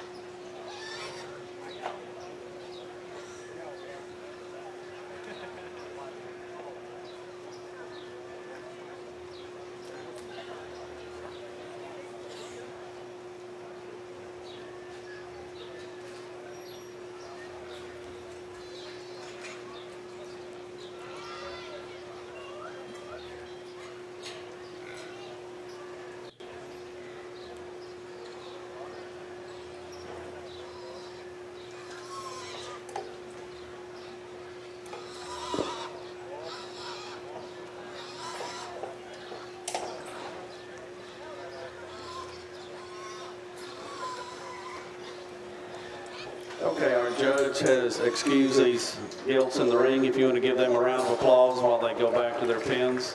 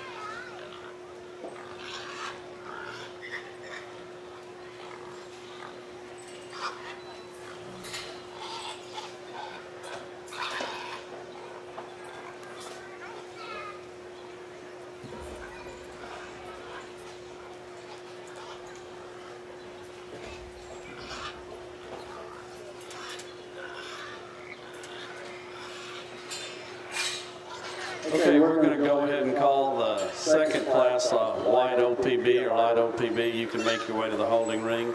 The second class.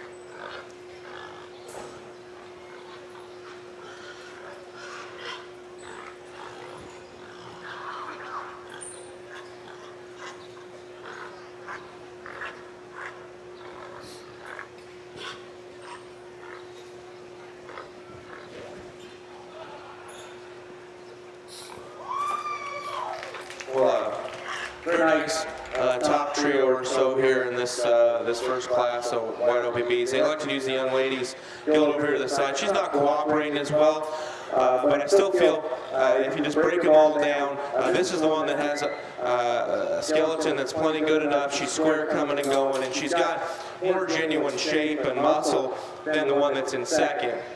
The one that's in second is undoubtedly especially her rear leg is as bigger than anything we've seen today, or maybe I've seen in a while, on a gilt this size. It is large, and she goes well with it, but there's not a lot of extra muscle. If this gilt could have a little more shape and mass when you get up on top of her and from behind, she could win the class rather handily. And with all that bone comes a skull that's a little more unsightly to me. I like them to be just a little more feminine, but I also do like bone like that. So there's give and take. But if she could be a little more feminine about her head and her neck, I think we could potentially run with her. But that's more of a unique breeding piece type female there, but definitely a really nice gilt in her own right. In third is kind of one that more looks like our class winner in terms of extension from her blade forward and shape and muscle up high. She's too far forward in her shoulder. The young lady does a good job of showing it out of her. She doesn't have as much stoutness from behind as the class winner does, and maybe as much as the second place, but her hind leg's not as secure as the second place gilt. Her natural hock shape to that right hock isn't quite as unique. In fourth, we've got one that definitely has genuine raw shape when you get up on top of her. She's flatter in that forearm and her body. She just doesn't look like she's been able to flesh as well. The one that we do like from a skeletal standpoint, we just need to add some fluff to this one to make her balance up that much better. She's almost too raw for a breeding gilt. As we work on down here, a couple gilts there that definitely have enough muscle. We just need to balance them up better, make them hinge out of their hind leg that much better. But a nice class to start out here, white OPBs.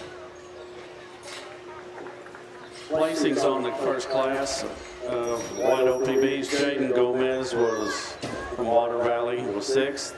Fifth was Avery Logan from Seminole FFA. Fourth was Avery Duvall from Midland Lee FFA. Third, Mackenzie Burton, Valley Mills FFA. Second, Cambry Swartz, Miles FFA. And our class winner was Ellis Bailing from Bryson FFA. We're now judging the second class of Chesters. Should be around 16 in that class. 18, I'm sorry.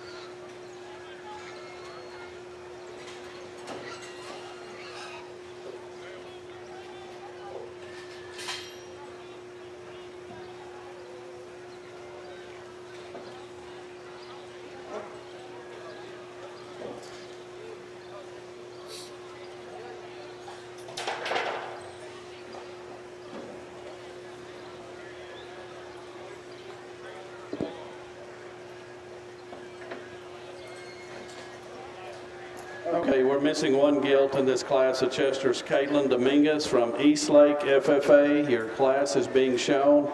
Caitlin Dominguez, if you're not going to show, please let us know.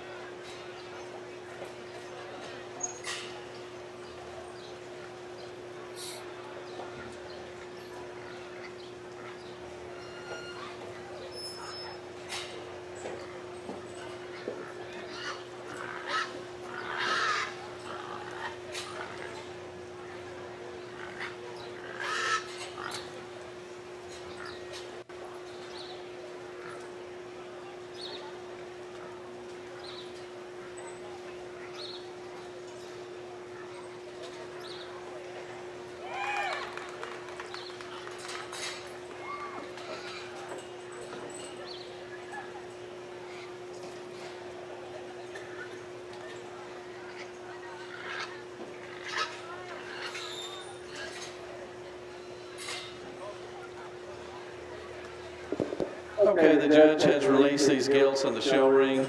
If you want to give these kids a round of applause.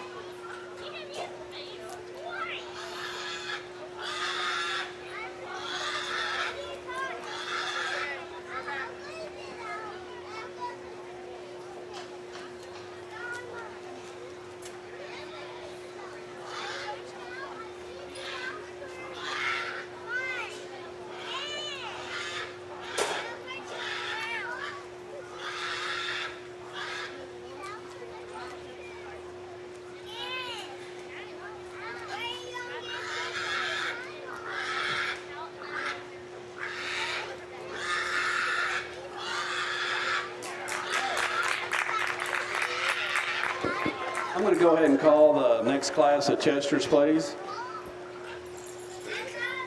Well, nice class here. The top three are all really good and fairly unique and similar in their own right in terms of they've all got enough muscle, and it's just putting the little things together and packing on enough of a punch in the right type of package and skeletal build. And I think the young man's Gilt there does that. I mean, here's the heavy bone, stout featured one that's got as much muscle as anything in the top end. She's not as long from her blade forward as the two Gilts that are in second and third, but for me, she goes more comfortably across the ring to make up for that with all that added power and muscle and mass. The young lady's Gilt in second, definitely the boisterous Gilt out here. I mean, she's done for the day in her mind, but she's really nice. She's got that up-headed look. I love the way her neck comes out the top side of her blade, and she's level about her top and her hip. When she wants to go, I like the slope to her hip, and her hind leg works right, and she's square. She just doesn't have the added mass and power and boldness through her chest as the class winner does possess. In third, the young man's Gilt here that is on the other end of the spectrum in terms of she wants to run a little bit more. She gets a little easier in her top line there right in front of her ham-loin junction, and she gets a little forward in her shoulder. But past that, here's one that's very similar to the first and second place Gilts in terms of being an up-headed Gilt that looks like a lady that's got enough, just ran into two awfully nice Gilts. The more unique one comes out in fourth here. This young man, this Gilt didn't, I knew she was a powerful Gilt when we sifted her, but when we get back at her, she actually goes better than most of them for one that would have all that mass and power. But when she runs into the top trio, she lands in fourth because she's a little more upright in her shoulder, a little straighter about her hind leg. But I do commend her for having all that extra mass and power, and still goes really well. Just ran into a nice trio of Gilts up above her, but that's a really nice Chester Gilt to end up in fourth. A little different in the spectrum here. In fifth, a Gilt that's really balanced and a little more moderate type of female, but still balances up really well. She's got enough muscle, looks like a lady. We just need to make her more elevated, shorten her up, and maybe pick her up off those front feet ever so slightly. And we round out the top 6 or 7 here with two that don't balance up quite as well. They've got enough muscle, they got enough mass, they have tons of bone. We just need to make them balance up more and look like females. Thank you, Judge. We're starting to judge the third class of light OPBs. You need to come to the holding ring, the third class of light OPB. And placings in the second class, 7 was Hagen Hester, Reagan County, 4H. 6, Mylan Duran from El Dorado, FFA. 5th, Paisley Chandler, Iredale, FFA. 4th, Hudson Hernandez, Cisco, FFA. 3rd, Gage Lott, Comfort, FFA.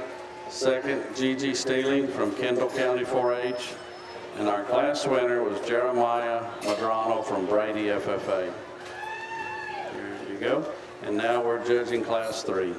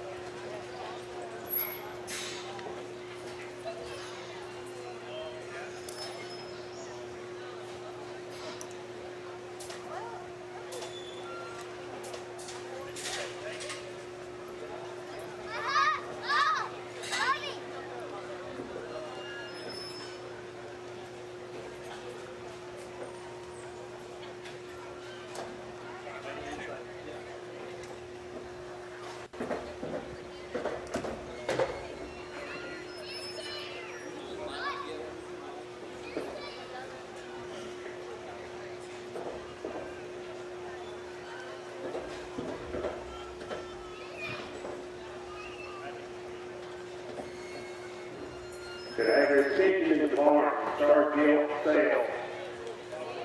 Youngsters that made the sale, you should know by now that purebreds are posted yesterday, crossbreds have been posted for more right now. Make sure you come up here and check, see if you're in sale.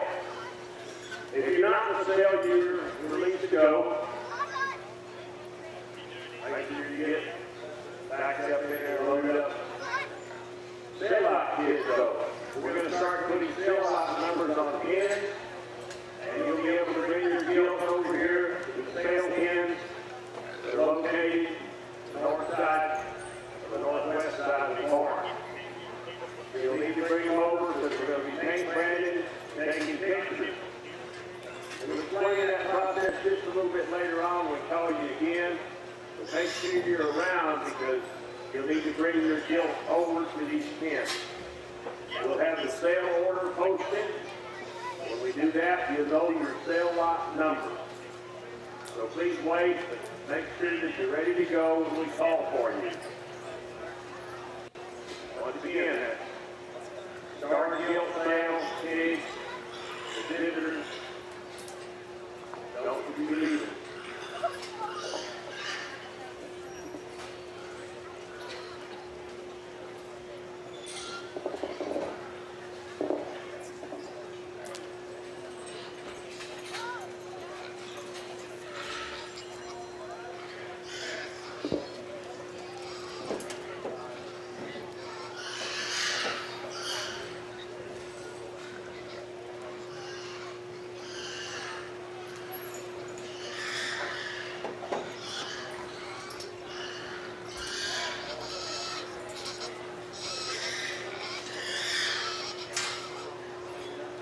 Okay, the judge has dismissed these exhibitors in the ring.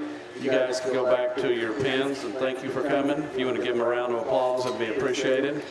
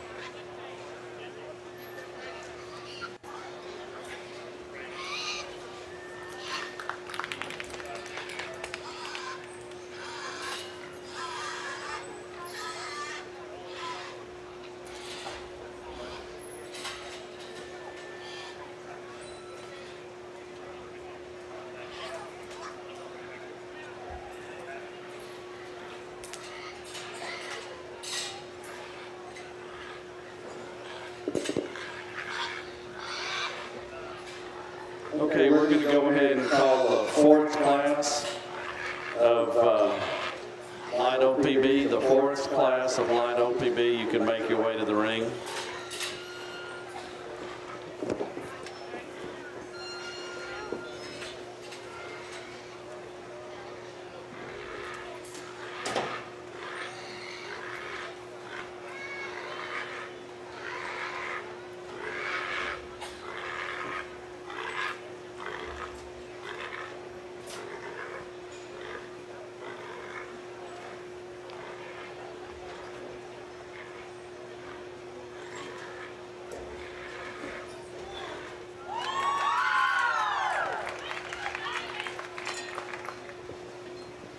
Well, another nice class. I'll admit that both these gilts, for me, I'd like to peel just a little bit off of them and make them both just a little cuter about their head and just their skull.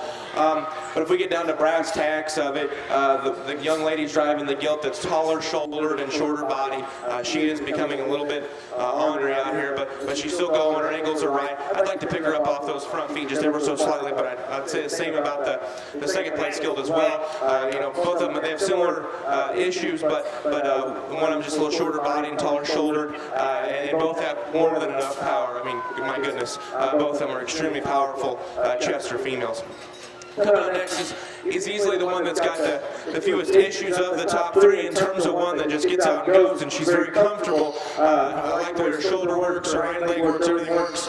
She is rated at 2 gilts that are that much more powerful and stout, and just bolt her underneath from the ground up, front to back. But that's a really nice Chester gilt to be in third in this division. And as we work on down, we've got gilts that come apart in a few more pieces. They've got enough muscle, like this gilt right here has more than enough muscle. She's a little shorter and rounder out of her hip.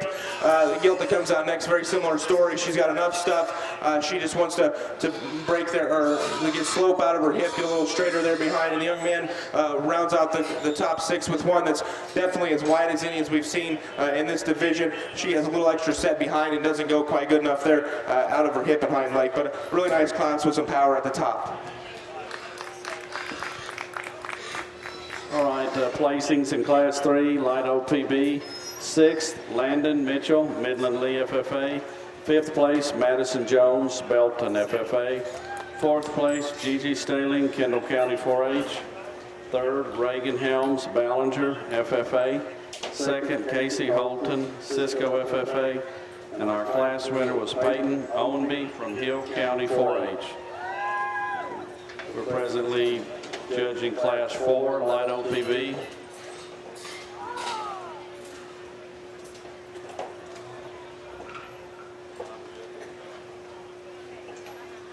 I believe that is our last class. Yeah, that's our last class. After the Light OPBs, we'll do the spots, and that's a big breed. There's 83 total. So we're working our way toward the spots. If you have one, kind of be on standby.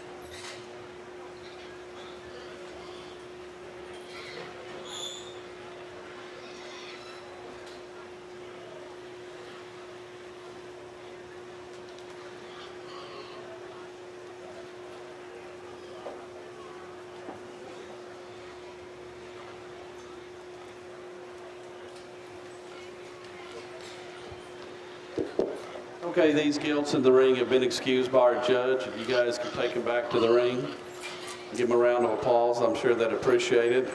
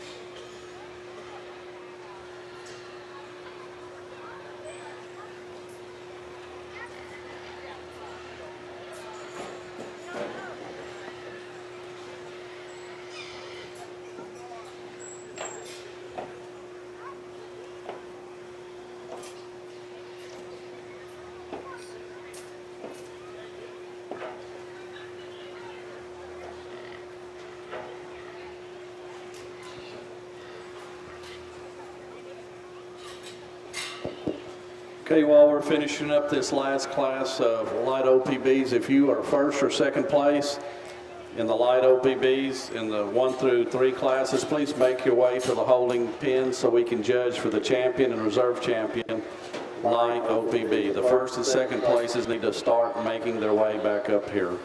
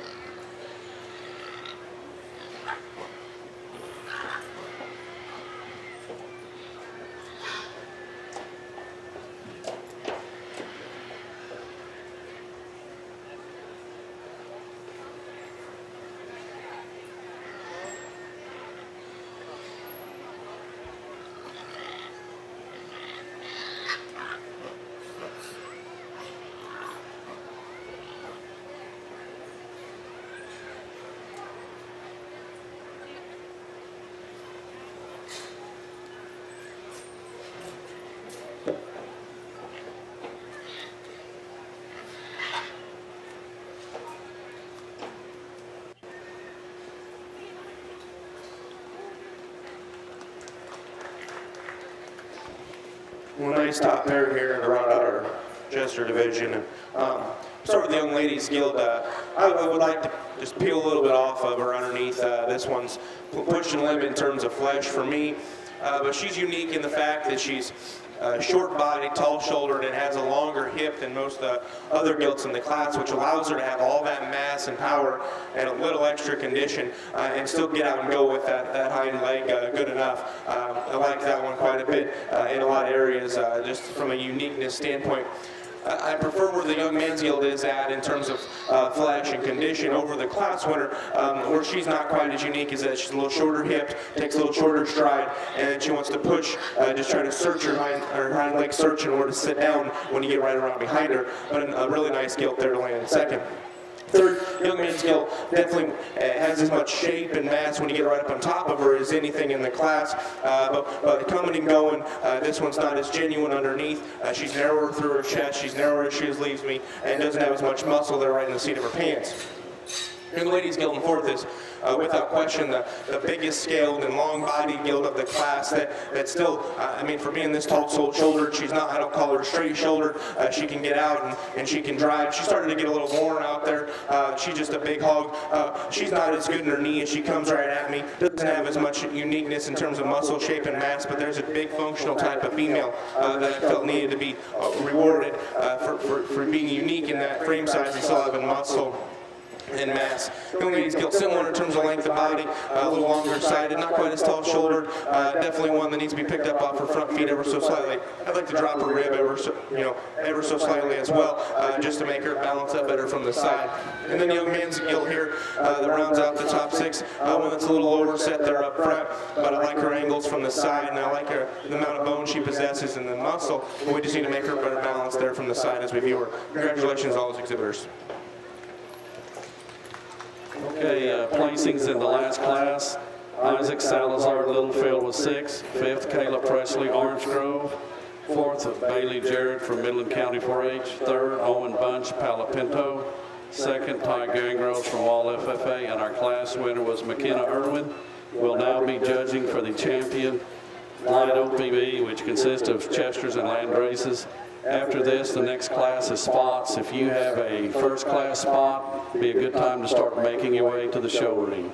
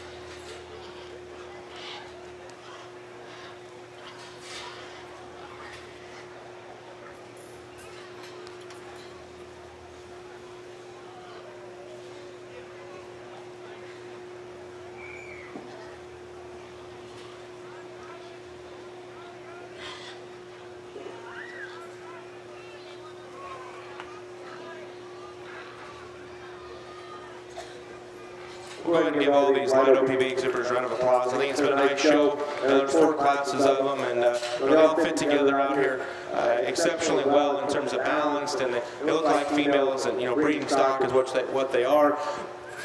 Excuse me, but they're still show pigs. They've got to have muscle, and they all have that. I think there's one that just puts all the right pieces together, and they're the right condition for me. Just balances up well, and it's a really nice light OPV. The young man right here, all your champion.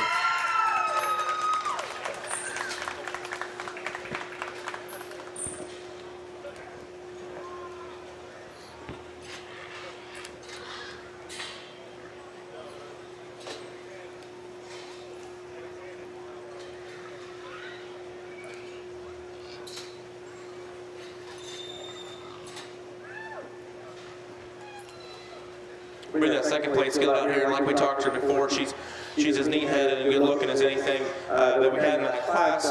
She just might be a little shorter step, a little shorter hip, but one that definitely fits into the mix. I think it gets closer out here for reserve. We've got a pair of them that are just kind of big brute sows, I guess, and they're just stout and massive. And there's one that has definitely been a little more ornery, I guess, just boisterous about her not wanting to go, but I still think she's got the right angle, she's the right kind. I'm going to let her go left leg reserve.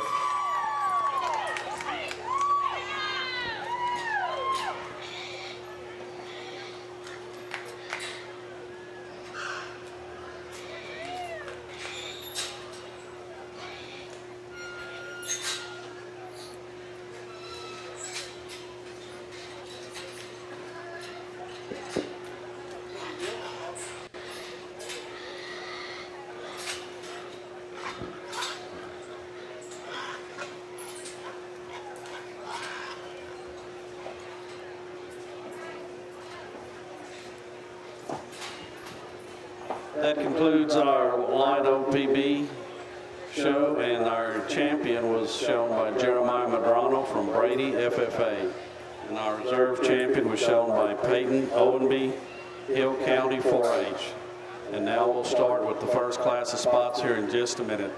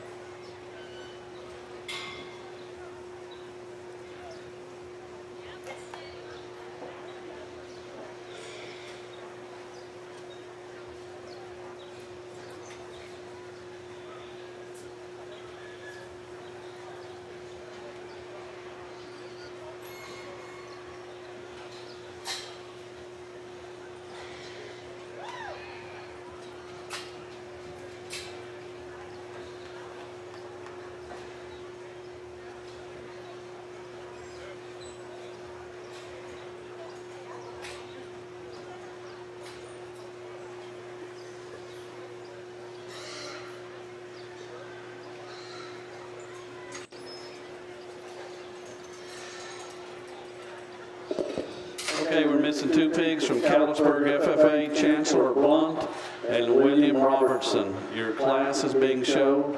Callisburg FFA, if you're not going to come, please let us know.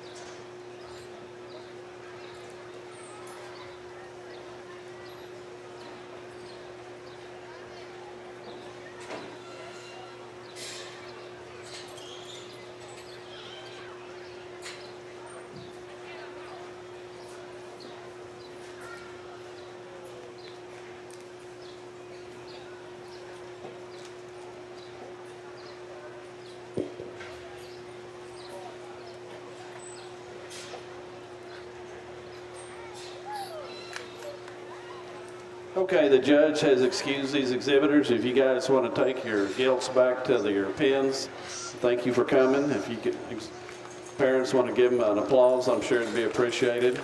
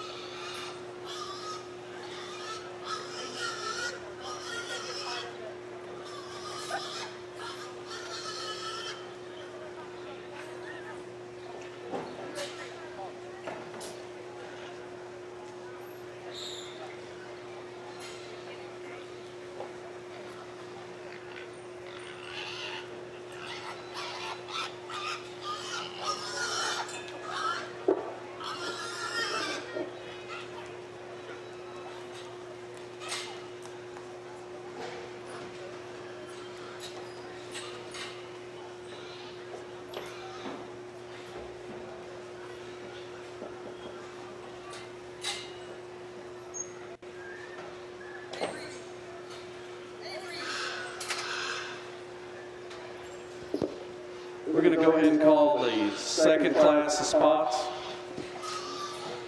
Make your way to the holding ring, the second class of spots.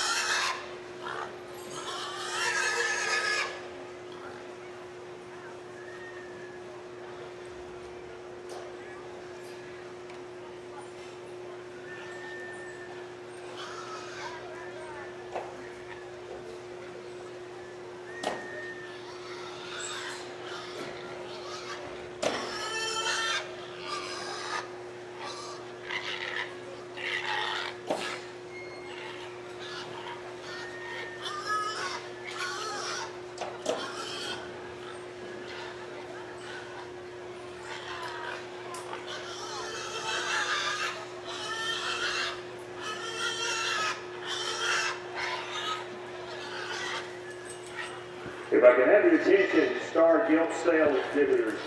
If you made your sale, the sale lot numbers are on the pins right now.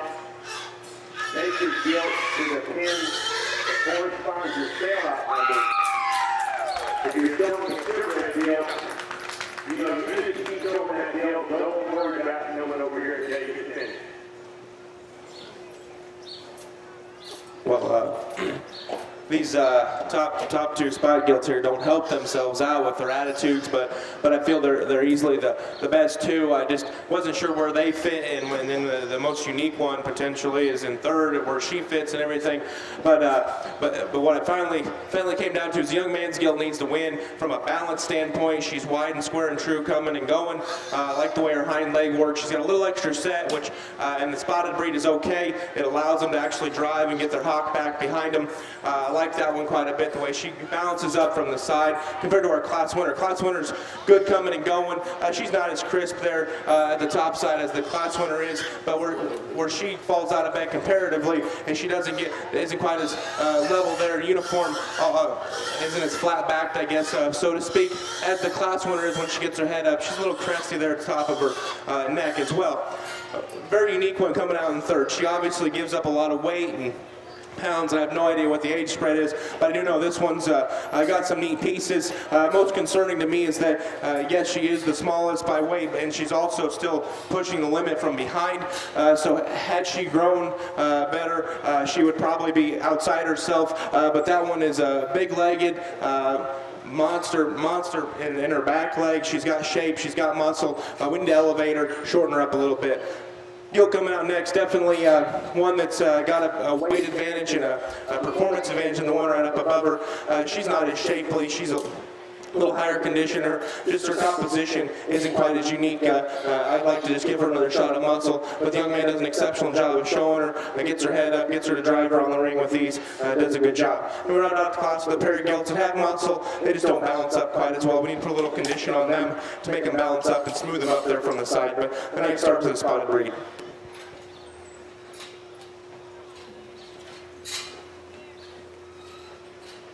All right, placings on the first class of spots: 6th, Danger Bailey from Bryson FFA. 5th, Colt Barrett, Hale County 4-H. 4th, Weston Chandler, Iredale. 3rd, Sarah Lackey, Kirk County. 2nd, Dahlia Sadler, Eastland. And our class winner was Brady McLemore from Perrin FFA. We're now going to be judging our second class of spots.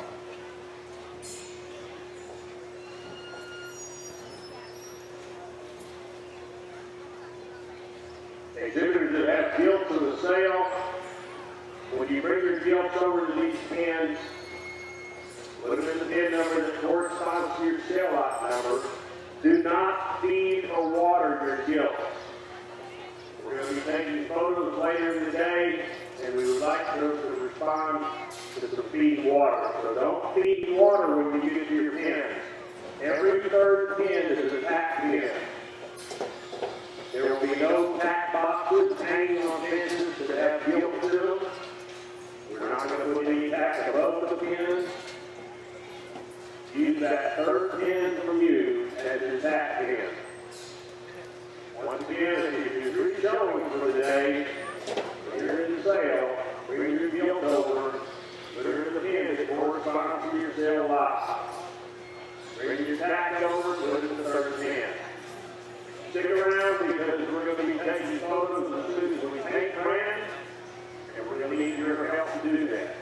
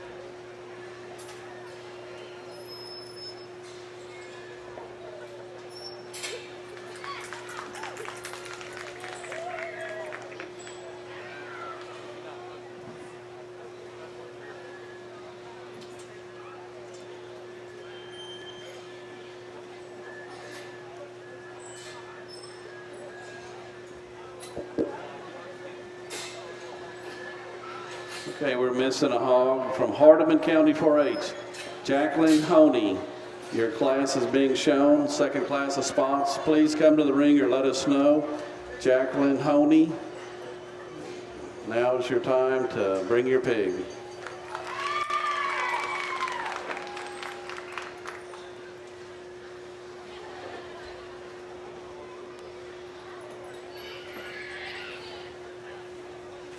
Yeah.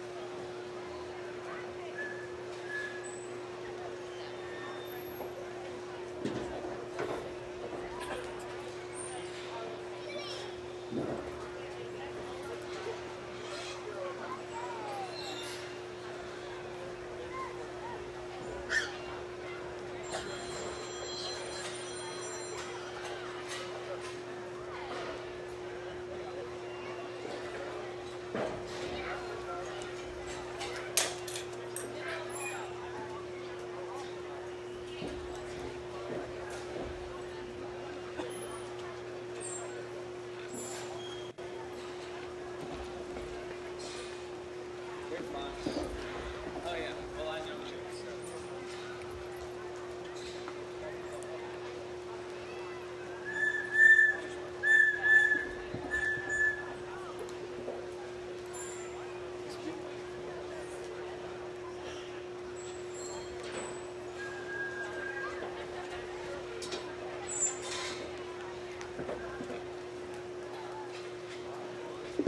All right, the Gilts in the ring are excused if you want to go back to your pins, and thank you for coming. If you want to give them a round of applause, would appreciate it.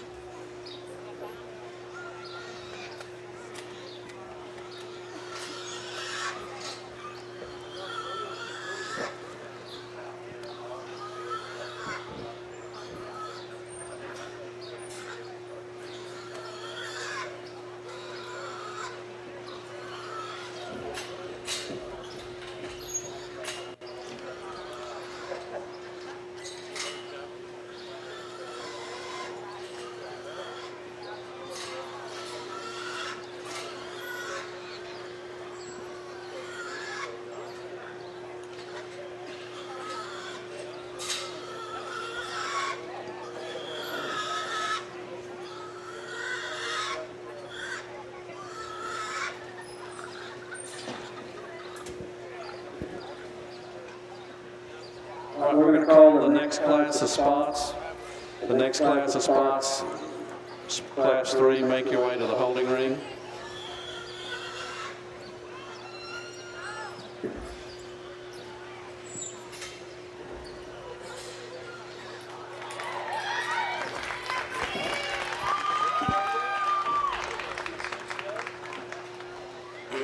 a lot of variation here in type and kind in the second class, I think, second class of spots. And the young man in the red's going to win the class. And to me, he does so rather handily, just from a basic standpoint. The Gilts square coming and going, and she's got enough muscle, and she's tall-shouldered, and she's got extension from her blade forward. I like the way her shoulder's set. Most spots sort there in their shoulder, their knee as they come at you, and that gilt is good there. I mean, nothing just going to blow you away about her, but she's just darn nice in her own right for not having any holes. Young lady in second here. This gilt definitely a little very pretty about her from her blade forward. I just love the head and neck on this one. I like the shape of mass she possesses. She's not as square there as she goes away from it. Her natural hawk shape is the curve on both left and right legs there from behind. But that one's got an up-headed look, balances nicely. Just want to fix that ever so slightly there as she goes away from me. Young man has a different one of the top trio. This one's the heaviest boned, biggest footed. She's also the most moderate, a little lower fronted than the other two. And she wants to get a little shorter step in there from behind. Doesn't quite take as long of a stride. A little shorter hipped as well. Kind of go hand in hand. Young lady comes out next with one that's definitely taller shouldered and more extended from her blade forward than the one right up above her. She needs to be smoothed up there up high. We just add a little flesh up there, and I think that one would balance up that much better from the side. We round out the top five with one that's presented very well. I love this gilt from the side. Just when she comes right at me, she's pushed out in her shoulder, and she wants to get softer on those front feet, and wants to push her hawk ever so slightly from behind. But a gilt that's well presented and looks nice from the side.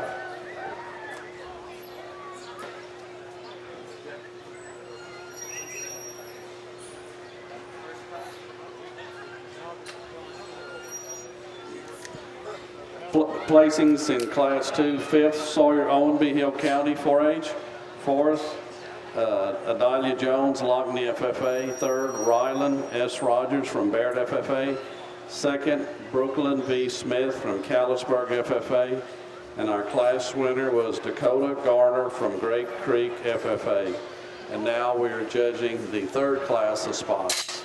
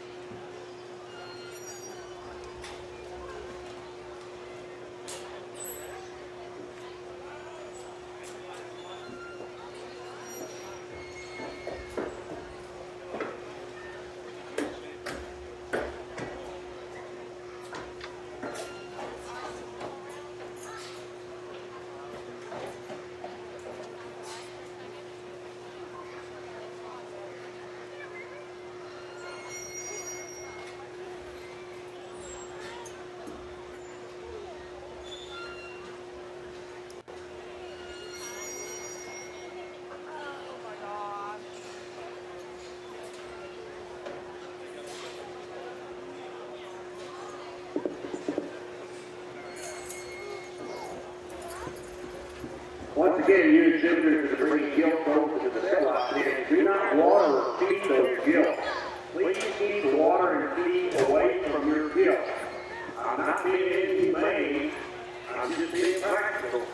We're going to be taking pictures later on, we'd sure like to have them hungry and thirsty.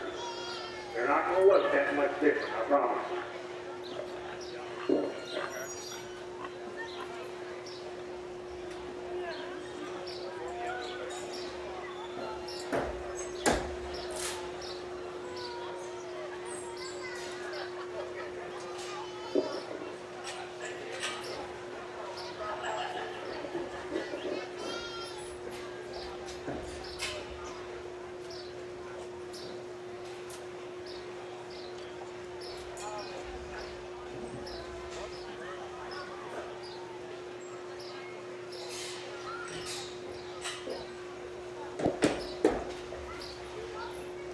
missing one pig here, Marty Yoska from Calipsburg FFA.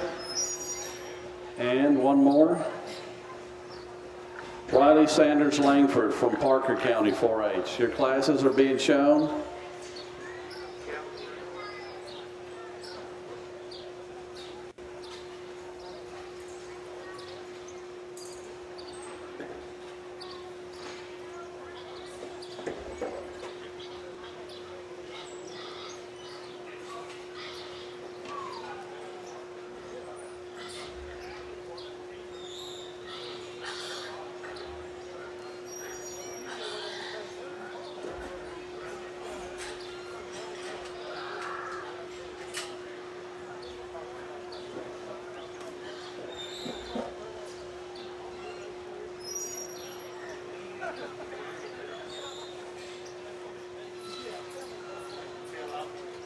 I want to remind those exhibitors that have purebred gilts showing in the junior gilt show that are also in the sale.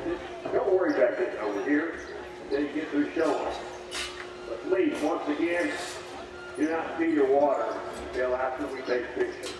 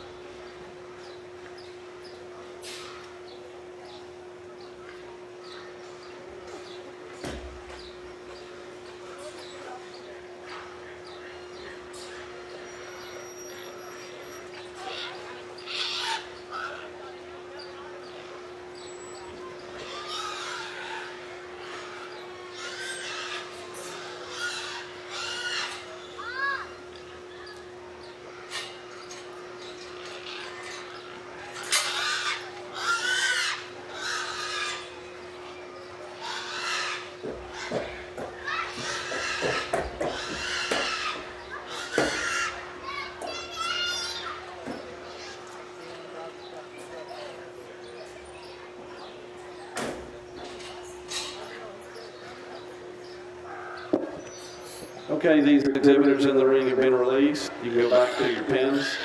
You want to give them a round of applause, we'd sure appreciate it.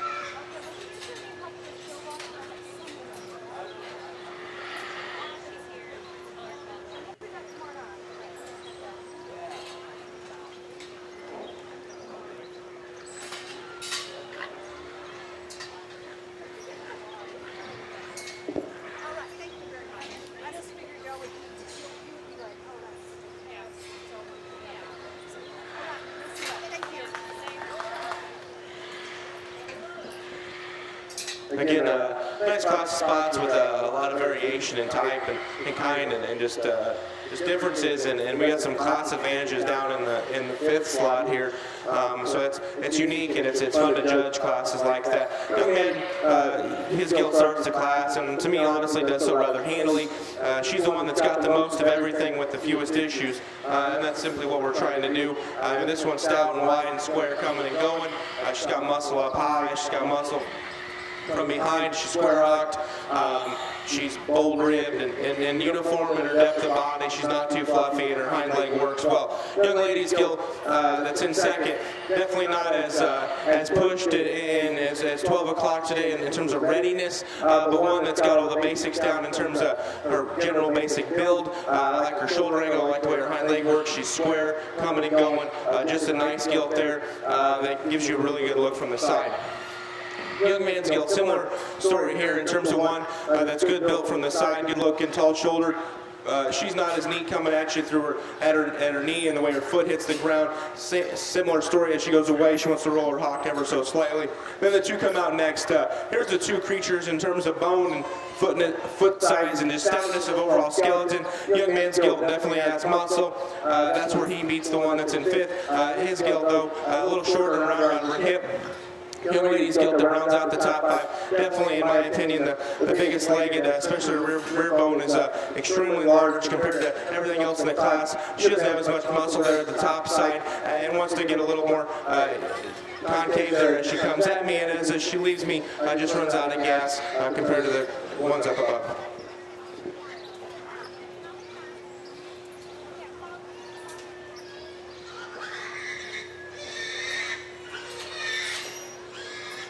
We're going to go ahead and call the fourth class of spots. The fourth class of spots to the holding pins, please. And the results of class 3 are 5th, Kinley Gardner, Coriel 4H. 4th, Ryland Bingham, Littlefield FFA. 3rd, Cooper Turner, Hamilton County 4H. 2nd, Addie Guest, Moore County 4H. And our class winner was Ty Gerngross from Wall FFA. And now we're judging class 4 of the spots.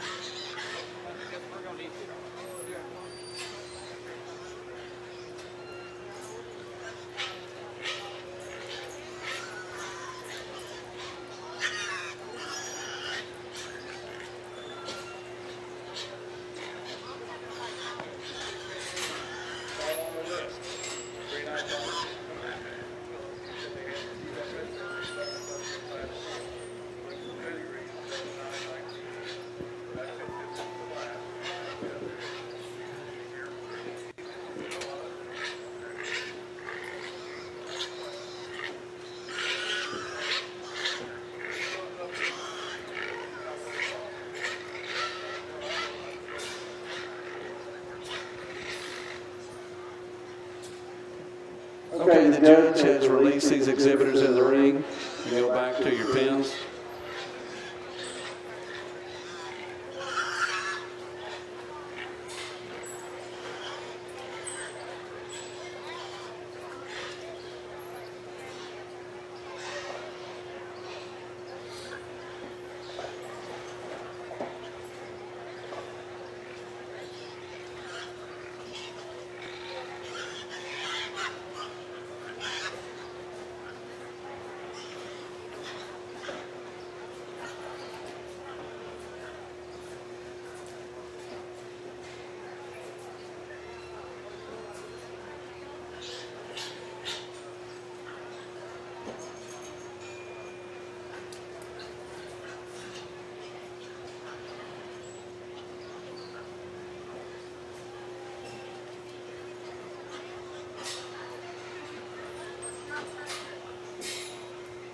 Down your pig, all down your pig.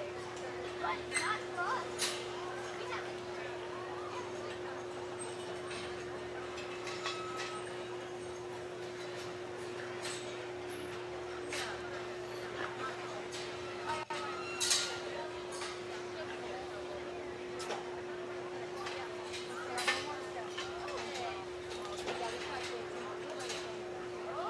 Oh yes, this is his first year.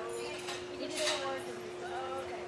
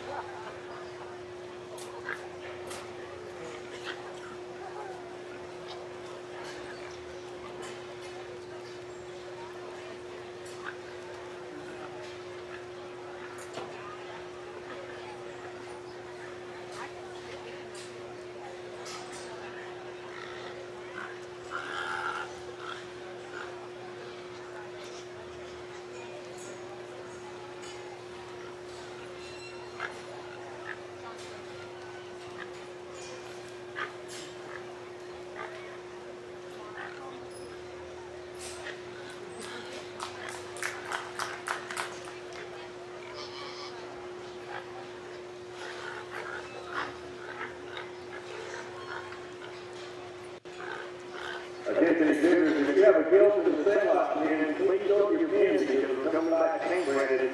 And when you double check it, make sure the right gilt is in the right pin. So please get over here to the sale out here if you have a gilt in the sale out. Sale.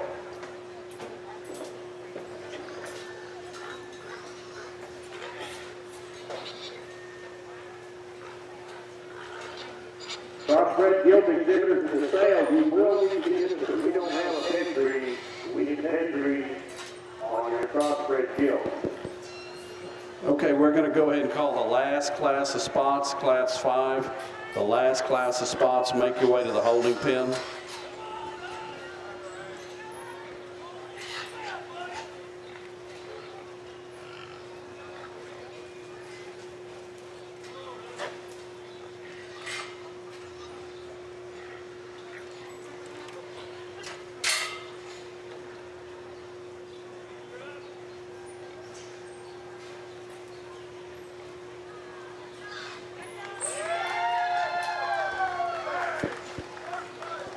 Well,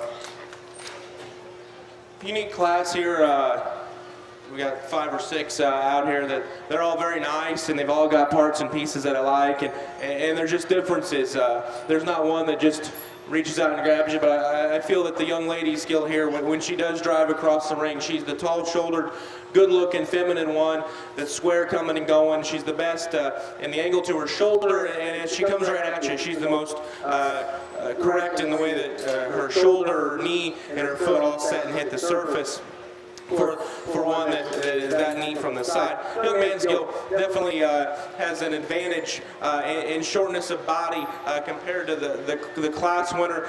This gilt's definitely one that's moderate and stout and powerful. She's not as unique about her head and neck. She gets a little shorter there from her blade forward. I'd like to clean up her dirtiness or whatever, a little bit of mange on her legs there. Not a big deal, didn't affect placing at all, just from a presentation standpoint. Nice gilt though to be in second. Young lady's gilt here in third. One that definitely tall-shouldered, good-looking, not as genuine in her width coming and going. That's where I'd like to fix her compared to the two up above her. The muscle that she possesses up high isn't as natural as she's narrower coming and going. As we work on down here into fourth, young lady's got a gilt that's tall-shouldered and long-bodied. I'd like to correct her there on those front pasterns. She's a little softer there, pushes out her shoulder. Just her full fronting design isn't quite ideal. Then we got two gilts that work on down here. Young man's gilt, definitely muscular. She wants to get a little winged out there in her shoulder as well. And young lady's tall-shouldered, good-looking gilt there that's really balanced and nice from the side. She's too narrow underneath. Definitely there in her chest, so she comes right at me. But a nice gilt there to round out the top six.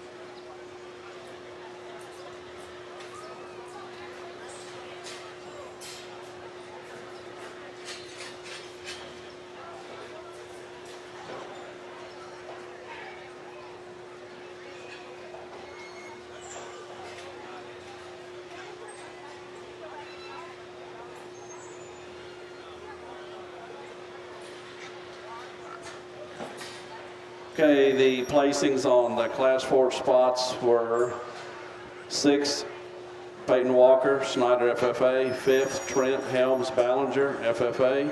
4th, Cassidy Doughty Valley View, FFA. 3rd, Peyton McLean Maltzberger, Kendall County 4-H. 2nd, Hudson Hernandez Cisco FFA, and our class winner was Ashton Phillips from Hemphill County 4-H.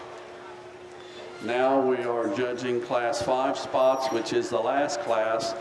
So if you had a first or second class spots, kind of be on standby. Won't be too long. We'll call you to show for a champion.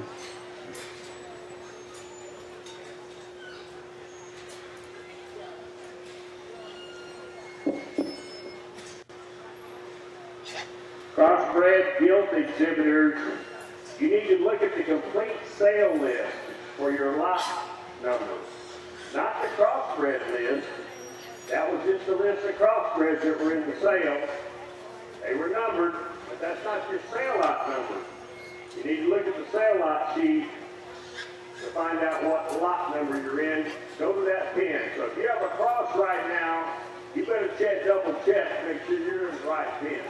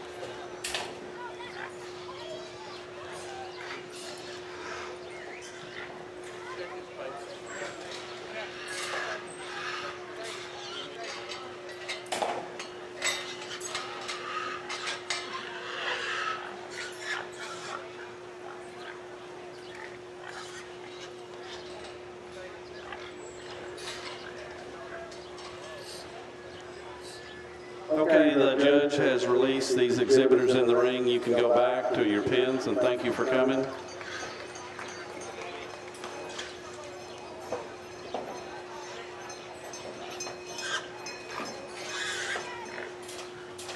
Okay, we're going to place this last class of spots, and then we'll show for the champion and reserve champion spots. So if you have a first or second place, you need to be ready. You can start working your way to the holding pin, first or second class spots, so we can judge for champion.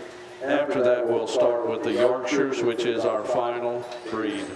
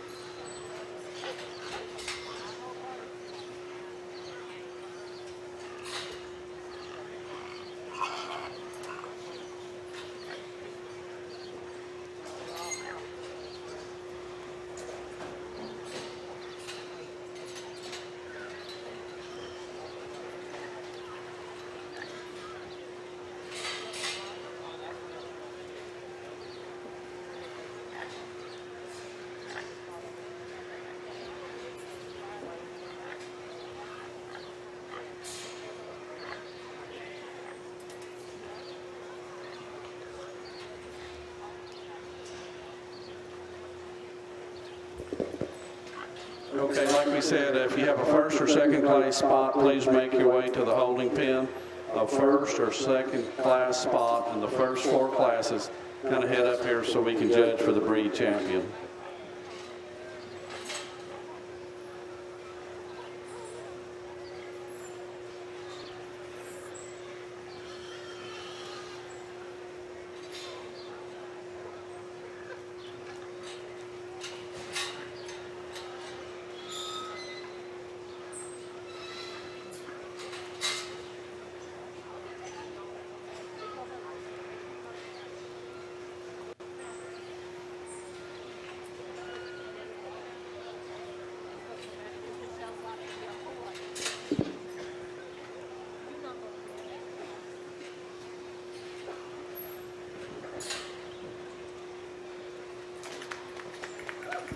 Well, definitely some give and take here on the top end of our last class of spots. I'd like to start with the young lady's gilt, and admittingly I'd like to make her hind leg be that much more secure.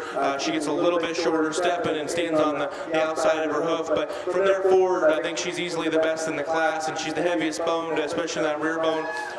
If the young man's gilt that's in second was that much safer behind, he wants to, that gilt starts searching and wants to figure out where to put her hind leg and steps outside of herself. She's not bow-legged by any means, but she just steps her foot outside of her actual body cavity. If she didn't do that, I think we could use her to win the class, because I like a lot of things about her as well. Both of them have plenty of muscle, plenty of balance, plenty of look. We just need to fix them, tweak them ever so slightly there. I chose to go with the young lady's gilt to win the class. And third, we got the young man's gilt here that's definitely the short body, tall shouldered one of the trio there that's got enormous hind leg. She's not as good in her chest and her knee coming at me, and she wants to get a little unhinged there from behind. A little bit of swelling in her gland there behind. Doesn't affect placing at all, just a talking point really, but not a big deal, but definitely one that has some unique pieces. And we round out the top 5 with 2 gilts that definitely are just those sound productive type of spotted females that just they're just balanced and just really nice type of gilts that don't have as many extras as the ones up above them, but a nice nice pair to round out the top 5.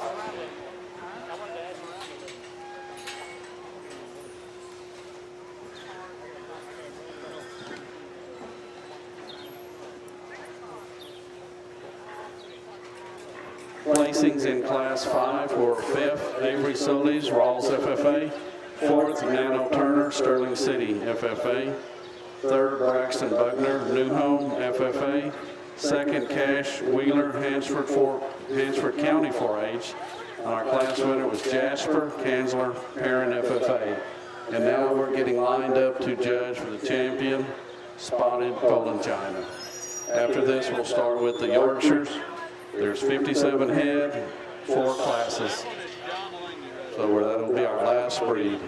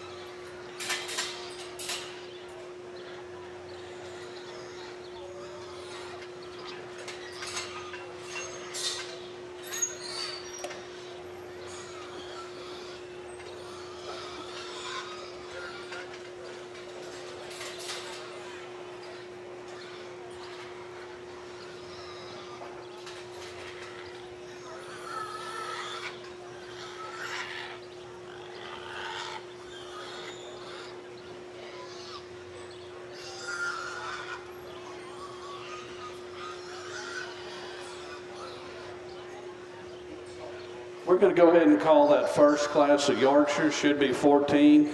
The first class of Yorkshires, please make your way to the holding pen.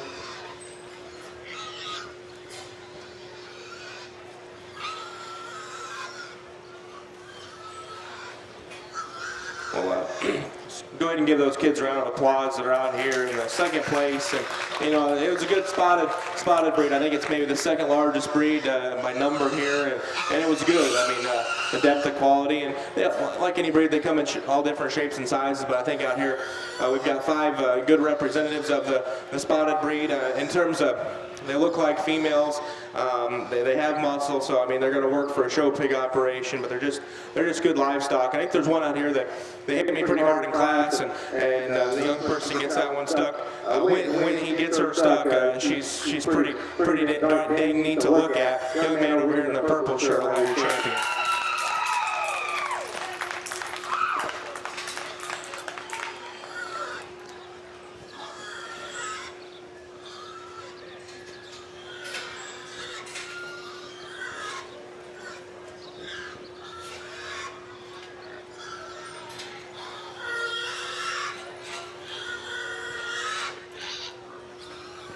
we'll bring the second place gilt in that class out. And like I talked to her in that class, I mean, it was close, and she's not quite as unique there in her top line, but I think she fits right in the mix here in terms of being a very functional stock gilt that's got the extras. There's another one that I think just it has as much as any that we've seen today, breed for breed, and still gets out and goes, and she's square and true and genuine. Big man right here in front of me with the teal shirt will have you reserved.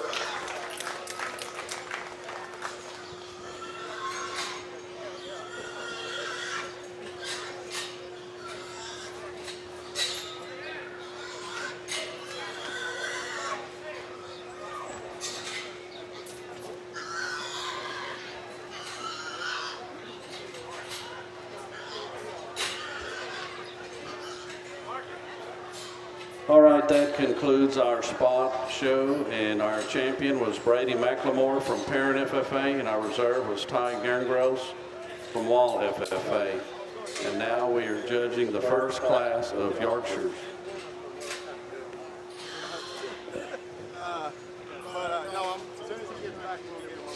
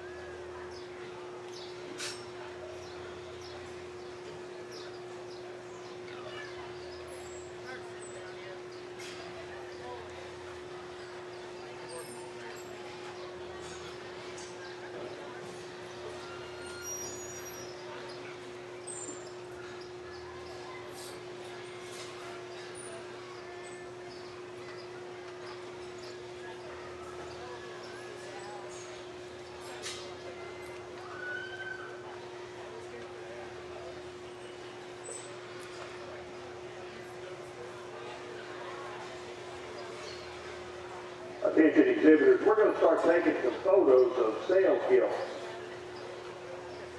So we're going to start at 1 and work down. So if you have a sale gilt here or you're taking care of one for somebody, please be close by. We need you to get them out, brush them, dress them, and bring them up for pictures.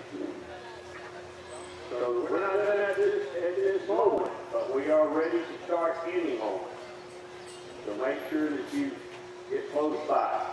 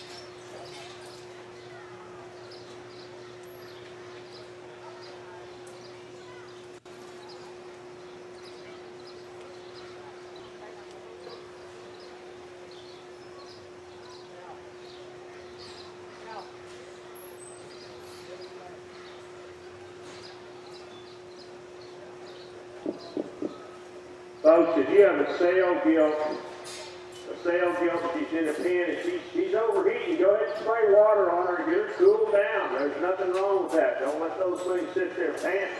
Get their head soaking wet. Let's go ahead and make them comfortable. That spot pig you're looking at, young lady, squirt that thing down.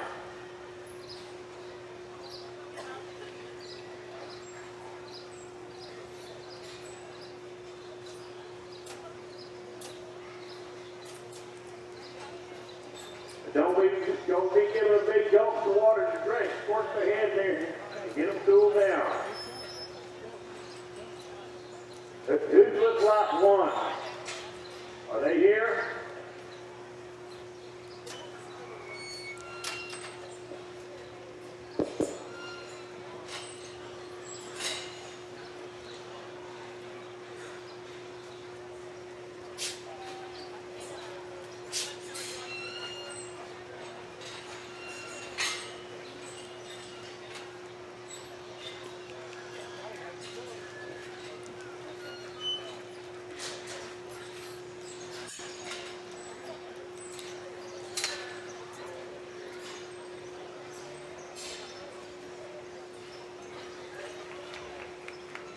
Okay, the judge has released these gilts in the pen. You can take them back to your own pen, and thank you for coming.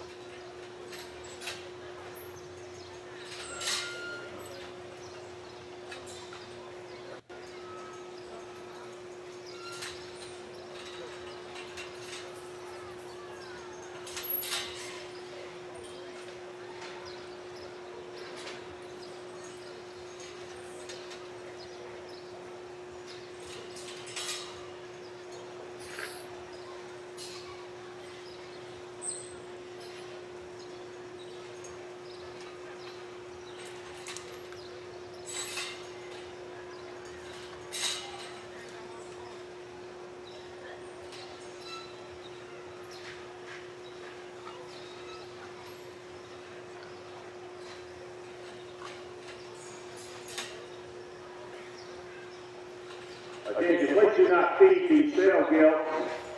Pour water on them right now. You need to give a little water down their mouth for that flavor, but don't be putting feed in there. Let those off.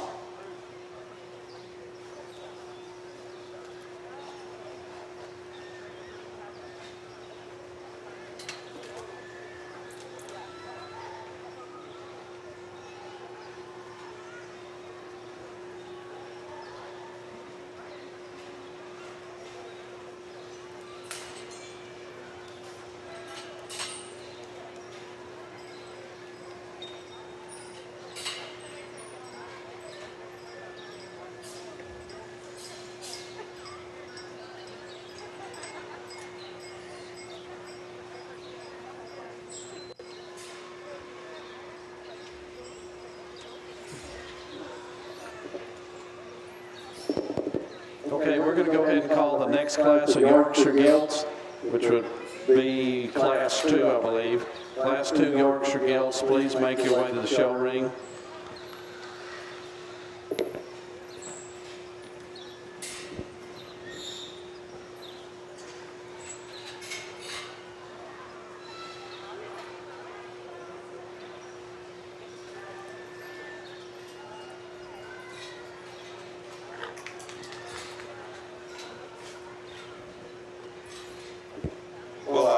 Nice way to start the Yorkshire Drive, and the young man's gilt on the far side wins and does so rather handily.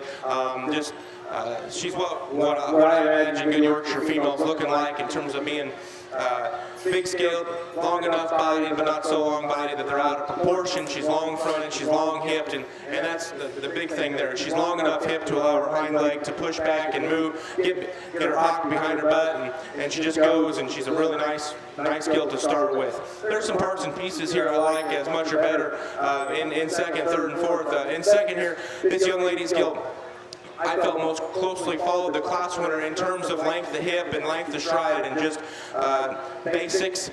She doesn't have near the width of skeleton, both coming at me or leaving me, and then you get up on top of her. There's just not as much to her compared to the class winner, but from a basic skeletal standpoint, I felt this was easily the second best gilt in the class.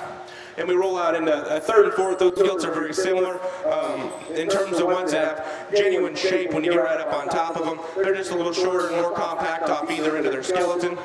Felt the one in third came at me that much better. The one in fourth here, one of the first gilts through the ring and the sip pin.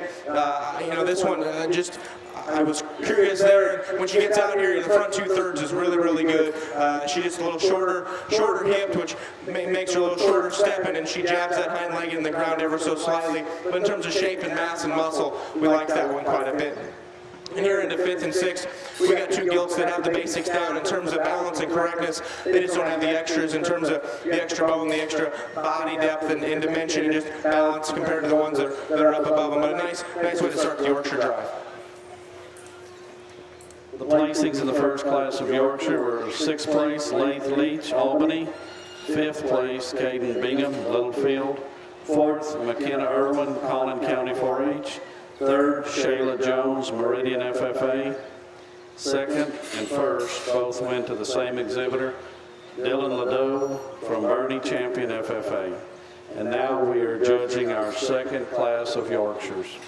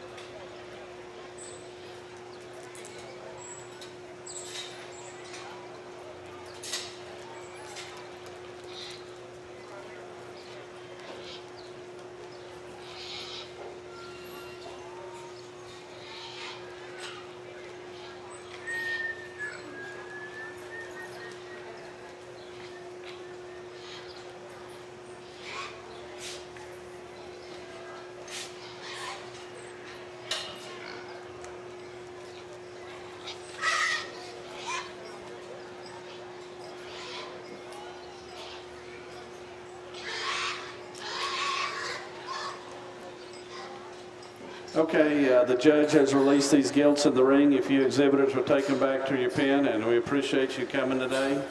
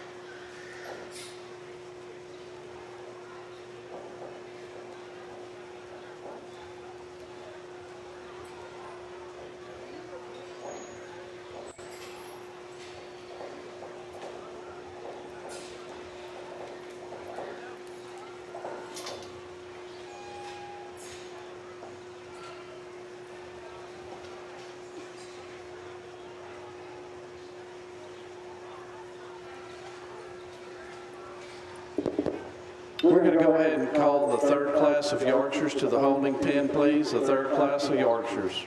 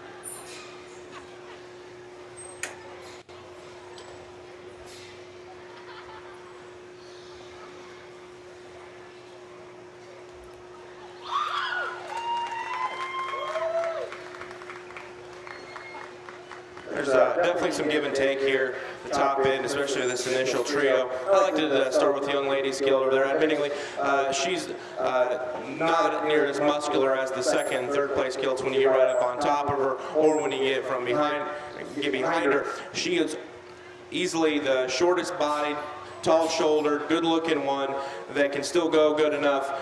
Length of hip is good enough. She wants to start getting a little bit shorter stepping, but hasn't gotten any worse as we're going. I like her bone, and I just like the way that from behind, how the hawk shape and how she places her foot down and hits the surface. Second and third are similar in terms of neither one of them are perfect there as they go right away from me.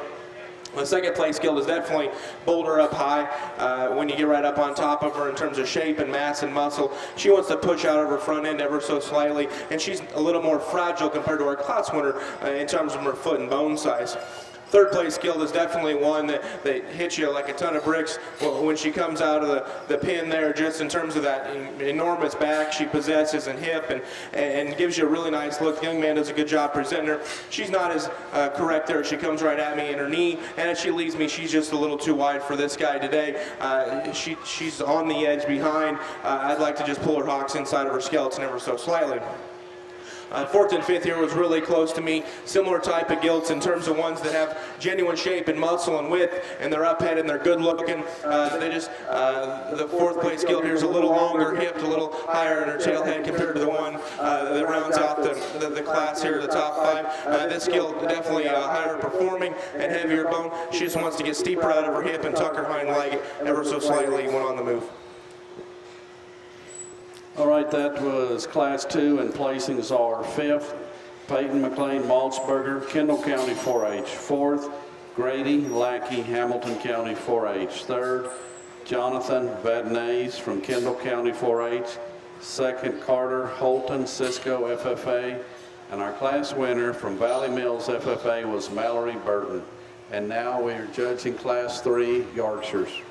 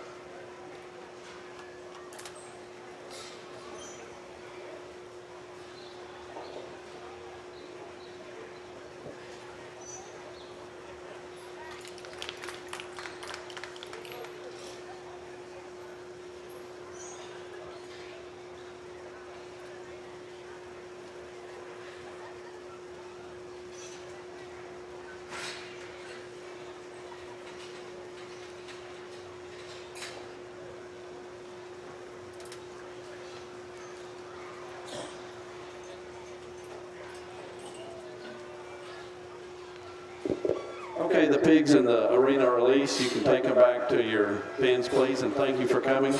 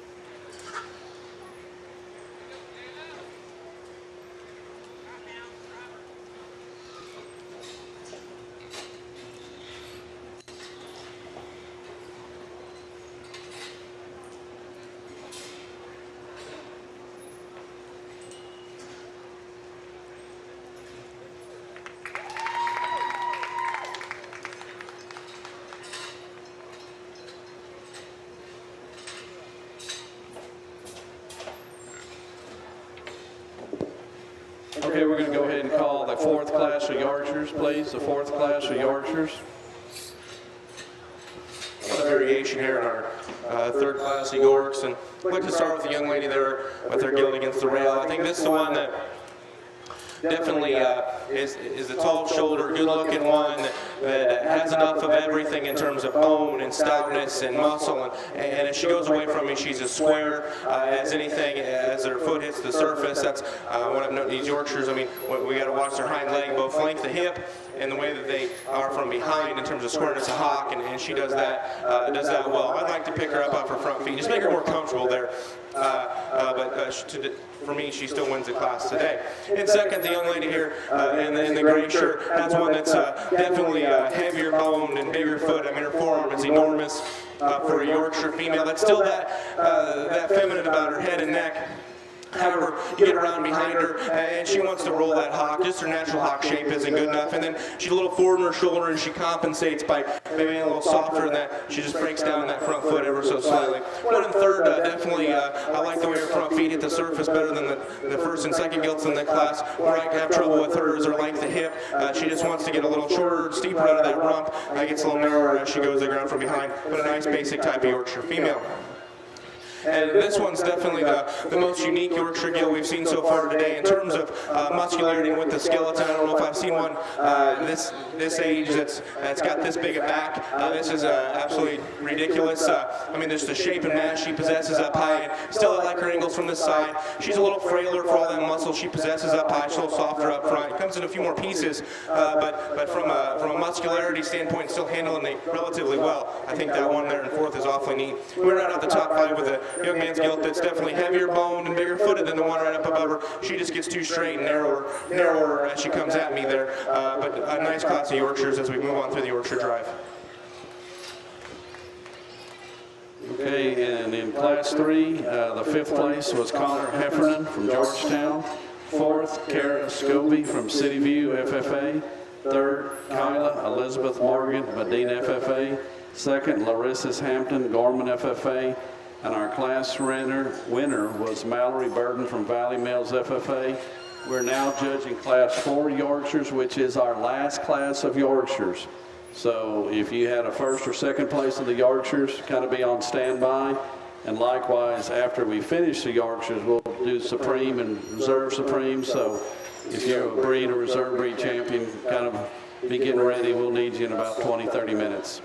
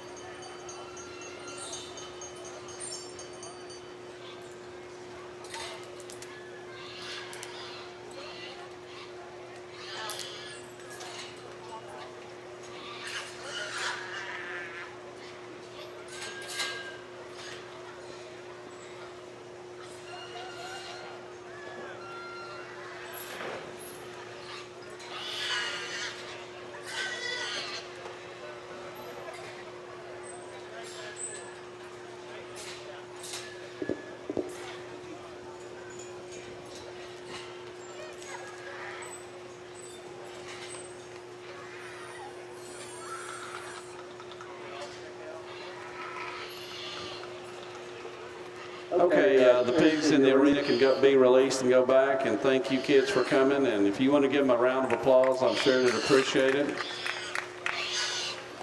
And this is our last class of Yorkshire, so if you have first or second of the first classes kind of be getting, you can actually make your way up here. The first and second places from the first 3 classes of Yorkshires.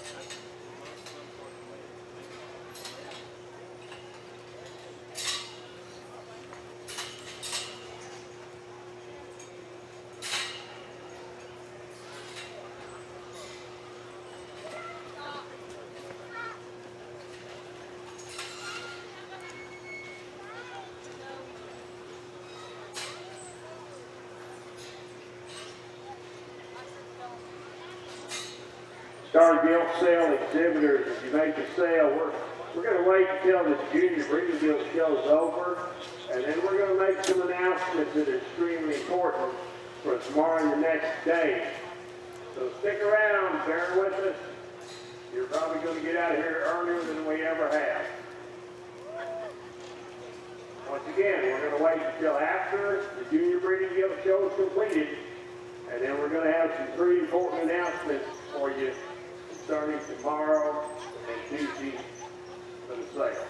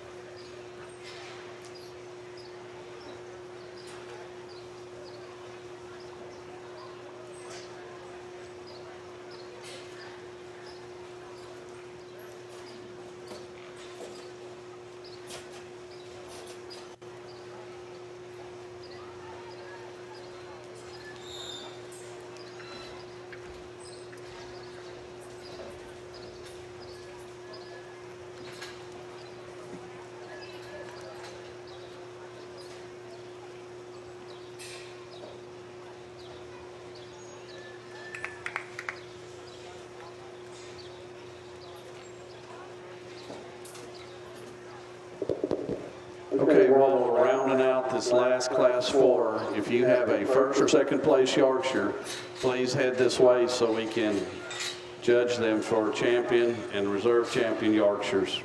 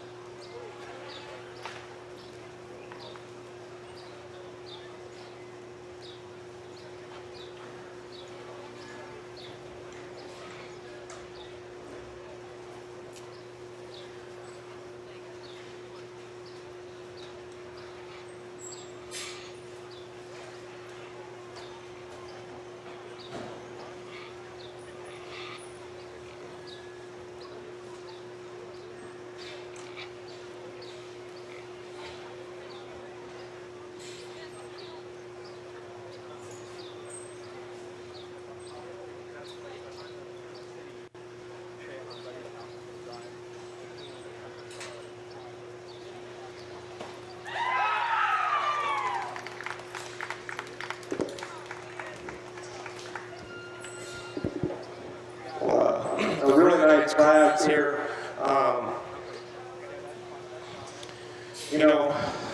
There never was really any doubt where it was starting. It was who was second, third, and fourth. But it is without question the best top 5 or 6 or what do we have out of 6 head in a class that we've had today. It's just I think these exhibitors should be commended. Pat yourselves on the back. Whoever helped them get these things ready, they're very, very good. It's just subtle differences. But with that said, the one that wins does so rather handily for me. just in terms of having the fewest issues.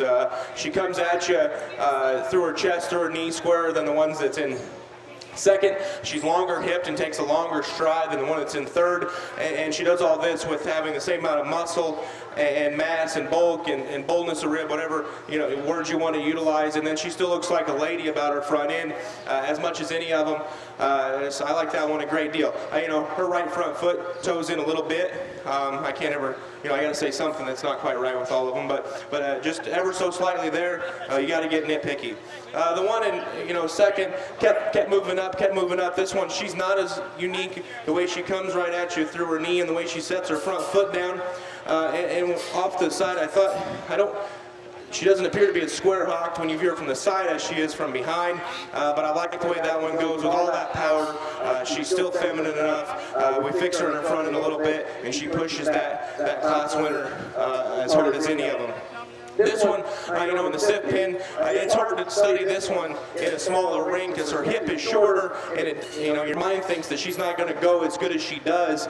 She started to get a little bit shorter striding there towards the end. That's what gets her in third. She's just a nickel shorter hipped, and she doesn't push that hock back quite as far. Doesn't have as much set and flex to her lower rear joints, but the front 2/3 of this thing is ridiculous. I mean, she's good. If we lengthened her hip out just a little bit, I think she'd have enough set there from behind to go, and she could win the class. That's how close we're getting here in this top trio.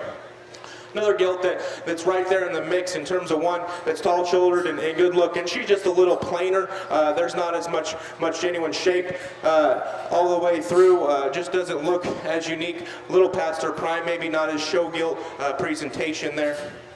Gilt comes out next, one that we love from a shape and muscle aspect. Comes apart there up front a little bit, a little frailer as she goes to the ground. Young lady rounds out the top 6 with another really nice gilt that could have won some other classes, honestly. She gets a little shorter stepping behind, and she's the narrowest chested as she comes right at me of our top 6. But congratulations to all the exhibitors. Okay, the placing in Class 4 Yorkshire, 6th was Shayla Jones, 5th was Taylor Fullen from Eastland FFA, 4th Larissa Hampton, Gorman FFA, 3rd Clay McLemore, Perrin FFA, 2nd Wesley J. Sanders, Buskey County 4-H, and our class winner was Mackenzie Burton from Valley Mills FFA.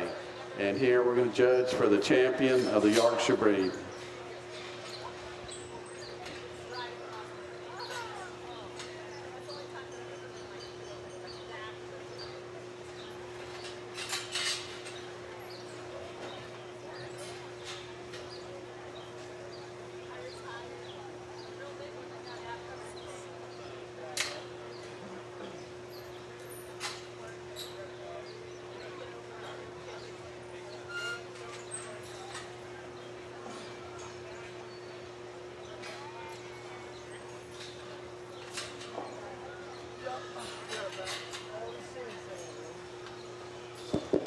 Okay, if you have a breed, a reserve breed champion, will you please come to the holding ring? We'll get you in a pin.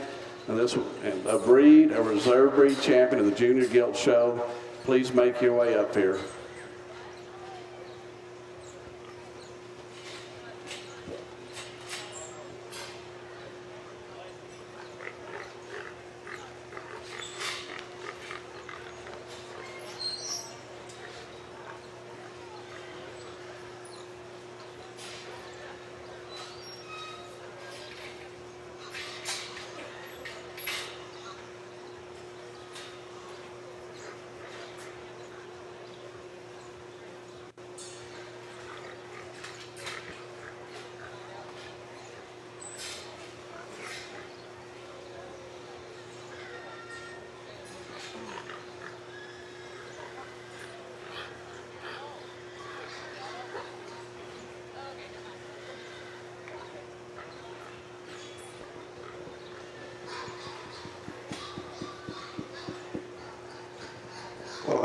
Go ahead and give all these Yorkshire exhibitors a round of applause. I think it's been a good show. It was definitely deep, and the top end of some of those classes was really, really good.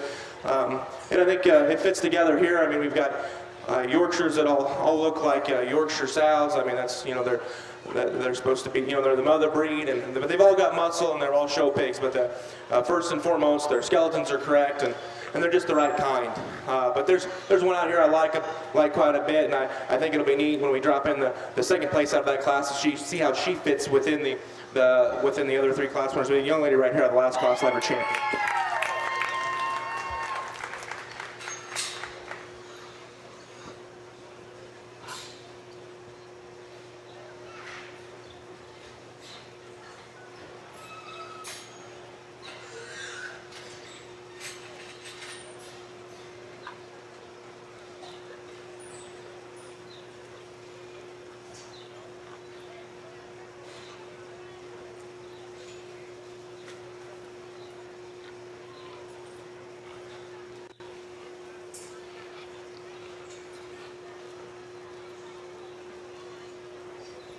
We bring that second place gilt in, and like I said, it'd be interesting, and I think she fits in well, and you know, her holds are still her holds as she comes at you.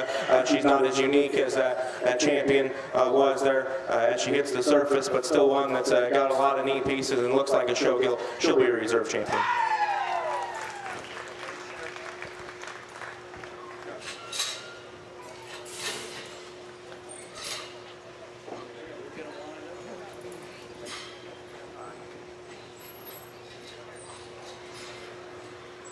Okay, that concludes our Yorkshire show, and our champion was Mackenzie Burton from Valley Mills FFA, and our reserve champion was Wesley Sanders from Buskey County 4-H. And if we can get our breed and reserve breed champions up here, we'll get them pinned, and we will judge for the supreme champion of the show.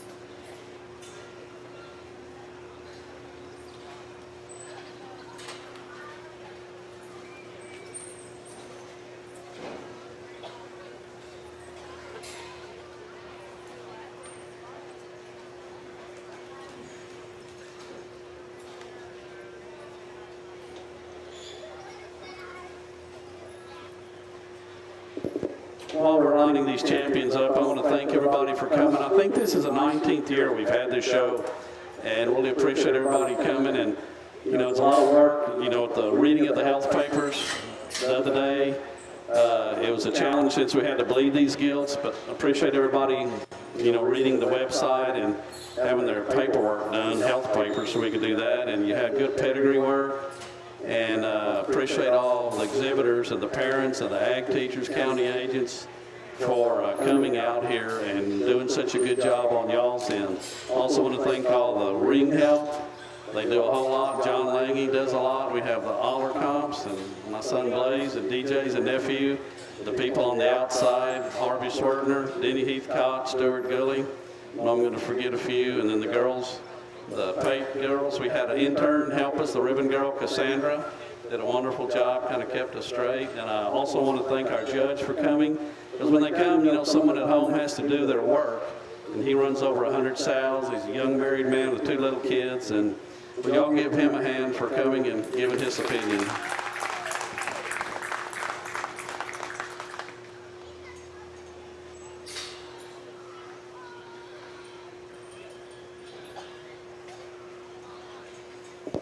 Okay, we're going to introduce them, and I want to also recognize the reserve champions. Our champion Berkshire was Sawyer Owenby from Hill County 4-H. You want to let it out? Let it out. And our reserve champion was shown by Zoe Green from Callisburg FFA.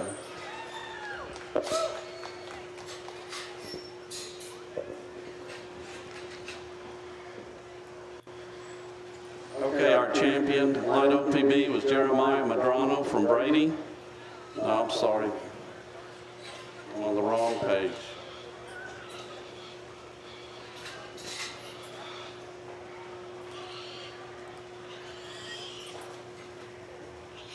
Champion dark OPB was Ashland T. Summers from Midlothian FFA. And our reserve champion was Ellis Bailing from Bryson FFA.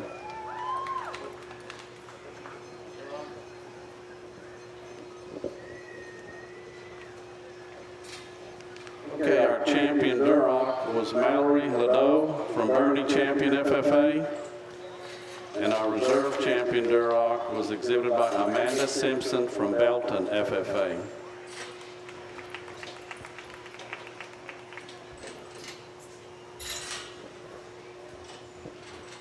Our champion Hampshire was exhibited by Brody Byer, Gillespie County 4-H. And our reserve champion was Paisley Oglesby from Hyco FFA.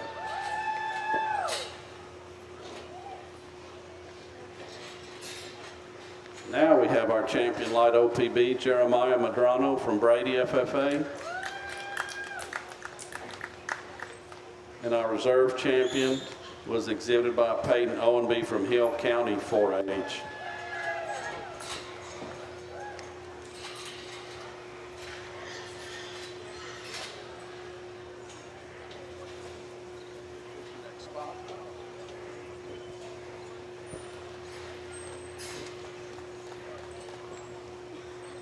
Okay, our champion spot was Brady McLemore from Perrin FFA. And our reserve spot was exhibited by Ty Gerngross from Wall FFA. And our last breed of the Yorkshires, our breed champion was Mackenzie Burton from Valley Mills FFA. And our reserve was Wesley J. Sanders from Buskey County 4-H.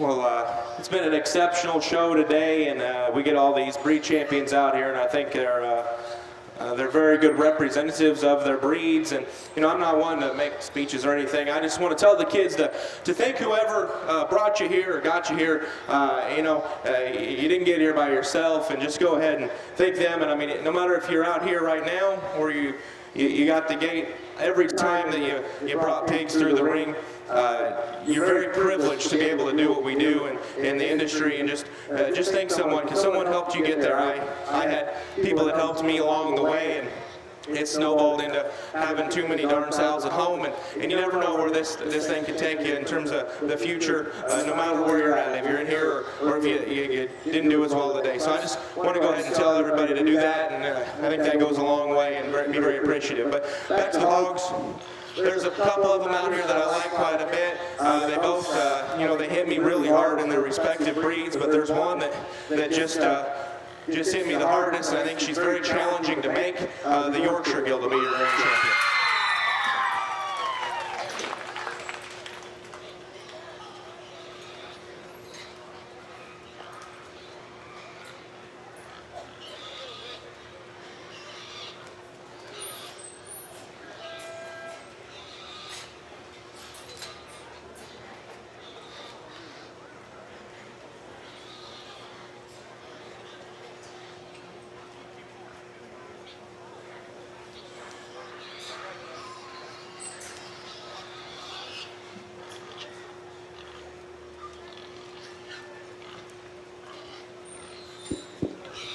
We bring the Reserve Yorkshire Gilt out here, and she fits right in. And like I said, that class was exceptionally good.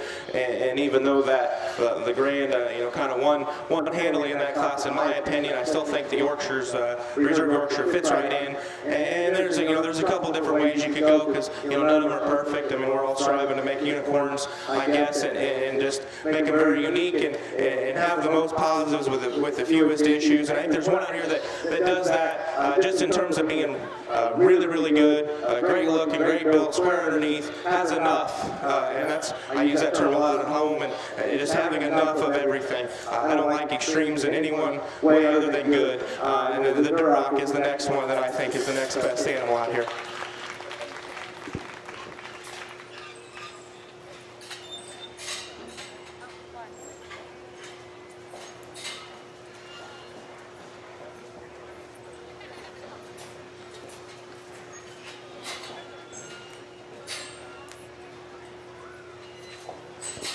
That concludes our Junior Gilt Show, and the Supreme Champion was Mackenzie Burton from Valley Mills FFA, and our reserve, the Duroc, was Mallory Ladeau from Bernie, Champion FFA. And once again, thanks everybody for coming. I want to thank the judge, and we have a showmanship gift and that is donated by the San Angelo Stock Show, and we've been watching it. And to me, showmanship is actually something that's won at home, and it's not just being able to present the animal, it's having I'm a big skin and hair guy, and it's always a real pretty type of presented hog.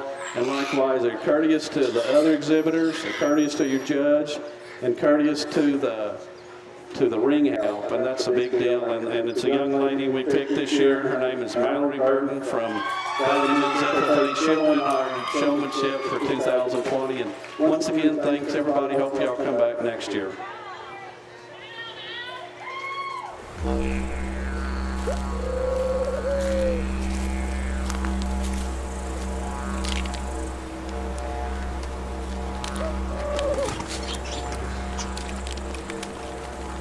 Eco-Deer, Ecology, Economy, Results. Brought to you by Palmer Feed. Family owned and operated since 1943. For more information. One more thing, we have a lost cell phone. We'll turn it into the livestock auction. Livestock office is a lost cell phone.